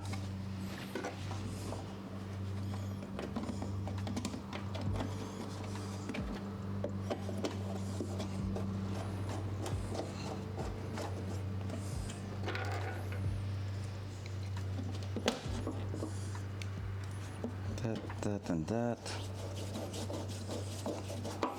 Should have 3 bolts left. Yep. One's going at the bottom there to hold that thing in place. And then we are bolting that right onto here, straight into the plastic, and that's gonna hold it right there. Might replace eventually with some inserts, but for now I love how that's looking, just like that. Easy to maintain, looking neat. Wasn't positioned like that at first. That's totally custom there. That's when you invite them. Oh wait, what? That's when you invite them to come drink while you work. Yeah, but they are not car people. They would hate it, honestly, like legit. Is your car a 260 or 280? I'm not a Z car. It is a 280 ZX. It is the second model of Z, basically. So it's not a Z, it's a ZX, and it was so it's a 240, 260, 280Z between like 71 to 78. And then after that, basically they went from a 2.4 liter to a 2.8, therefore why the number. So a 280Z has a 2.8 liter inline six, while the 240Z had an inline six 2.4 liter. And so yeah, so basically there's that. Then it was 280 ZX from 79 to 83, so really short period of time where that model was on. And they went into the 300 ZX first gen and then a second gen. So first gen had up to a 3 liter turbo, and second gen had a 3 liter, 3.6 liter twin turbo. I don't remember exactly the engine. I think it was a 3 liter twin turbo they put in there. So there's that. I have a friend who has a first gen 300 ZX, and actually his dream car will be mine. And mine, I just picked it because it was a deal-ish. Like, I mean, the car needed a lot of love, but the Datsun were already not that affordable. And yeah. All right, can we find where that thing is going? Let's make sure it's not one we removed. It is one we removed. We have our starter relay right here that is missing. And that makes it super interesting because now we have to figure out when signal is going through there, which cable is bringing that where. So that here. So we have a relay there. We need to keep looking for it. That will be the what will it be? Let's go back into the manual there then. We need to take a look again. Did I saw it right away again? I don't think so. Shoot. Yes, right there. So we are now on the ignition relay technically. So I think we are up here, but no, because yellow here should be there. That yellow, we're going into the inhibitor relay for automatic only, but that thing should connect there. We are on the first pin right here. Manual transmission only, I think. Oh, that's manual transmission only, so that makes sense. And then brown to the inhibitor switch, we don't care. Blue is a ground, or black. Black is a ground here. We grounded that already. And now here we have a yellow cable going out, which should be technically the same. So let's try to find it, but we have, so technically here we have a yellow cable going up. So we are here, the signal we have is here, but you see that's a junction, that's a T junction there. So we have a cable going down. I've always wanted a 240 to 60 to 80 just because the body is so sexy. The 300s are not bad either, but I like all the stuff pre-emission nonsense. Yeah, I know, right? Like mine, honestly, if you look at mine, it's technically like a little bit less aggressive at the front. It has a bit more aerodynamics at the front, which honestly, for what I want to do with it, is better. But like, I love the first gen Z car look even better, but honestly I was not a fan, and I'm not that much of a fan of that car on picture over the internet. Some of them looks good, but a lot of them looks meh. And that one, I don't know, once you have it in front of you, it's so small, it's so tiny, it really looks amazing, to be fair. And yeah, like two-seaters, never go for it. 2+2, they look awful, to be fair, they look shit. But yeah, other than that, honestly, it's something pretty cool. Let me also check for, you have already seen the car before we start the project, right? If you didn't, I have it right there. I showed it to someone this morning. If you want to see the car in its full glory before we started that, and I just closed everything here. Not close, but like no more chat, no more anything. Wait for it, I'm sorry, I'm taking too long. Went to the grocery store, did I miss something? You missed absolutely nothing except me looking for a wire, man. You're all Gucci. Look at that. This is the car in its full glory. So that's how it used to look like Doop, like that. So this is exactly our car. That's me basically 10 years ago right here. So there you go. So that's the car in itself. I feel like it looks really good, to be fair. So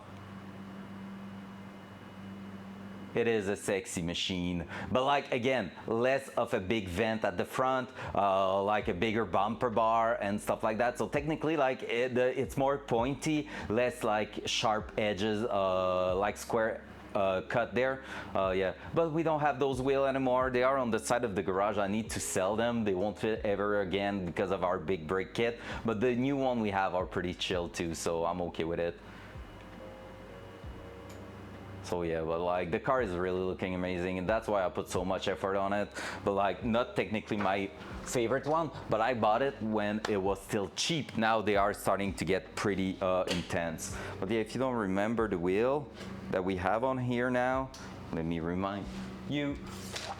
There you go. Look at that. That's a pretty decent lips, and it's not even the biggest one. That's only 8.5 plus 20 offset. So at the back we're at 9.5 minus 20 offset. So the back is really aggressive, but like it's fitting perfectly in the fender.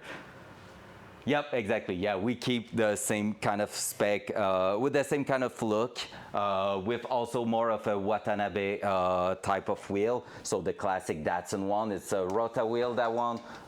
So yeah, but like it's the kind of yeah, minus 20 at the rear, and like I have no spacers. It's 9.5 inch. I still have about 2 to 3 inches left towards the inside, so I could even go up with a 12-inch wheel at the back.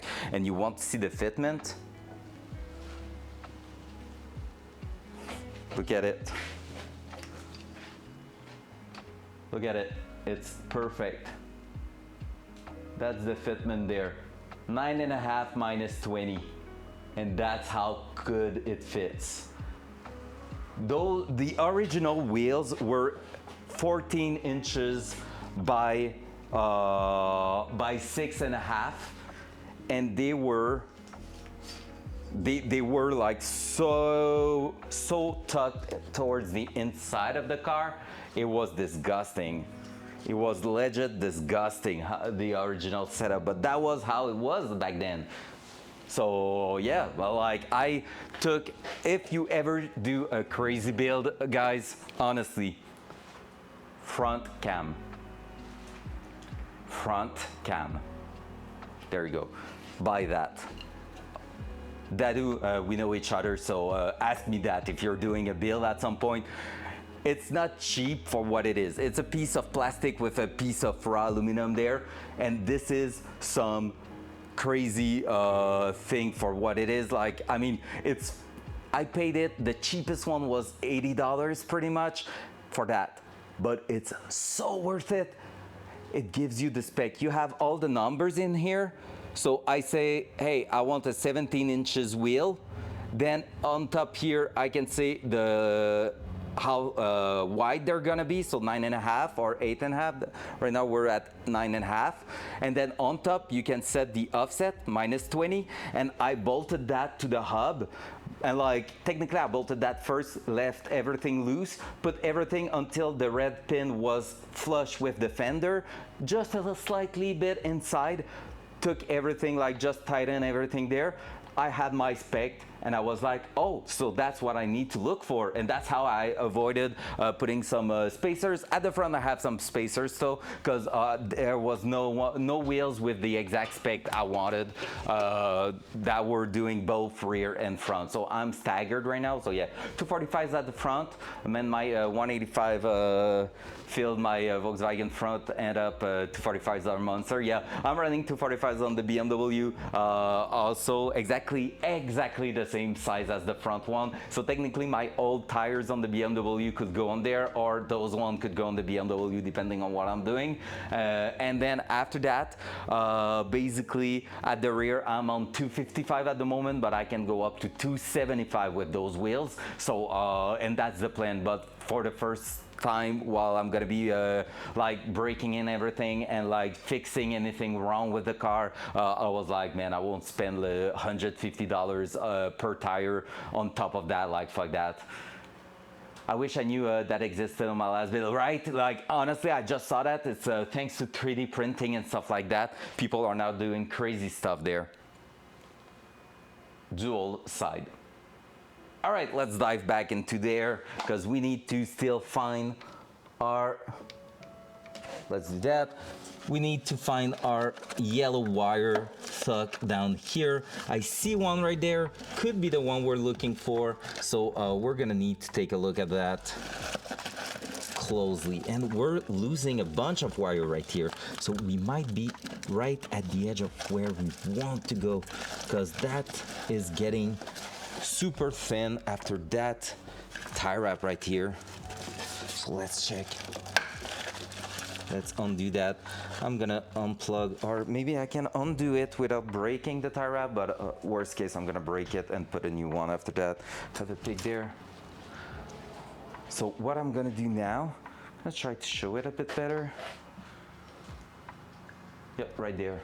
We're gonna go at the bottom there and try to figure out where our yellow wire is stuck. And if we find it and it is the good one, that's the one we're bringing. Like, best case scenario, it's in there and loose, and we are bringing that straight to the starter motor and call it a day. That's the best case. Is it going to work like that? Maybe.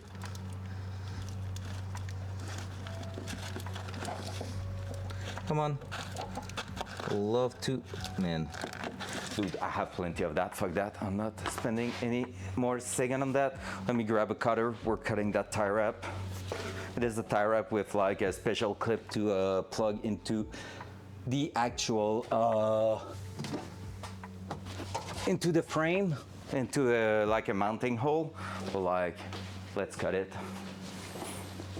Yeah, honestly, the $60 I spent, like the $80 I spent for that tool was really worth it for just saving me the guess of the wheel. And like, that's cool because I found a seller on eBay that was in the US that prepared a custom set for me. He was selling two different type of, oh, there we go. So many wires in here. Has to be in there, right? Yep, I think it's right there. Well, let's open that up. Have no clue where it's heading. Let's open that up. So yeah, he was selling two different set of wheel, and both of them had the, so it was like the 8.5 plus 20, plus 20, no, plus, what was it? Was it plus 20 or plus 15, something like that? And then he had the minus 20. I think it's plus 15 at the front, and minus 20 at the back was another set. So I messaged him and I was like, hey, would you be willing to split those sets and sell me two of each? And he was like, hey, yo, yeah, why not? And he just like made a custom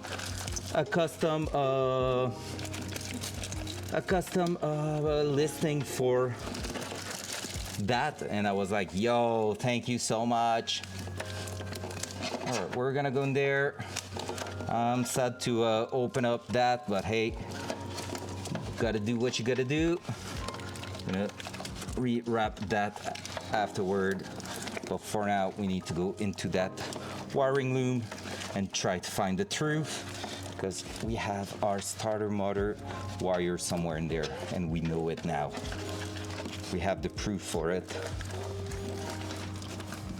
And like, we shouldn't need What the fuck was that? What's up, Mr. Pound? Nice little custom random sound there. Hurt you still need to send me your random sound, sir. You have 7 days of vacation right now to get it done. To find something, if it's not already done, send me just a link.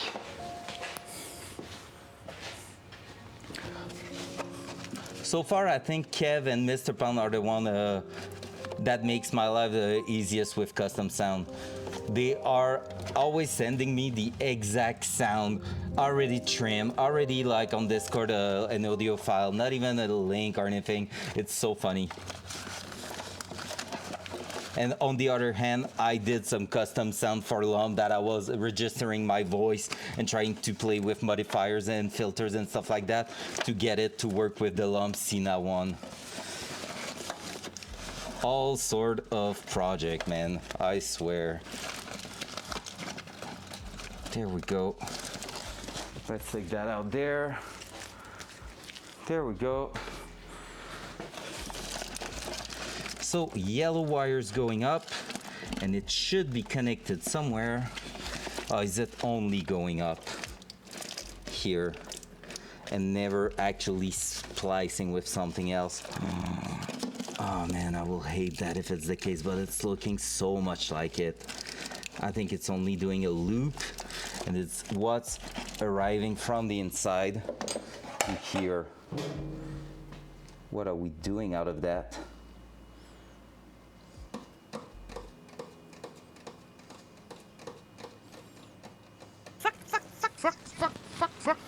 Yep, that's pretty much it. That's pretty much how I feel right now. Fuck, fuck, fuck. So am I going underneath that, trying to figure out one wire getting out of here and actually using that, like jumping here and using that as a signal for the starter motor? I don't know if I have like unused wire down here. I have a ground.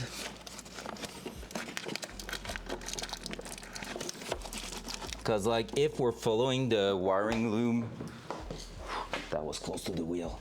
If we're following the wiring loom in the book, we should have that part of the wire spliced, but it's not the case. Oh no, I know what we could do actually. Look at this. We're gonna be removing the wire from here, taking it all the way down, going to the starter motor. GG, well played.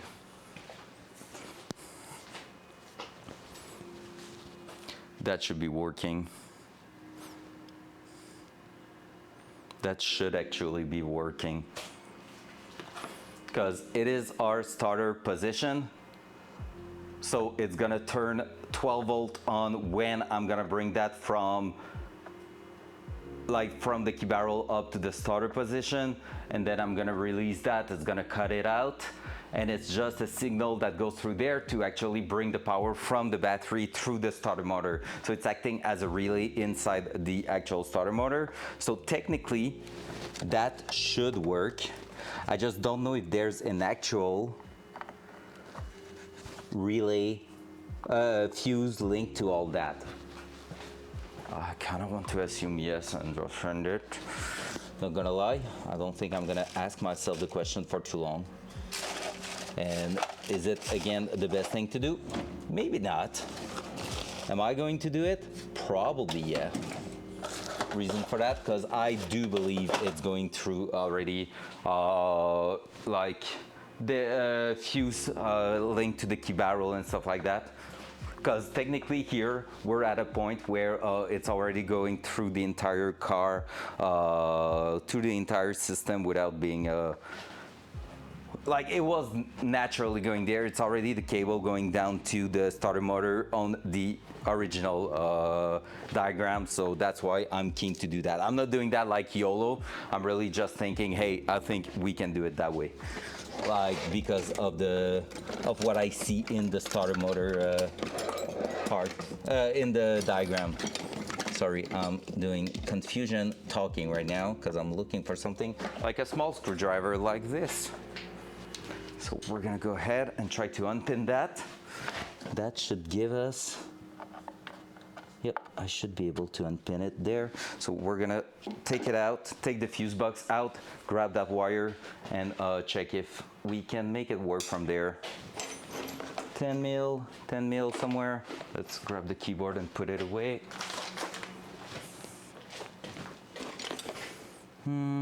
10 mil. I have that. I don't know if it fits. Let's try.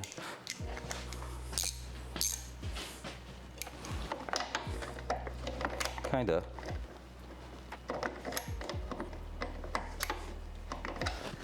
Is it smaller than 10 mil? No, it is supposed to be. It's just getting. Okay, I know what I'm gonna do. I'm gonna do that and remove the relays, and it should work.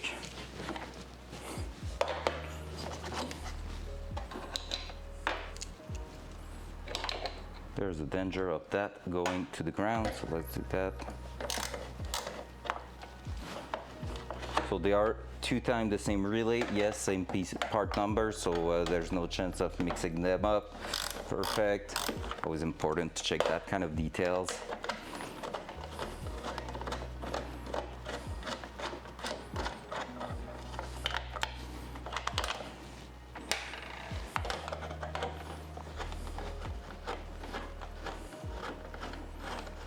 So just as a throwback memory there, all those brackets right here, like that bracket and all the relocation of the electronic usually was like a bit everywhere on this side of the car, and now if it's like that, it's because we did like custom brackets and stuff like that to make it happen. And I think this is quite crazy when you think of it.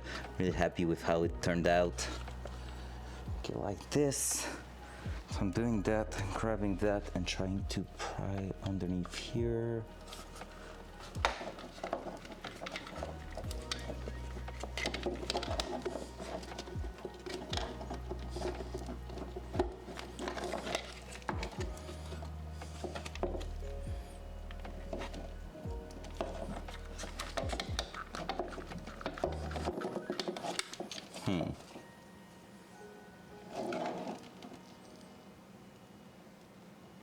Let's try to figure out what's holding it in there.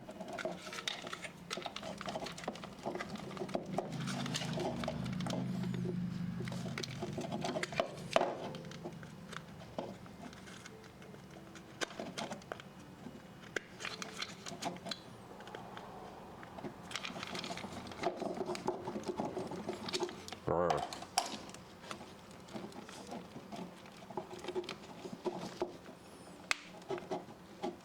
Let's reclip. I think I was about to get it.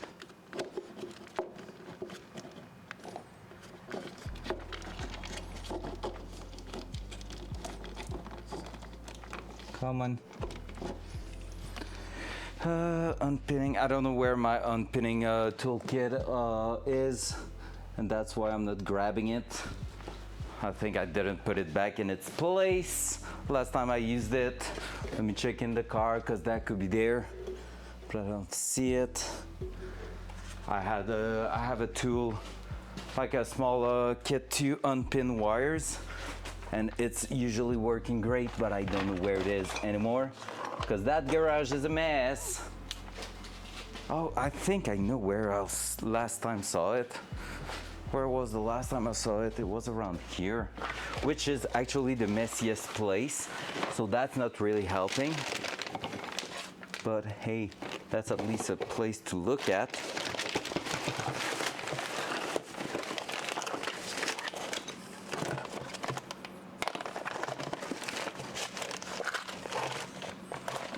Oh, I had the other of these.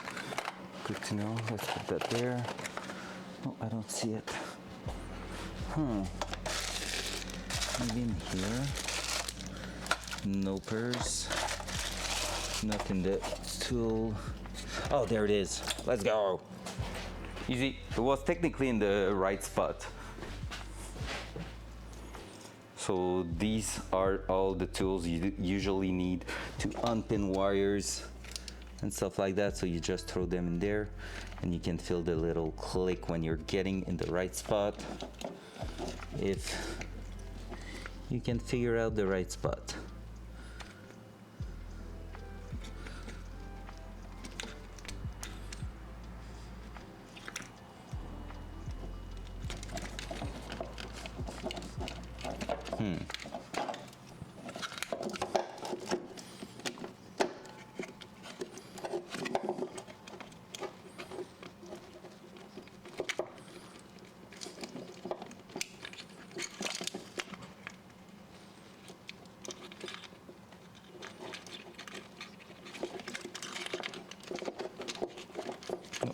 on this side, that's for sure. Worst case, I'm gonna destroy the connector and make a new one, but I'm hoping that one could fit into the starter motor actually. That's why I'm trying to unpin it properly, because I do believe it might be the fitment there.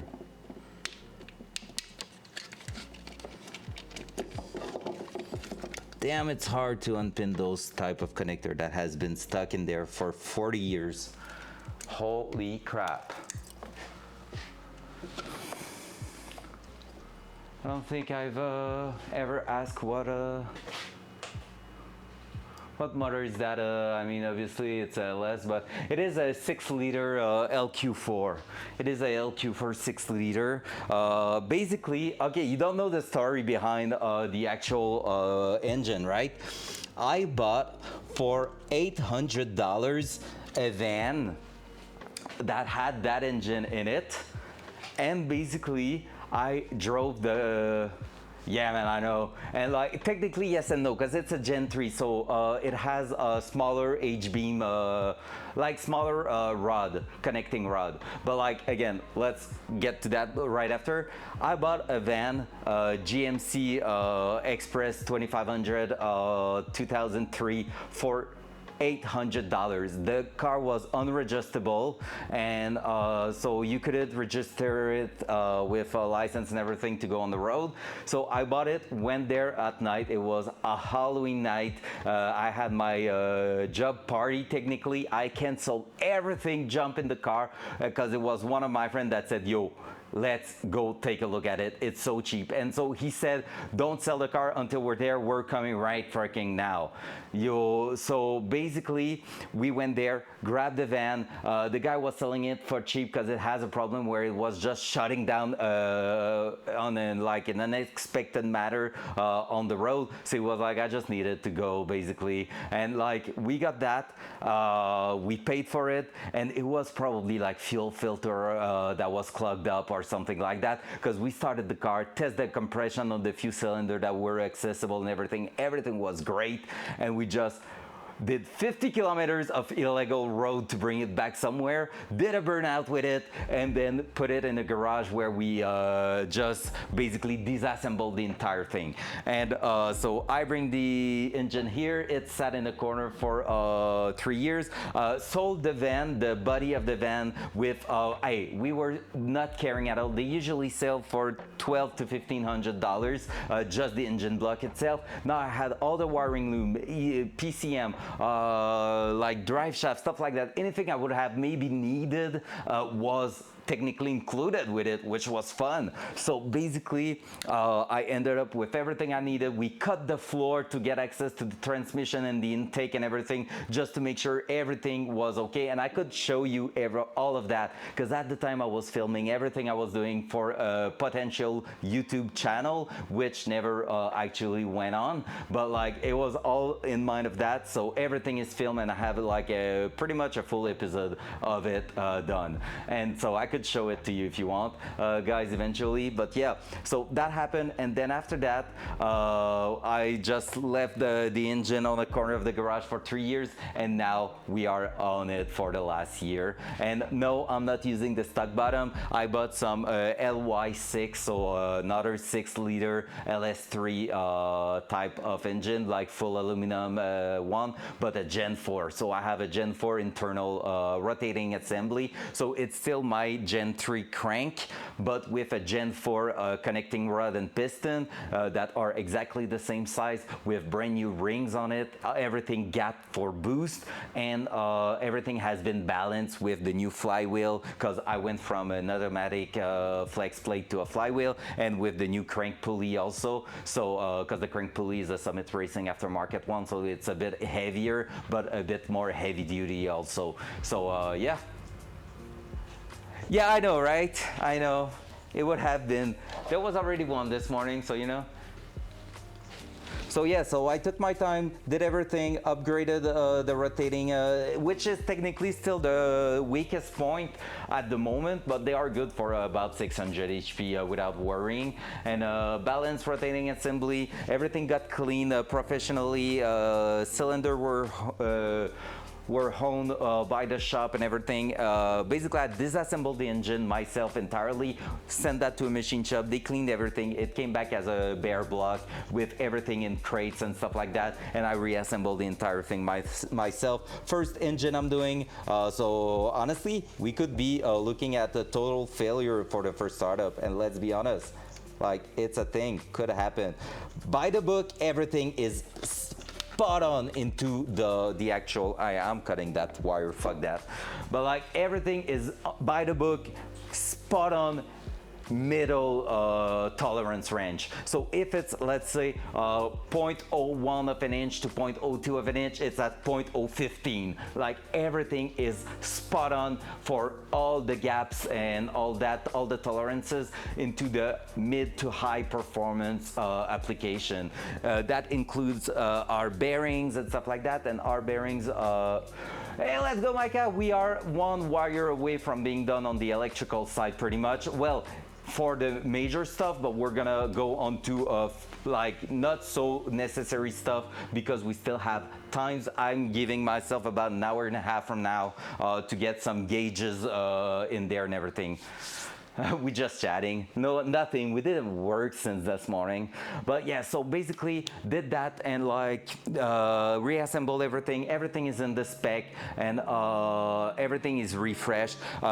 Like, I have an extra gap clearance on my bearings and stuff like that. I went with the high-end stuff, so it's some King XP series bearings for those. So it's adding 0.001 of an inch for extra oil clearance and stuff. So that's like, that should be pretty good. High volume, high pressure oil pump, because we're running a cooler plus a turbo plus extra gap in the bearings. So technically, I've made everything up to something that should work pretty well. Now it's all about like a leap of faith of knowing if I did a mistake in calculating my stuff and planning my stuff. And instead about age, depending connecting connectors sucks. Yeah, fair. If you just been 2 minutes ago and realize you mixed two wires. Yeah, I know. It depends which one. There's some that are pretty cool. Anyone that you have to slide a cylinder next to it to fold 3 tabs, they are going so well. You just slip the tool in and you pull the wire out, and it's so good. Most of them are like that inside the car, but here it just sucks. So we're gonna cut it. Fuck that. King bearings, they were big in California in the 90s. I wonder if it's the same company. Probably. It's a really old but well-renowned company for everything Americans. So, and like, again, like, I've chatted with some people that did that. Like I said, I had also the guy I bought the turbo from. He was not on his first build on that BMW. He was on his third or fourth over 600 HP build. I think he already did an over 1000 HP build before that, and he told me like, just go with them. It's really worth it. They are the best shit. That or another brand he gave me, I don't remember what it was, and he was like, that's the shit. Like, don't even ask for anything else. That's the one you want. Because basically those bearings also have like an overcoat.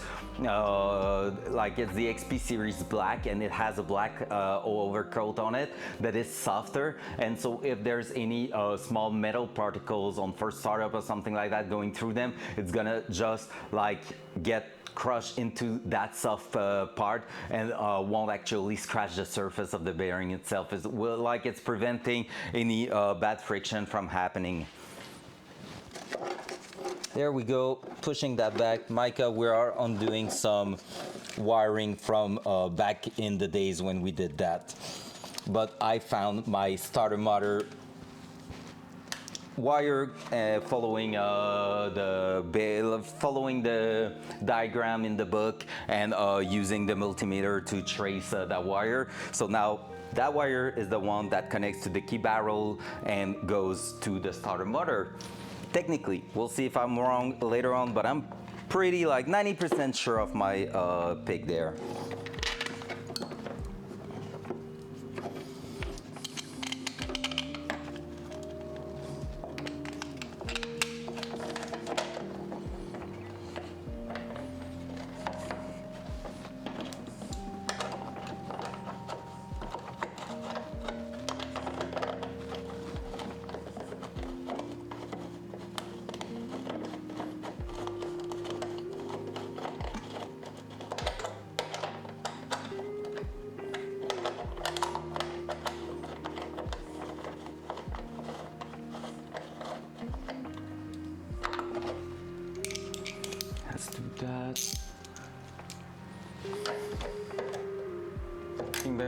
definitely top of the line.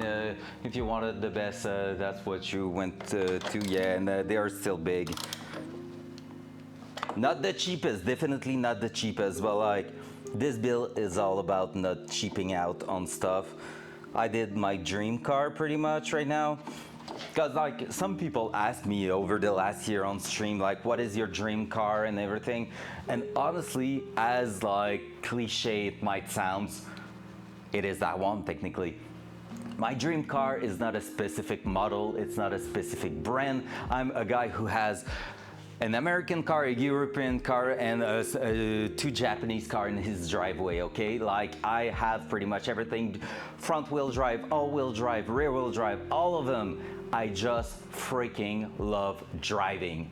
So my dream car is one that I built myself, has a lot of power, and I will be able to tune myself, to work on it, to make it drive the way I want it to be, and try to improve my driving skill through that build.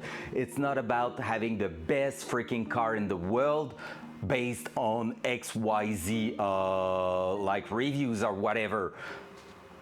I love old chassis, having a car coming back into a modern era type of technology, but with a vintage chassis, and that will probably be a beast, is the thing. The worst thing that could happen right now is that this thing is undrivable, and like when I'm driving it, I don't feel like confident with it, and I don't like it.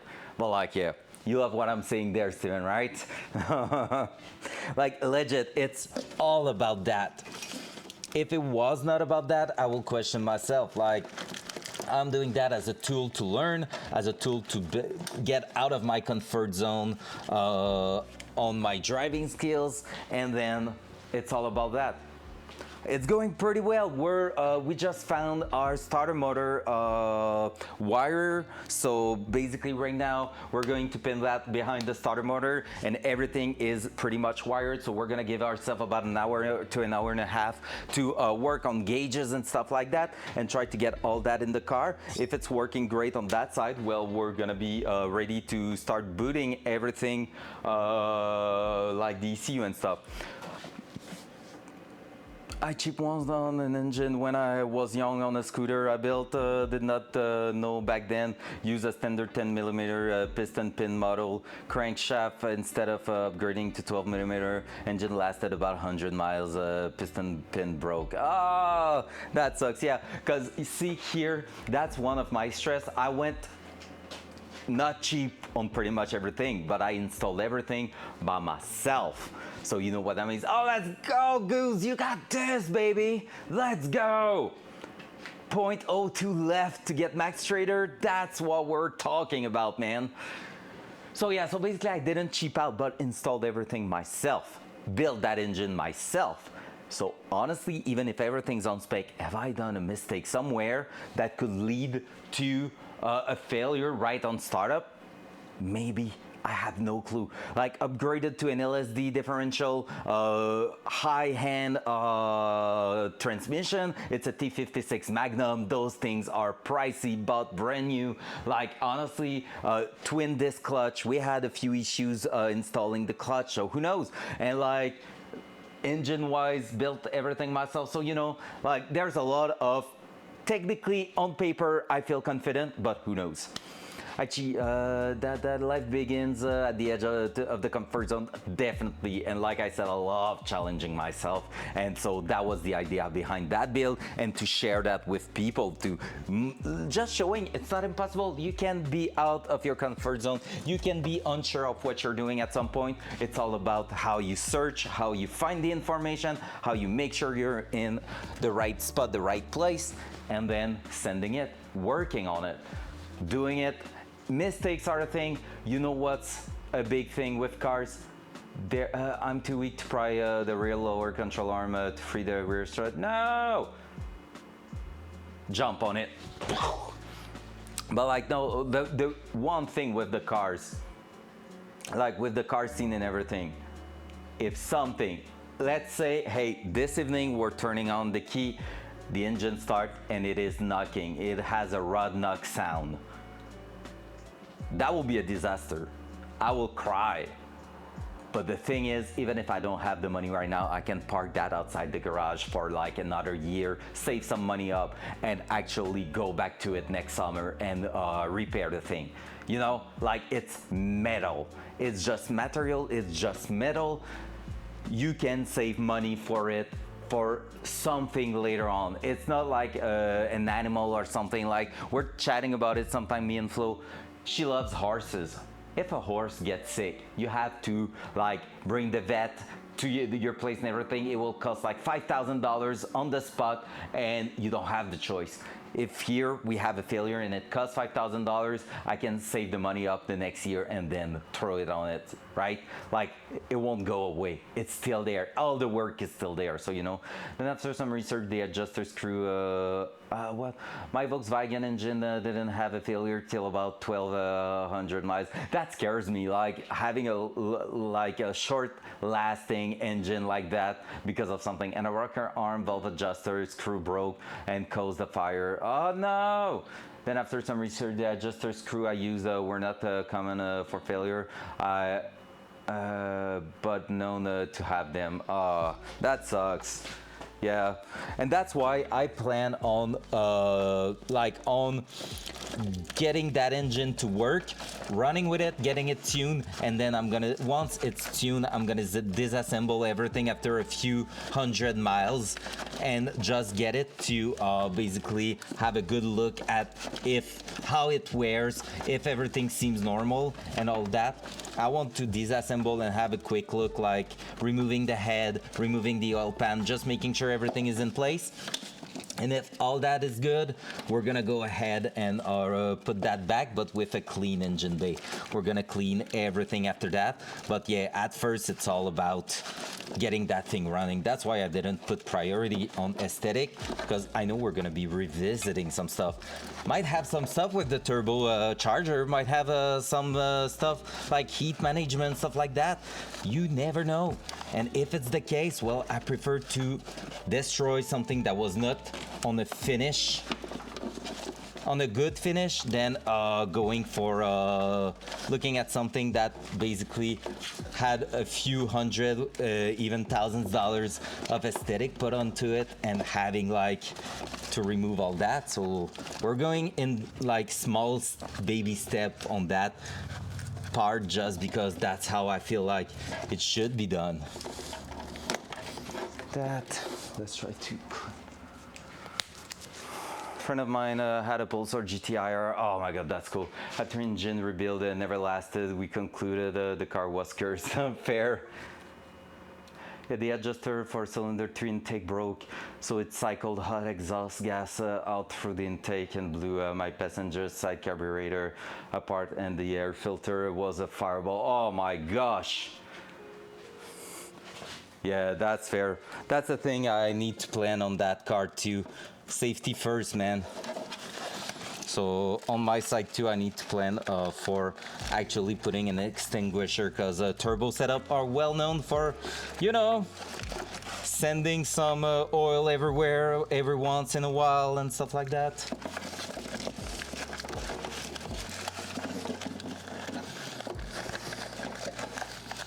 Just because.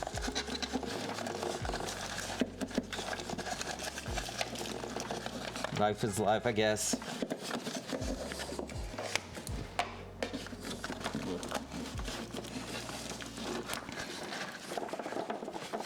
There we go. And we're gonna bring the car up and connect that. $25 cheap insurance to keep you from a total loss instead of just an engine rebuild. Yep. Yeah, last winter I had one of the worst experience with fire, to be fair. Actually, in the last year I had 2 bad experience with fire, which maybe tells something, but yeah.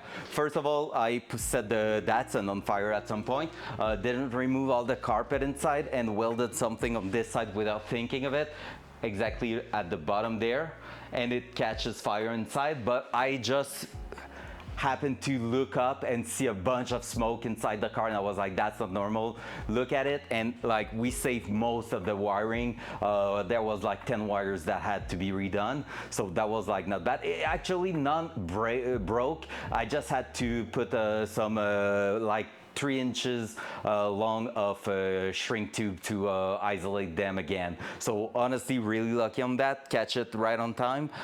And then something happened with an ATV where I was working on it, removed the spark plug, saw that the cylinder was flooded, so full of fuel. So I just went on and removed everything electrical on it, start cranking it slowly just to spray the fuel out. And for some reason, I don't know where, there was a spark and everything catched on fire, and like I already cranked it twice, so there was fuel pretty much everywhere in the fender and everything, so all the plastic and stuff started catching fire. But we were in winter, and there just had a good snowstorm the day before, so there was some really easy to grab snow right next to me, and I just packed the thing full of snow and saved the ATV. But that was the craziest, scariest thing I ever experienced with fire, and since then I'm a bit freaked out about those things. All right, let's move the car up again. We're gonna close the door to make sure we're not crushing them with the legs. So yeah. And yeah, since I know I'm gonna go to the racetrack, of course I'm gonna check for some passenger at the passenger feet to have maybe an extinguisher. Good idea is to close the trunk also, because we know it's gonna crush on the roof. Don't ask me how I know. Maybe we did that before.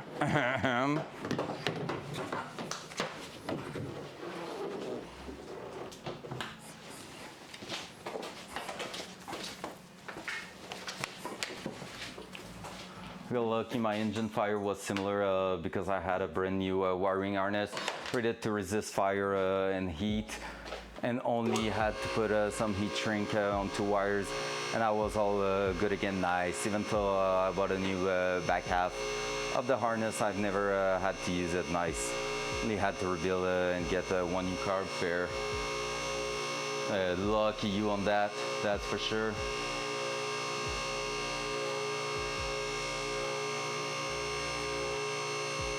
Can you believe we are 1 cable away from having the minimum required amount of wires to start the engine?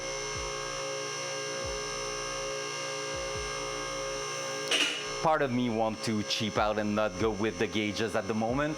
Like, I'm tempted to forget about the gauges and start working on everything else to start the ECU, but at the same time, I would love to get those done.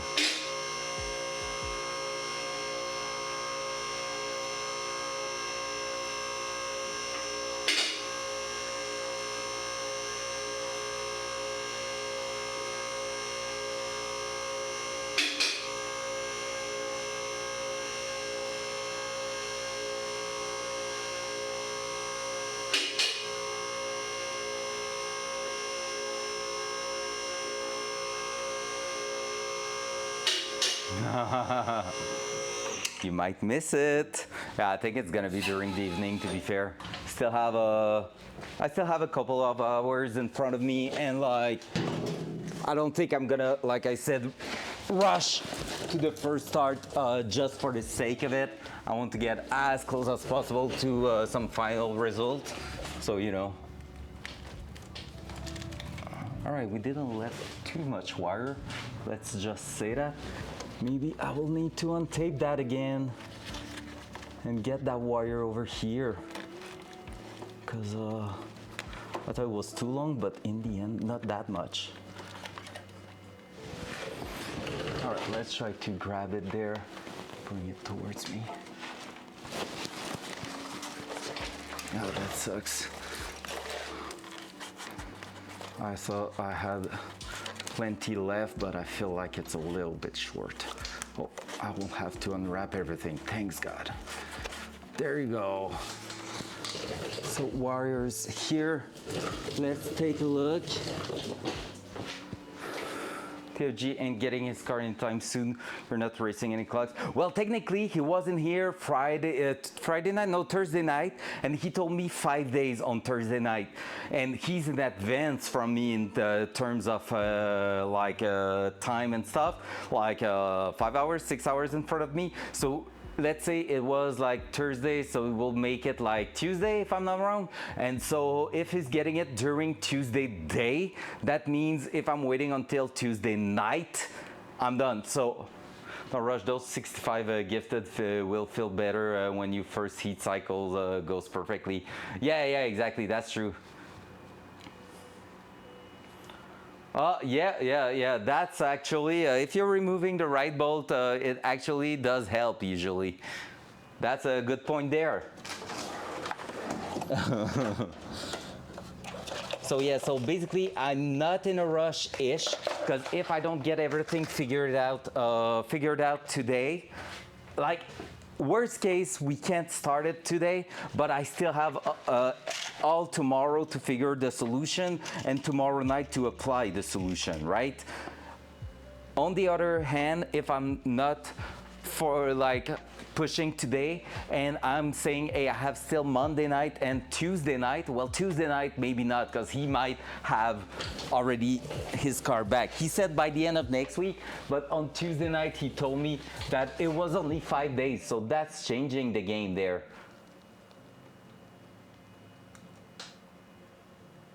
All right, I need to take a look back. Oh, my cell phone is in the car, shit. Let me grab that. I'm gonna go grab my cell phone, take a look at the picture to see how the pin is made. We're lucky, it's a male pin in there, so that means we can use a basic connector to make it work. What's going on here?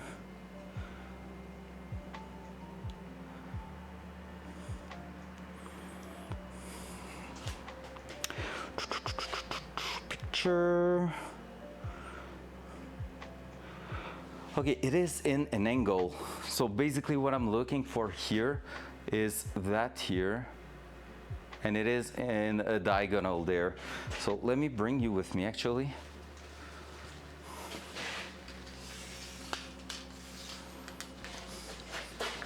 So far I didn't re-break the cam, so my kind of temporary fix is working.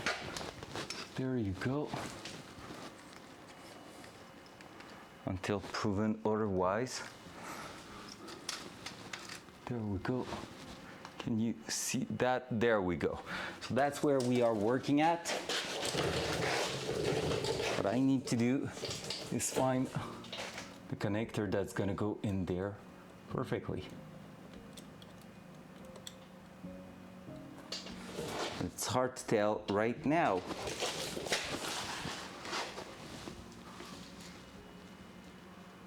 If that could go and pin,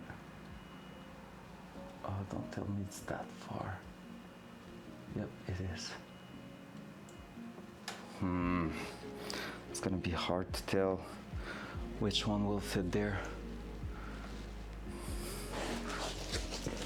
I have many of those. I'm gonna grab a small plier, try to push it through here.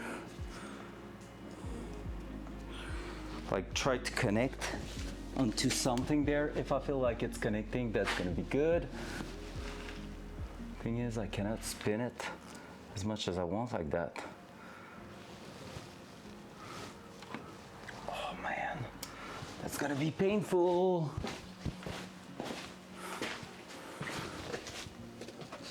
So I don't want to go with a small, like too much of a small one. But you want one that's gonna be tight in there. So if I'm going with one that's too big, it might not be good. Is it an AutoZone starter? Hello for a while, time to be a PvE warrior. Let's go, have fun. Is that one? I've never even watched. I don't think it is.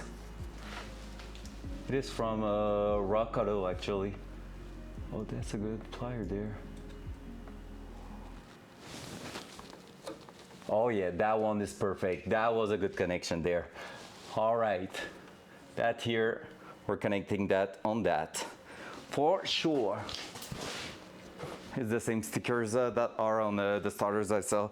I mean, they are all, they all have those stickers, the stop, blah, blah, blah, and all that. They all have that, I think. Nowadays, I think it's a standard thing. Like, they don't have the choice but to put those. That. My kid's over there. Let's grab one of the white thingy. Is that cute? Yep.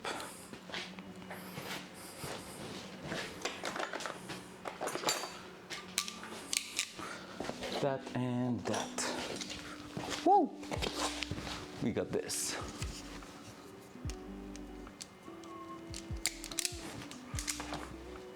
Up. That. We're gonna be crimping that on top here.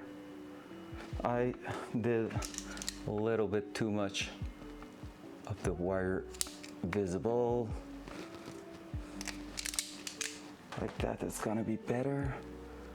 So that we crimp on both sections properly. Oh, we should be going with that one, I think. Like so.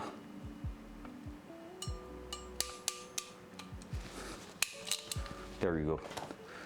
That's a beautiful little one. Now I forgot to put that first.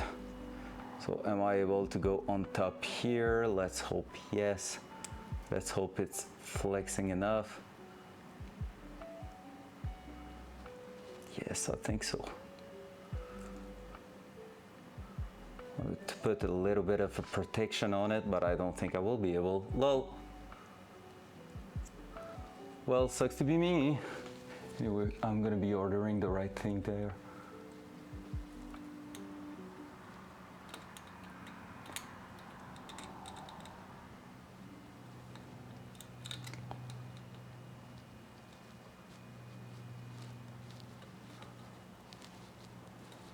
That did feel like a connection. Oh yeah, baby. Boom. So that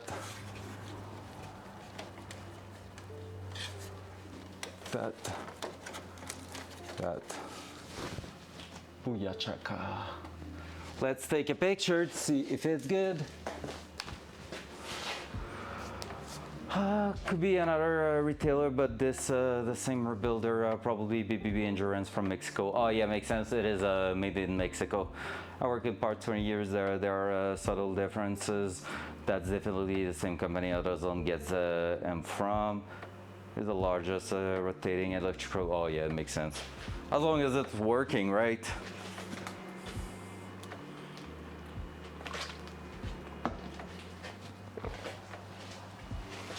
Let's take a picture to see how that's looking inside there.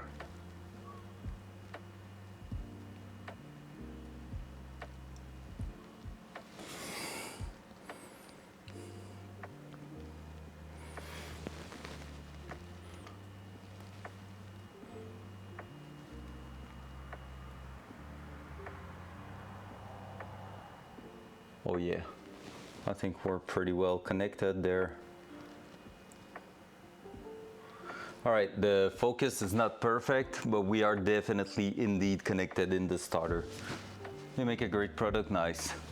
Most of our interior returns, we get bad connection, causing too much resistance or oil soak from leaks. Fair. All right, starter motor should be done. Hope the cable is thick enough. That one technically is the one from the original wiring loom, but like maybe the starter motor from a 79 Datsun is not asking as much as this one, but we'll see, because it is quite beefy.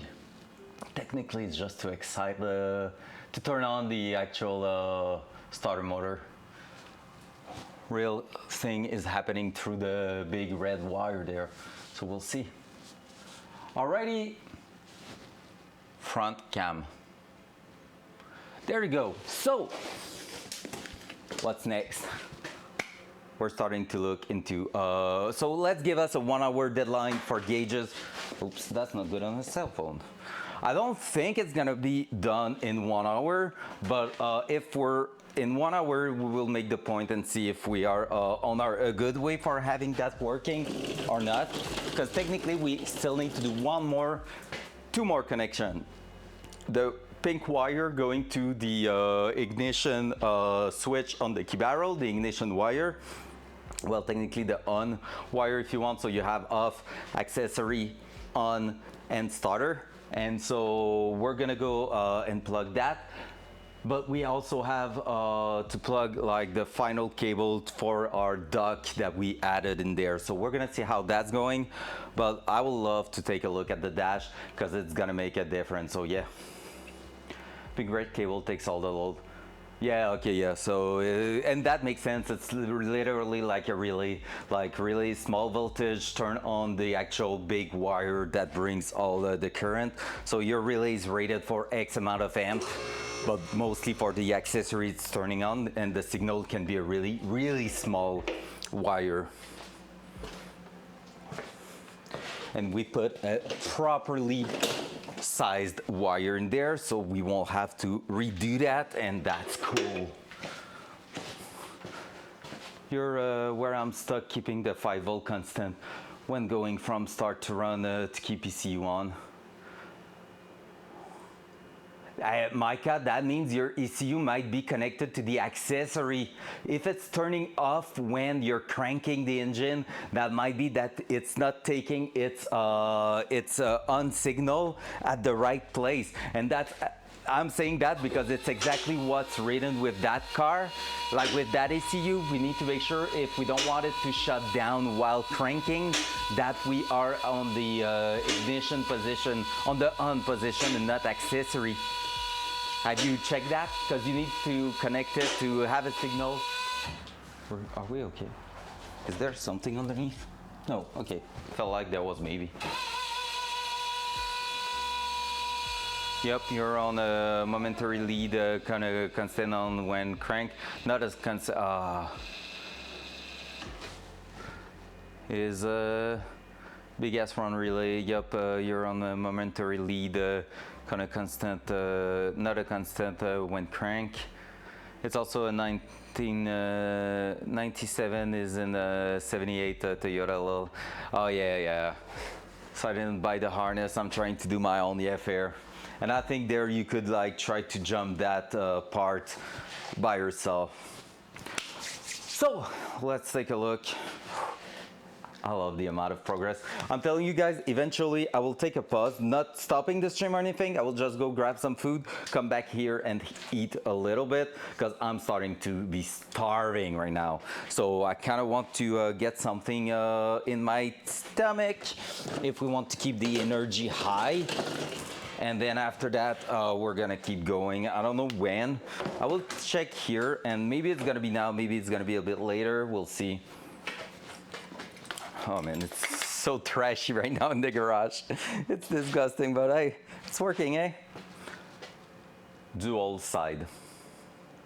So we're here, look at the dashboard. What I'm gonna take a look, I'm gonna flip it. So I'm gonna take the unit for the hoist away from here, and we're gonna check for anything down there that could help us go through the car. So basically what I'm worried about is how hard it's gonna be to wire all the gauges. There's quite a lot of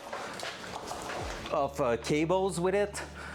So I'm kind of worried about it, but like at the same time, I feel like I have a good idea of where I'm gonna go through the firewall, and it might be where we had our actual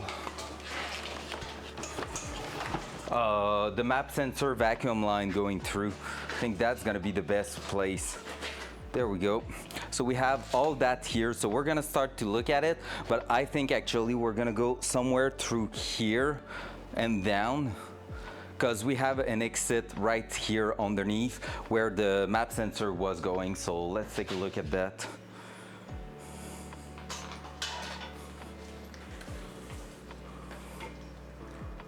There we go. No way FI is way to go, my man. I mean, it's easy to carburate a car, hard to make it run great at all time. And maintaining it, it's like also easy, but it requires way more maintenance, I feel like. So there's that. So we're gonna have to take a look at all those things here, because basically we have to make sure what's going on with all those wires. So we're gonna have some power for the wires, we're gonna have some plug for the sensors. So that's what we need to take a look at and make sure we know exactly what's what. So yeah, let's do that. I'm gonna bring back some of the wiring looms here. Just so right here we have everything we need. So obviously the in out, I won't need that at all. We're gonna go right with those ones. Same here. That here. That one has just one, nice. That one too, so it's that one with the dual setup that is gonna be a bit harder. That one should be the connector for the map sensor inside the car. We're gonna take a look at it. 8-pin, looking like a CPU connector and stuff like that. That's cool.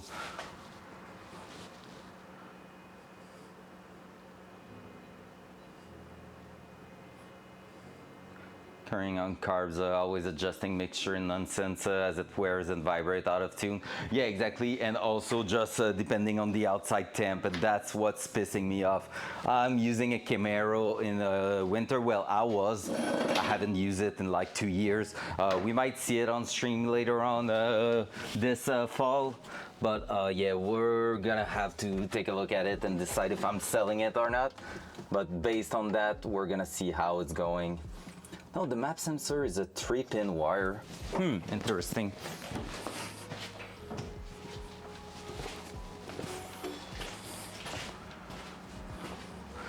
But yeah, you're always fiddling around and trying to find how it's working. So everything's in here. I don't know what that one is. Oh, that's gonna be the actual wideband sensor. Wideband. And here we have, all right, let's grab the instruction and start looking at it. We're gonna be making everything working great together. So we have our wideband here, cannot put it back just yet. So I'm gonna leave it at the back here. We need to make sure we're not crushing it anywhere. Here we have the big cable, and yes, this is for the wideband. So that's one of the bigger cable we have to run through the car. That one's gonna go on the driver's side part of it. But there we go. So we have that. This one is connecting right there to send the data of the wideband through here. Should be pretty easy to get it running. We'll see where we're pushing it inside. I really wish I could put all that through the hole we put our actual map sensor stuff, because it's right behind technically the gauges, and that will make it so straightforward. But I'm starting to think that it's gonna be asking too much from that little hole. Sounds weird saying like that. We're all the way at the back here. That could run all the way through here. That will be cool. Let me connect it. Click. Well, actually,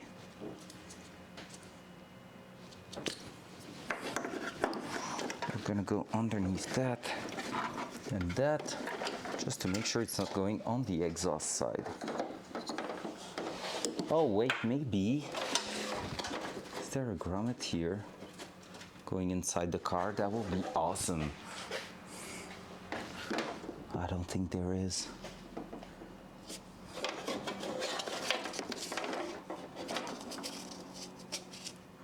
Washer pump connector, fair.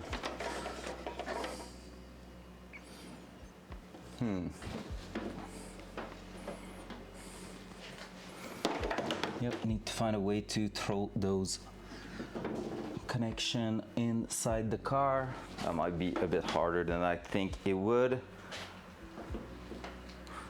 Let's see. All right, I'm back. Have we started already? Nah, not yet. We're pretty much up there, Rack. Basically, right now everything is plugged. Everything could, I could start the procedure to boot the ECU, do some testing and stuff, start filling the oils and stuff like that. I want to give myself about an hour to just take a look. I would love to have my gauges and like all my dash back in place and operating properly. If in an hour we're not close enough, we're gonna jump to the procedure. So, cause that's not a must. I'm gonna be right back. I'm gonna run to the bathroom again. I drank way too much coffee this morning. Man, I'm just like, it's already like 15 to 20 minutes. I'm like, oh, I'm gonna have to run to the bathroom eventually. And so now's the moment. So be right back, guys.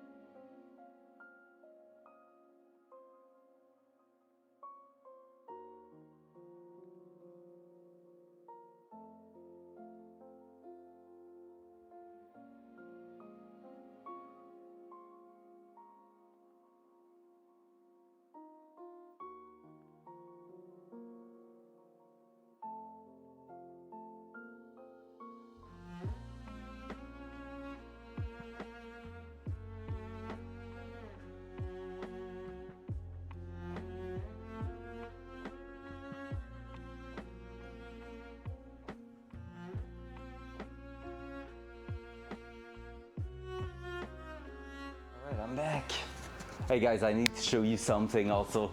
I was chatting with the girlfriend and all at the moment, and I just realized I didn't show you something. Last night at the campfire, a couple of friends showed with a gift for me, like a late birthday gift. And I was like, what the heck? But it was because I just turned 30 years old, and they give me that. And this is freaking awesome. It is a gin. It is a freaking gin in an old oil can from back in the days, like the old type of oil can. And so it's freaking cool. Already open because obviously we tested it. But look at this. That's freaking sick. I love that. Like, when I'm gonna be done drinking that, it's gonna be somewhere in here or maybe in my background under the gaming background. I don't like gin, but that's super neat. Yeah, I know, I love gin, so I'm gonna obviously drink it. But like, to be fair, freaking sick. Like, such a good attention. Like I was saying, like the people I was with last night, they're not car people at all. So I was also quite surprised from them to grabbing something like that. It was so cool. So cool. Freaking nice. All right, let's take a look here. We're gonna try to get that going. So basically one cable to get through at least over there. We're gonna also check for the different type of cables. So let me grab all the rest of it. And yeah, should be pretty straightforward at some point. But we still have a bit of electricity to do. But at the same time, we're gonna be also close to what we need to work on with those. So that's why I'm looking forward for that. So that's going on the out port, I think. No, it's probably the in port, that one. Yeah, the in is probably for that cable to tune in the actual cable here. So we need to leave that visible at some point, or we're gonna remove that and work with it, because we have tuning cables basically with it, and like the programming cable like that, and we're gonna be working with that to take a look and adjust everything the way we want it to be. What's that here? What the heck is that? Why do I have a big freaking thingy? Okay, I need to take a look in all of them. If everything's that simple. That's a simple cable to put through. But here we have one with a big relay and all that. So first gauge, the one all the way to the left. I will love that as a GIF, very thoughtful and fun. Yeah, I know, right? It's really sick. Appreciate it a lot. So here we go, first gauge, dual side. There we go, it is the turbo pressure and AFR. We can switch the view there. I will probably put the AFR. I do believe it is more important than the boost pressure, because like the way it's using the gas is more important for me. So we have a sensor cable, map sensor cable, the 3-pin. The 2-pin is the relay connector, which I'm not sure how you use that one, so we're gonna read. So connect the red wire to an isolate switch 12 volt source in your vehicle. A switch 12 volt source goes on as soon as key on. Power is active. The circuit to which you will put power from should be able to support 3 amp draw. Make sure this connection is protected with a 5 amp fuse. So I'm planning to do all that with basically plugging all of them, so, and doing 3 times 5 amp, because since it's 3 amp we're gonna have like up to 9 amp of draw. We're gonna put a 15 amp circuit in there and just make everything works. So there's that. And so yeah, we're gonna take a look. Okay, single. Oh, they gave a relay with that one.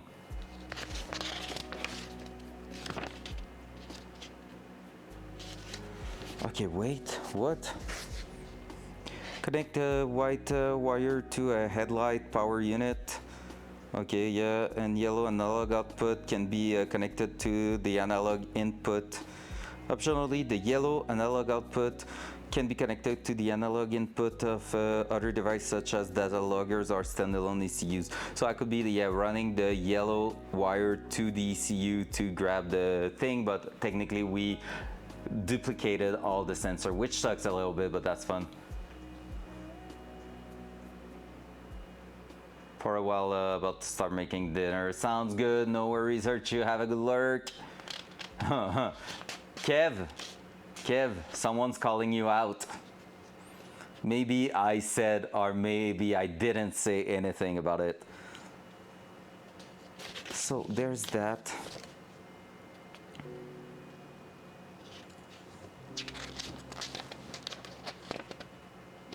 Power safe relay. Power safe function by intercepting one or two of the two boost control leads with the included relay. Okay, that's not the one we're looking for. So yeah, we're not gonna bring anything to the ECU itself because it has its own stuff, but we're gonna take a look at that. Oh, and is there a shift light on that one? I think there might be. But yeah, we'll see. So, okay, that one, they are giving us a relay, so we could technically bring everything through that relay, I think, just because it is a 40 amp relay, so it can trigger everything technically. But like, now that being said, do I need to splice the wire and bring everything in here? Because is that technically powering? I'm unsure. Let's start reading even more.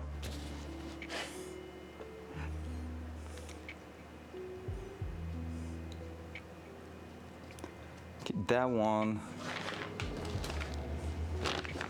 Okay, yeah, that's how it is. So basically we can go with 86 a fuse, so it's the yellow cable, I think, that's gonna go there with a fuse and like the 15 amp circuit we want. So inline fuse holder with a 1 amp fuse, but we're gonna go oh no, because that's the signal, so it's just to prevent any load on top.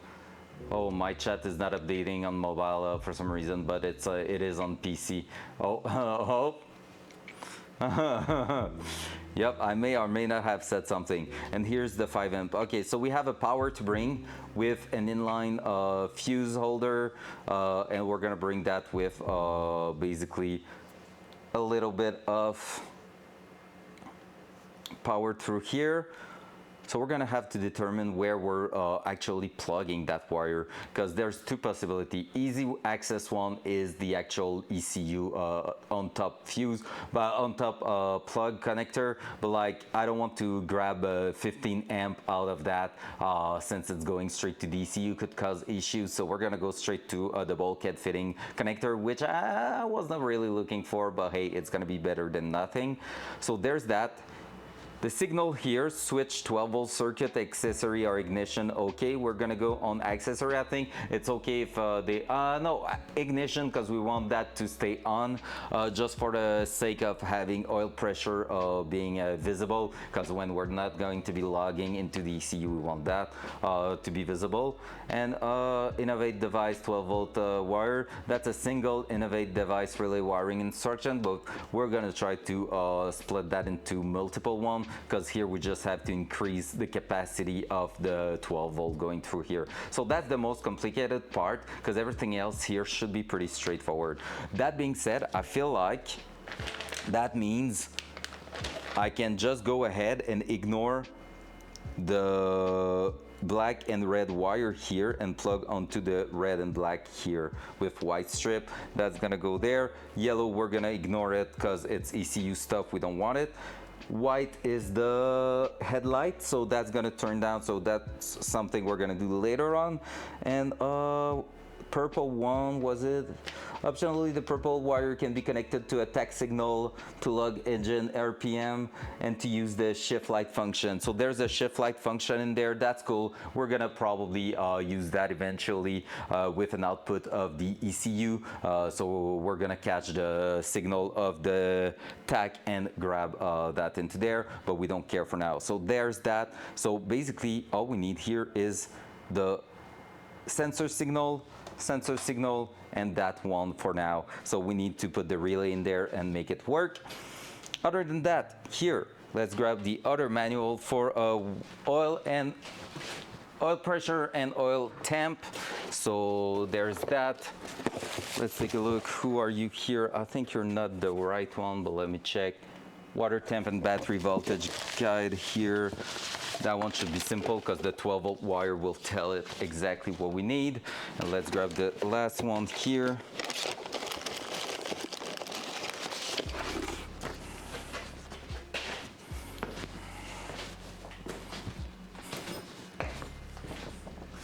So here, what do we have? We have that, perfect. And then we're gonna have that too. Take a look at that. Okay. Maybe my first, okay, oh, my chat is not, okay. Maybe my first plan was to propose to grab some for me and my girlfriend at the same time, but it looks like it's going to be a long evening if Anto wants to make it happen. Yeah, I don't think it will be tonight, to be fair. But I will be down to go in. I don't know if you ever went to some all-you-can-eat places in Quebec, like the Sakura Sushi and stuff like that. If so, that could be a nice one to go to. Okay, so the wiring, oil pressure sensor, ground. Wait, why is there a ground there? We're not grounding it by ourselves, are we? Out, in, we don't care. So the red, same thing, switched. 12-volt thingy. We're gonna try to make it, to hack it with the relay. Black ground, white headlight. So we just need the black and red for now. Oil pressure is the 3-pin. And okay, so in here we have 3-pin oil pressure and 2-pin is the actual oil temp. Okay, and it's because there's a ground in it, but it's going with the black wire here, I think. So oil temp sensor and oil pressure sensor. So we're gonna try to bring all those two. That should be also straightforward. So we need to look in the engine bay. And then here, same thing, 2 connectors. I don't know why 2 on that one. That's interesting, because technically could take only the 12-volt right here. Let's take a look at the last manual there and see what's up with it.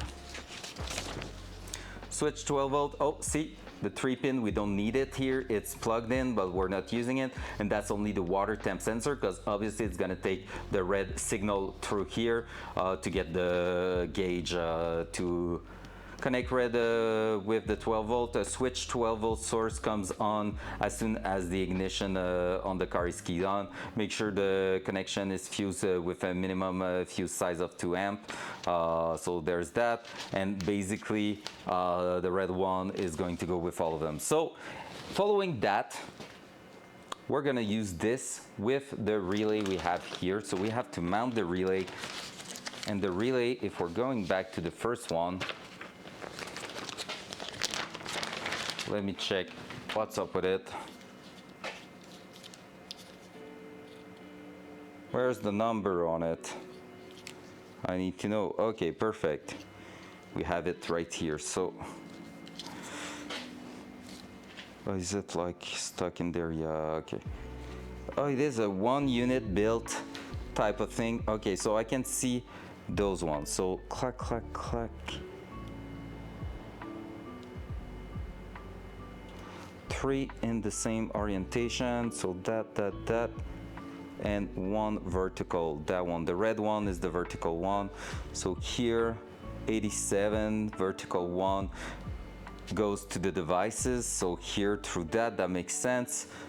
Ground on the other side there.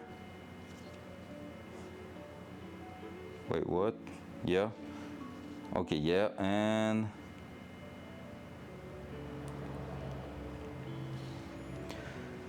so 86. Okay, so that here is going to the actual device, right? It has to be.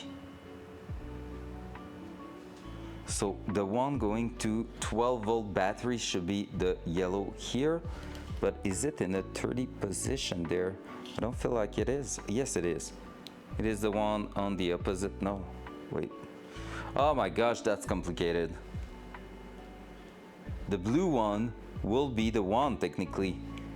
Same one on the opposite side there, 30. Fuck off, Siphon. How you doing, sir? Welcome back. So the blue one, 30 right here. Let's take a look closely. So let's try to put it on the same orientation right there.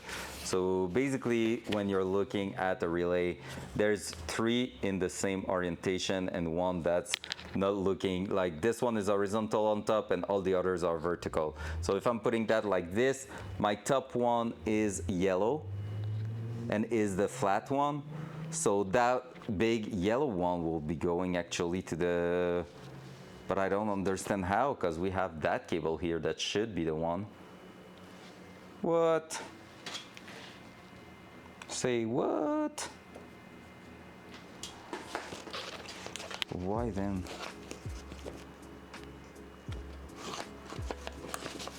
I really don't get it. Don't cut the blue wire, I will try. So the blue one will be the car battery, the yellow one will go to the devices, and the red one will be the one connecting to the switched stuff. The relay diagram below is intended for use to power the gauge. If it is not for the power safe relays operation. Power safe relays operation, okay. Fair. I'm thinking about doing everything by myself at this point. It's gonna be so much easier.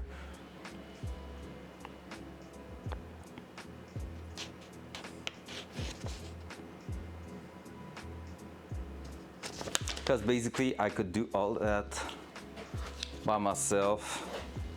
I just feel like this is kind of easy. But I can feel like it's not properly wired, which sucks. But at the same time, it probably is, I guess. But it's just that, if I'm looking here, because I have one I was supposed to use. There's one I was supposed to use here. So basically, if I was to look at this one, tuck, tuck, tuck. And where's the number here? There has to be the numbers, right? Oop.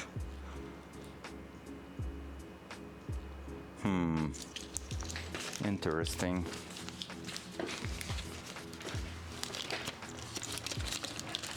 And I had a relay also somewhere in here. Not sure. Oh, fuck my life. Did a mess. But it's okay. We're gonna live through it. There it is. There's the relay. So let me check how that one is wired. Okay, so it is different technically, but it is like that, kind of. Oh yeah, those one are vertical, so that's going like that. There we go. So we're gonna just take that.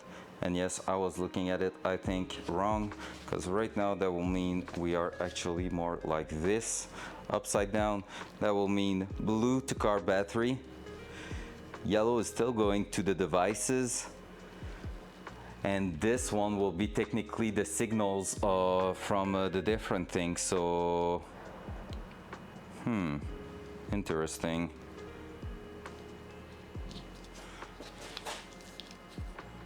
Because what I'm thinking about right now is just to build my own thing. I could connect pretty much all the red wires together, all the black wires together. I could ground it anywhere. Black should be grounded to a solid ground source. The best possible ground source will be a battery ground, which is fair. So I could connect all that together, all the black one together. Bring that, bring the black one straight to the actual battery terminal, and then bring the red one to relay, and from there I could use the relay to actually like work around with, I don't know if it's clear, but like to work with actually the ignition switch as a signal and a straight 12 volt going through there. And I think that's gonna be what we're gonna be doing. So I'm gonna be connecting all these together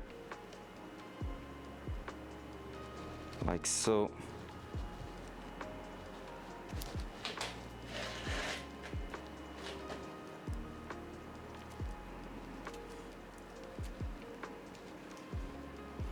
We're gonna build our own 15 amp setup and just connect the sensors. I think it's gonna be the easiest, the quickest way to do it, and easy to also do the lighting setup after that.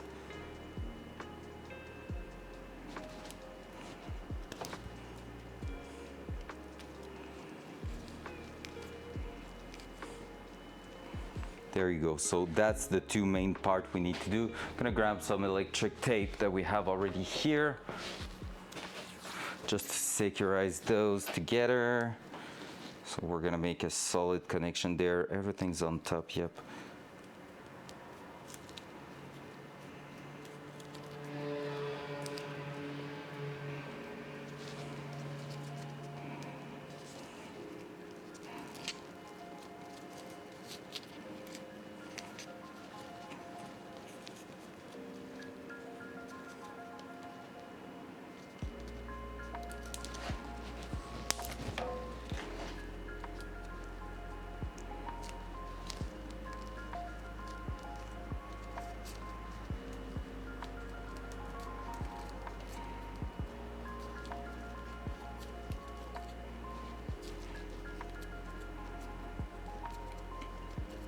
So I'm just making sure we secured those wires together. See the black one already split apart. So we're gonna redo the connection here,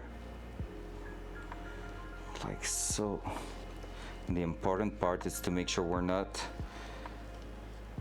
messing around too much with the sensor connector. So let's do that here. Let's do that there. So these one, I don't want them to live away from their cable. Here we go. The white one was what already? Headlights, so that's the one we're gonna need. And the purple one, we won't need it because it's well, the white one we might bring that eventually for a shift light, which is always cool to have. There we go. We might merge the white one too, just to make a cleaner setup already. At least try to.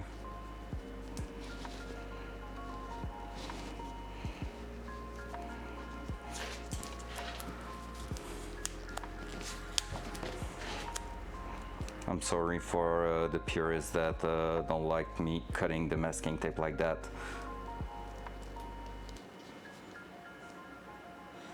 That, and that.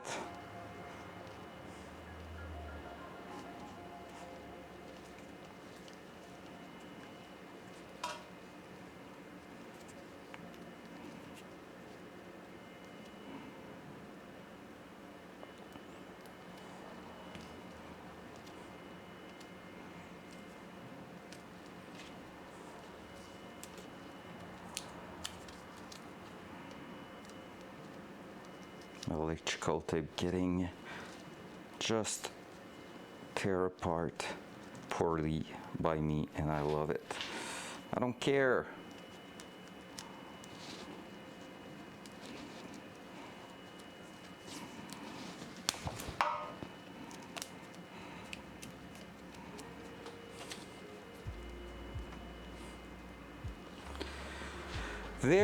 There, and there we have all we need. Here is the one, and let's undo that like this, like that. Might want to wrap that. I'm gonna try to make a proper clean wiring loom for the gauges. That's why I give myself a little hour there. Just because it will be cool to have them turning on when we are about to start and crank the car, because basically my actual oil pressure right here is going to be close to the oil pump, so we might see pressure first here before seeing it on top of the engine, not by a long amount of time of difference, but still like might be something possible. So technically that one we don't need it, I think, if I'm not wrong, because the small one is the relay and we don't need the relay, we just need the map sensor here and that one for the wideband sensor. So because we're gonna be going through that, and so the 2-pin relays, it's really only if we are bypassing the one, but since we're running multiple one together, there's that, and those two don't need to go anywhere there, so we're just gonna do that and just connect them here. Gonna keep them together.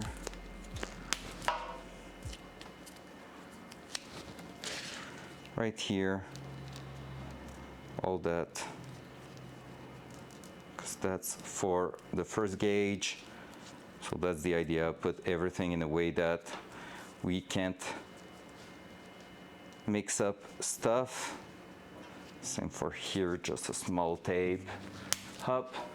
What's up, Sam? Make it run on brake cleaner, only no injector. Why? We're gonna be cranking on the starter motor. It needs to run properly for a heat cycle, technically. We don't want to just hear it for half a second. Yeah, it's not part of the deal. Sadly. So that, and here, I don't know if I want to do that, but I guess it will be the best to just tape that and then track back. I don't like it. I think for now that will be technically the best, and we can wrap that once everything is plugged in. Quite easy to follow, so.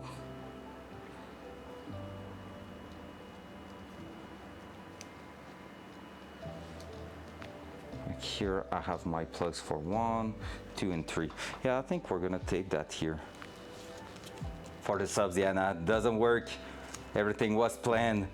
They won't allow that.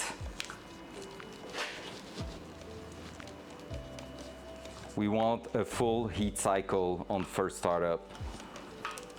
Like full heat cycle-ish. I mean, I think if it's running for 10 minutes and then we have to stop it for XYZ reason, I think it's still like should count, but that's gonna be up to people, I guess, if that happened. But like otherwise, yeah, we need to hear it run for a while. All right, we're pretty much up there. We're gonna bring that to the ignition part of it. Then we're gonna bring, so ignition, grounding that to the battery, white wire, not for now. We need this different sensors, and actually no, that one's going to a relay, and that's the part we can do right now. Technically, if I was to use the diagram there, but it's just I will have to cut their thing. I'm gonna use a generic relay just for the sake of making things a little bit more simple to track. So here I won't need the metal pin there, so let me check if that one is easy to undo, or if I'm just going to cut it like I did on the other one. Where's my unpinning tool there? But yeah, I'm confident we can try to make to get the subs. I believe. I wanna believe. I'm a believer.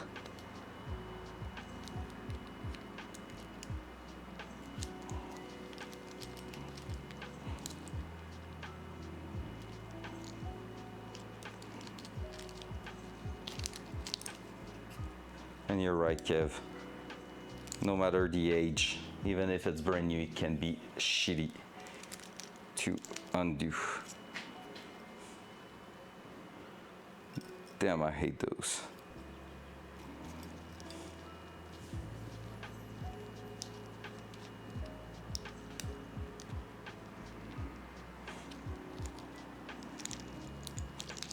I'm just going to cut it.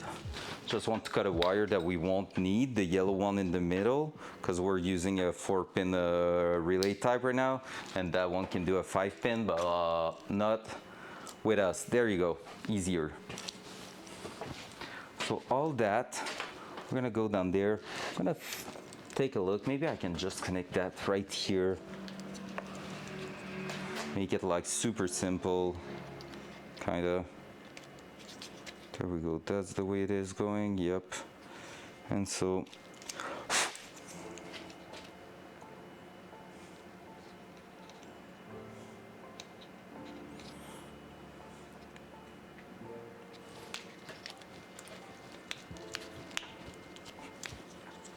there we go, we're gonna mount that right there. Won't be in the way of anything. And we can just tie wrap it for now and rework that later on. I say a lot of later on today. Cell phone over there. I know I have a diagram of relays. I always have to look at this. Hey, yo, we had some crazy average viewer today. Honestly, guys, big day. Thank you so much. Maybe the title is a clickbait, maybe not, because we do aim at starting that. But thank you so much for being here. Appreciate that.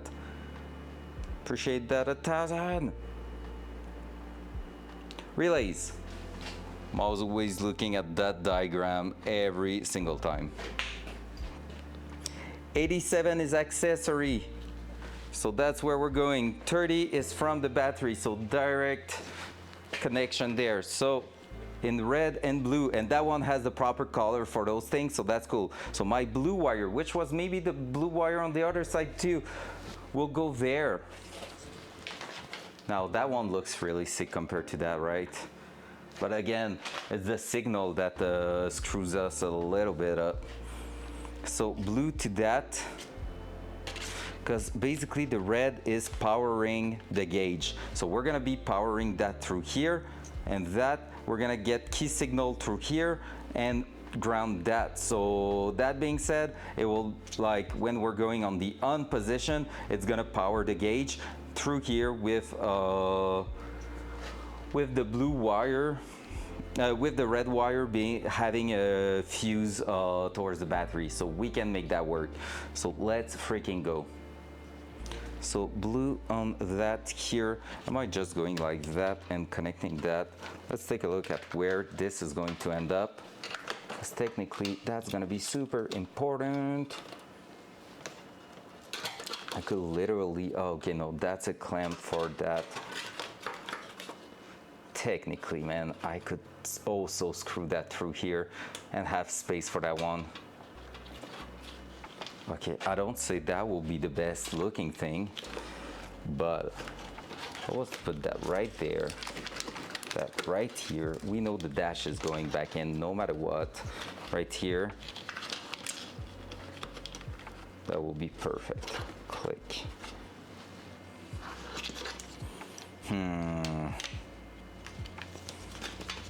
That screw here seems like it wants to have a relay in it. I don't know if you can. Oh, I just broke the cam. Is it back? Nope. It's been a while, though, so I'm happy with it, but not at the same time, because it sucks it broke there. All right, I need to disconnect it entirely. Grr. Hey Sam, we had such a good day so far. We're almost getting there. Everything that needs to be done is done, kinda. But now we're doing some extras before going for the first startup. So yep, like right now that's extras. Like I just want the gauges and the dashboard and stuff like that. We have a bit of wiring, 2 wires left to connect, and we will be good. Front cam. So we're getting there. And after that, it's procedural. I'm gonna fill the radiator with just tap water, verify that it's not leaking. Then after that, flush it, coolant. So it's gonna also prevent any dust or anything that could have been in there. No, that's just a Starbucks, but Presso tea is top tier. The presso tee is just insanely good. All right, let's do that. Dual side. There we go.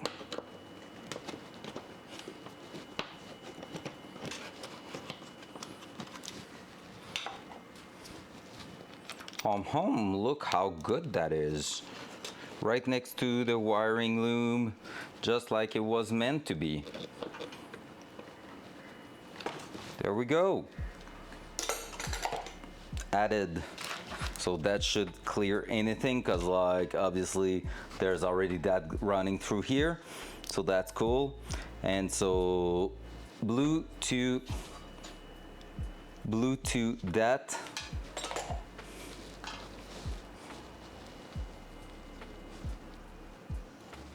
And come on, where's my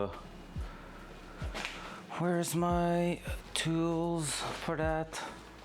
What was the last time we had to use it? Was here. Is it underneath the car? Shouldn't be. I hate when I'm losing my things. Is that on the hoist leg? No. I don't know where it is. I lost some tools. No. I'm dumb. So this stream isn't ending until the car is running, right? At least until we have the answer if it can run or not.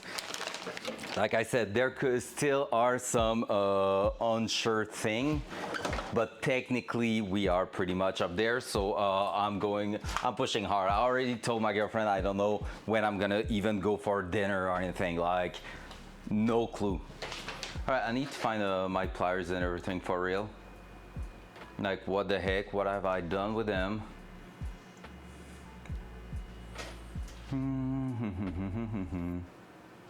What the fuck?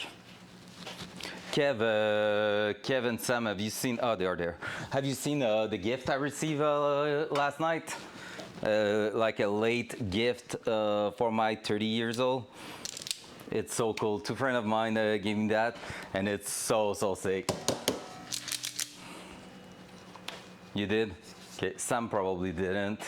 Okay, it's a gin front cam. It's a gin in that bottle, man. It's so sick. Made in Italy, by the way. Freaking nice. It's so cool. That's a gin bottle, man. Yep. It's not the greatest gin out there, but it's good. Like it's not bad, but like just the bottle itself, worth it. Dual side. Dual side. Let's open up our thing. So green is what already? It's gonna be the ground from the signal, I guess. No, switched 12 volt. Okay, yeah, so this is the signal and this is the ground of the signal. This is accessory, this is from battery. Perfect. Gotcha. So that here, we're gonna crimp that, put a shrink tube on top. Oh man, shrink tube, I'm starting to be low on those. I thought I bought some, but I can't find them, so I guess I didn't. That will be my style, to be fair. So I'm gonna grab those, see if I can work it out with them. These ones should be maybe okay. There's that. It's hard to guess with the 4:1 ratio. Like, they are really big, but at the same time it's 4:1, so we might be okay with those. Let's do that. Let's do that here. And we're gonna crimp. We're not soldering, we're just crimping because I'm a crimp fan. Here are the crimps. And we have the crimp pliers somewhere in here or there. I don't want anything to fall, but we're starting to pile up some stuff here. Where they found that gin? It was at the ACQ, like basic places. Did Daryl told you he tried the MX5 at Momani? No, but you told. Oh, it's to Kev, you're answering. I thought you were asking me, and I was like, dude, you told me. Wondering where they found that gin. Yeah, basically cut over there, one rear completed, and just want to install rear are a pain. For real? That sucks. I thought it will be easy. Don't know exactly how it's done to BRZ suspension.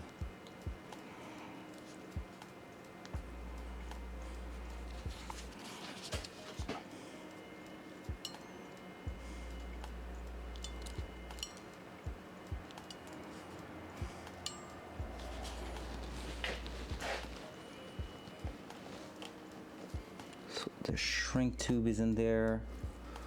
Let's place that on top here.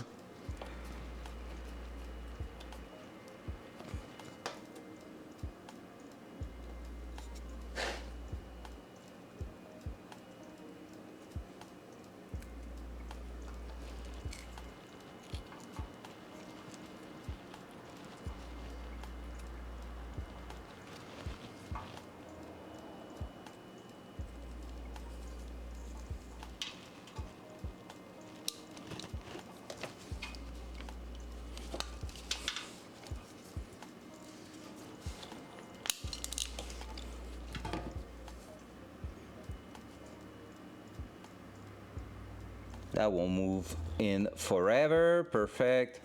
Let's try to see if that's good enough to shrink on there. Hup.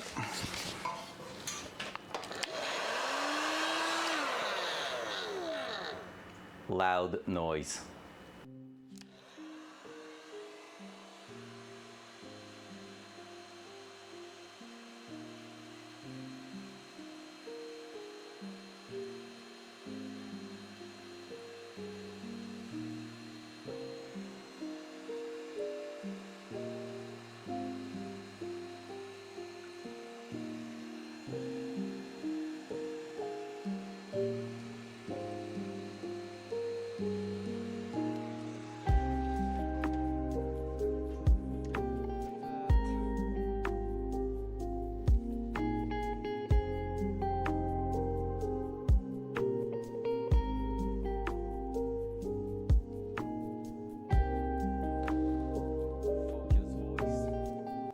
All right, so basically here, we're gonna be merging the ground from the gauges to the ground from the signal also, just so we can actually go ahead and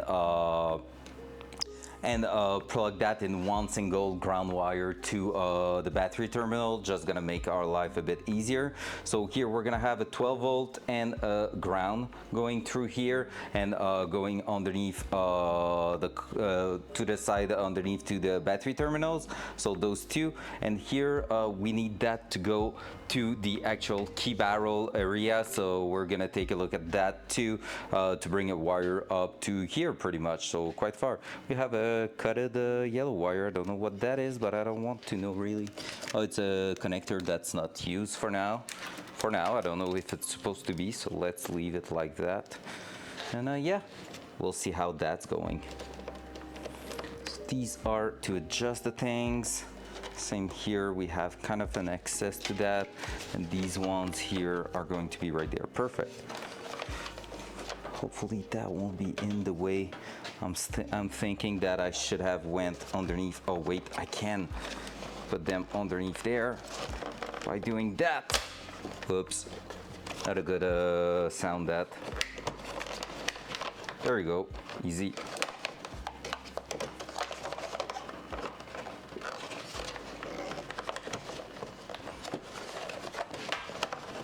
Maybe the vent won't be working in the same. Oh, okay, I see what they did there.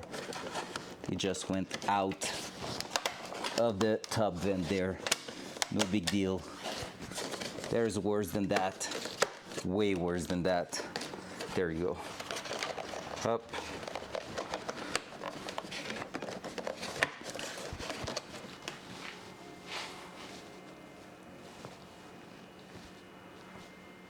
Align Samsung Mazda 2 and they went for test. He just tried the final version, power over 9,000 of the MX-5. I wish he had tried it before so he could see how it was very challenging. Right now the car feels so predictable and easy. It doesn't have a over or understeer. That's so sick. That's so perfect. That's what we want. All right. There we go. That is going to go in the car. Gonna bring already a 12 volt signal towards here. I have actually a green wire roll right here that we're gonna be using for that, just to stay consistent. Bought some today just to make sure. And since it's only for some really small current signal, we can go with quite a tiny wire right here. It won't be a big deal. And that should be plenty.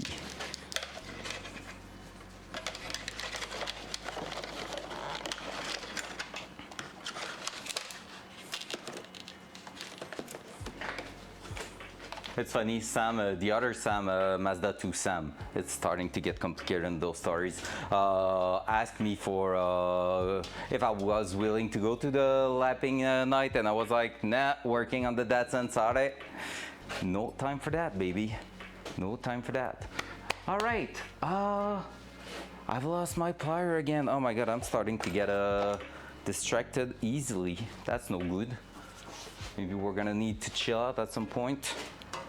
So I had my pliers to undo the wire thingy. I was just smashing that. Then I put all my stuff, there they are. They were just hidden. So right here, we're gonna do that. Gonna do that. Bit of the same thing. We're gonna go ahead, pull one of those. We're gonna crimp that together and make sure we have plenty visible so we don't have any drama trying to crimp them. There you go.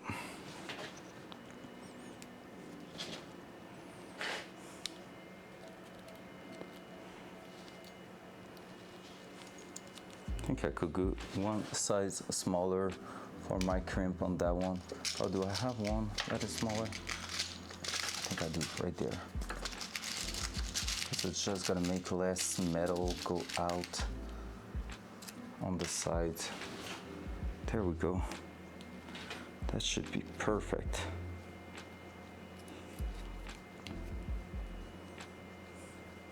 So I'm always trying to start it in the plier itself.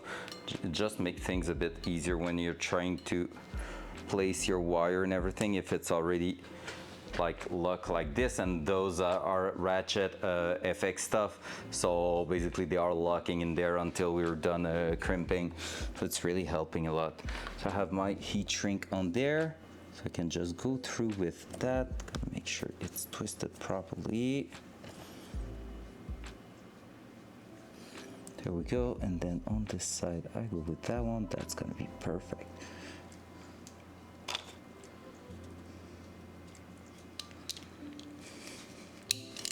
There we go. Sometimes making it a little funky thing, but like honestly it's working great. So like this is connected, and since it's a mechanical crimp like that, it won't undo itself for no reason, and it's like soldering that will just destroy itself. It was cool, but there was so many traffic. It was one of the worst time I've seen. That sucks. Even late during the evening. Loud noise.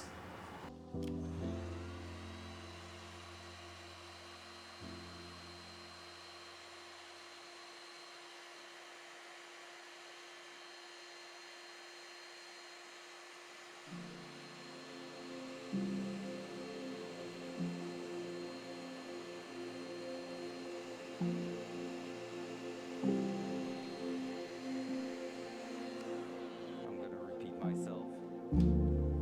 Focus voice. Focus voice. All right, I'm gonna repeat myself, but 4-to-1 ratio, each shrink is the best. Such a tiny wire, and we went from something that big and it shrank all the way to close perfectly around that wire. That's insane. That's totally insane.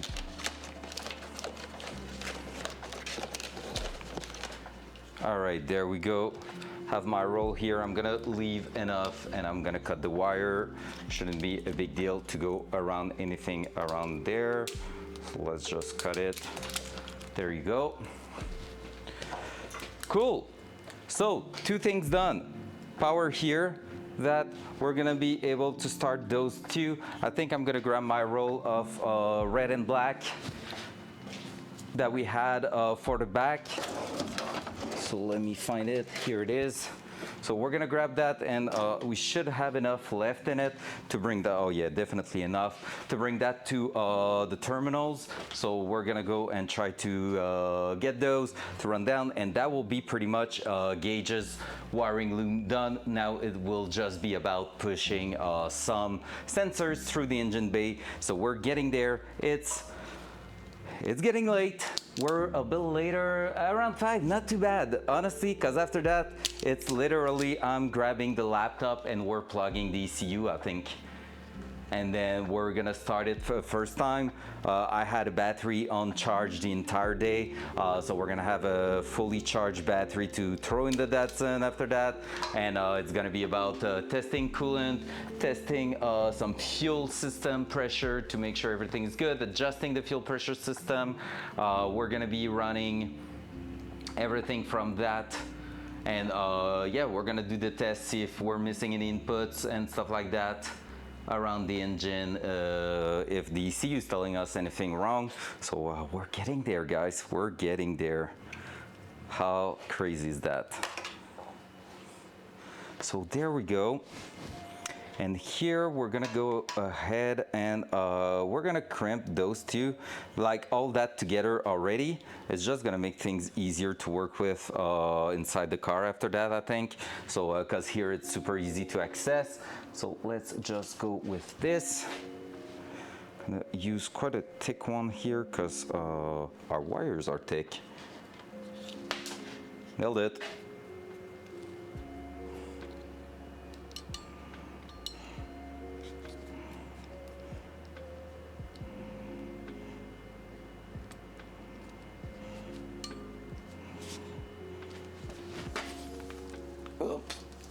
There you go. Let's put back that.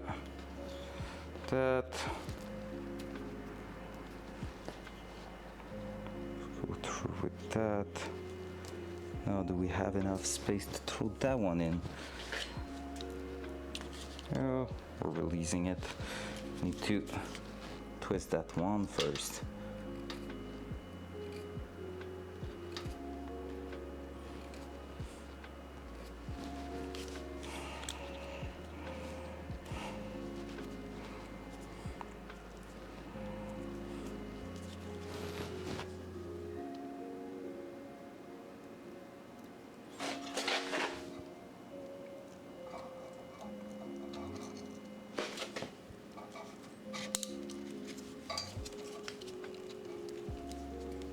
That one we won't be able to go all the way to the bottom, too much wire there. Grab a wrench and open it up, force it open. You'll not the best one. Let's hide it. There you go, perfect.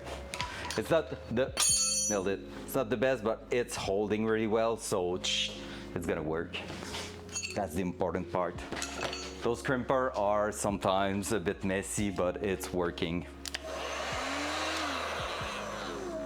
Loud noise.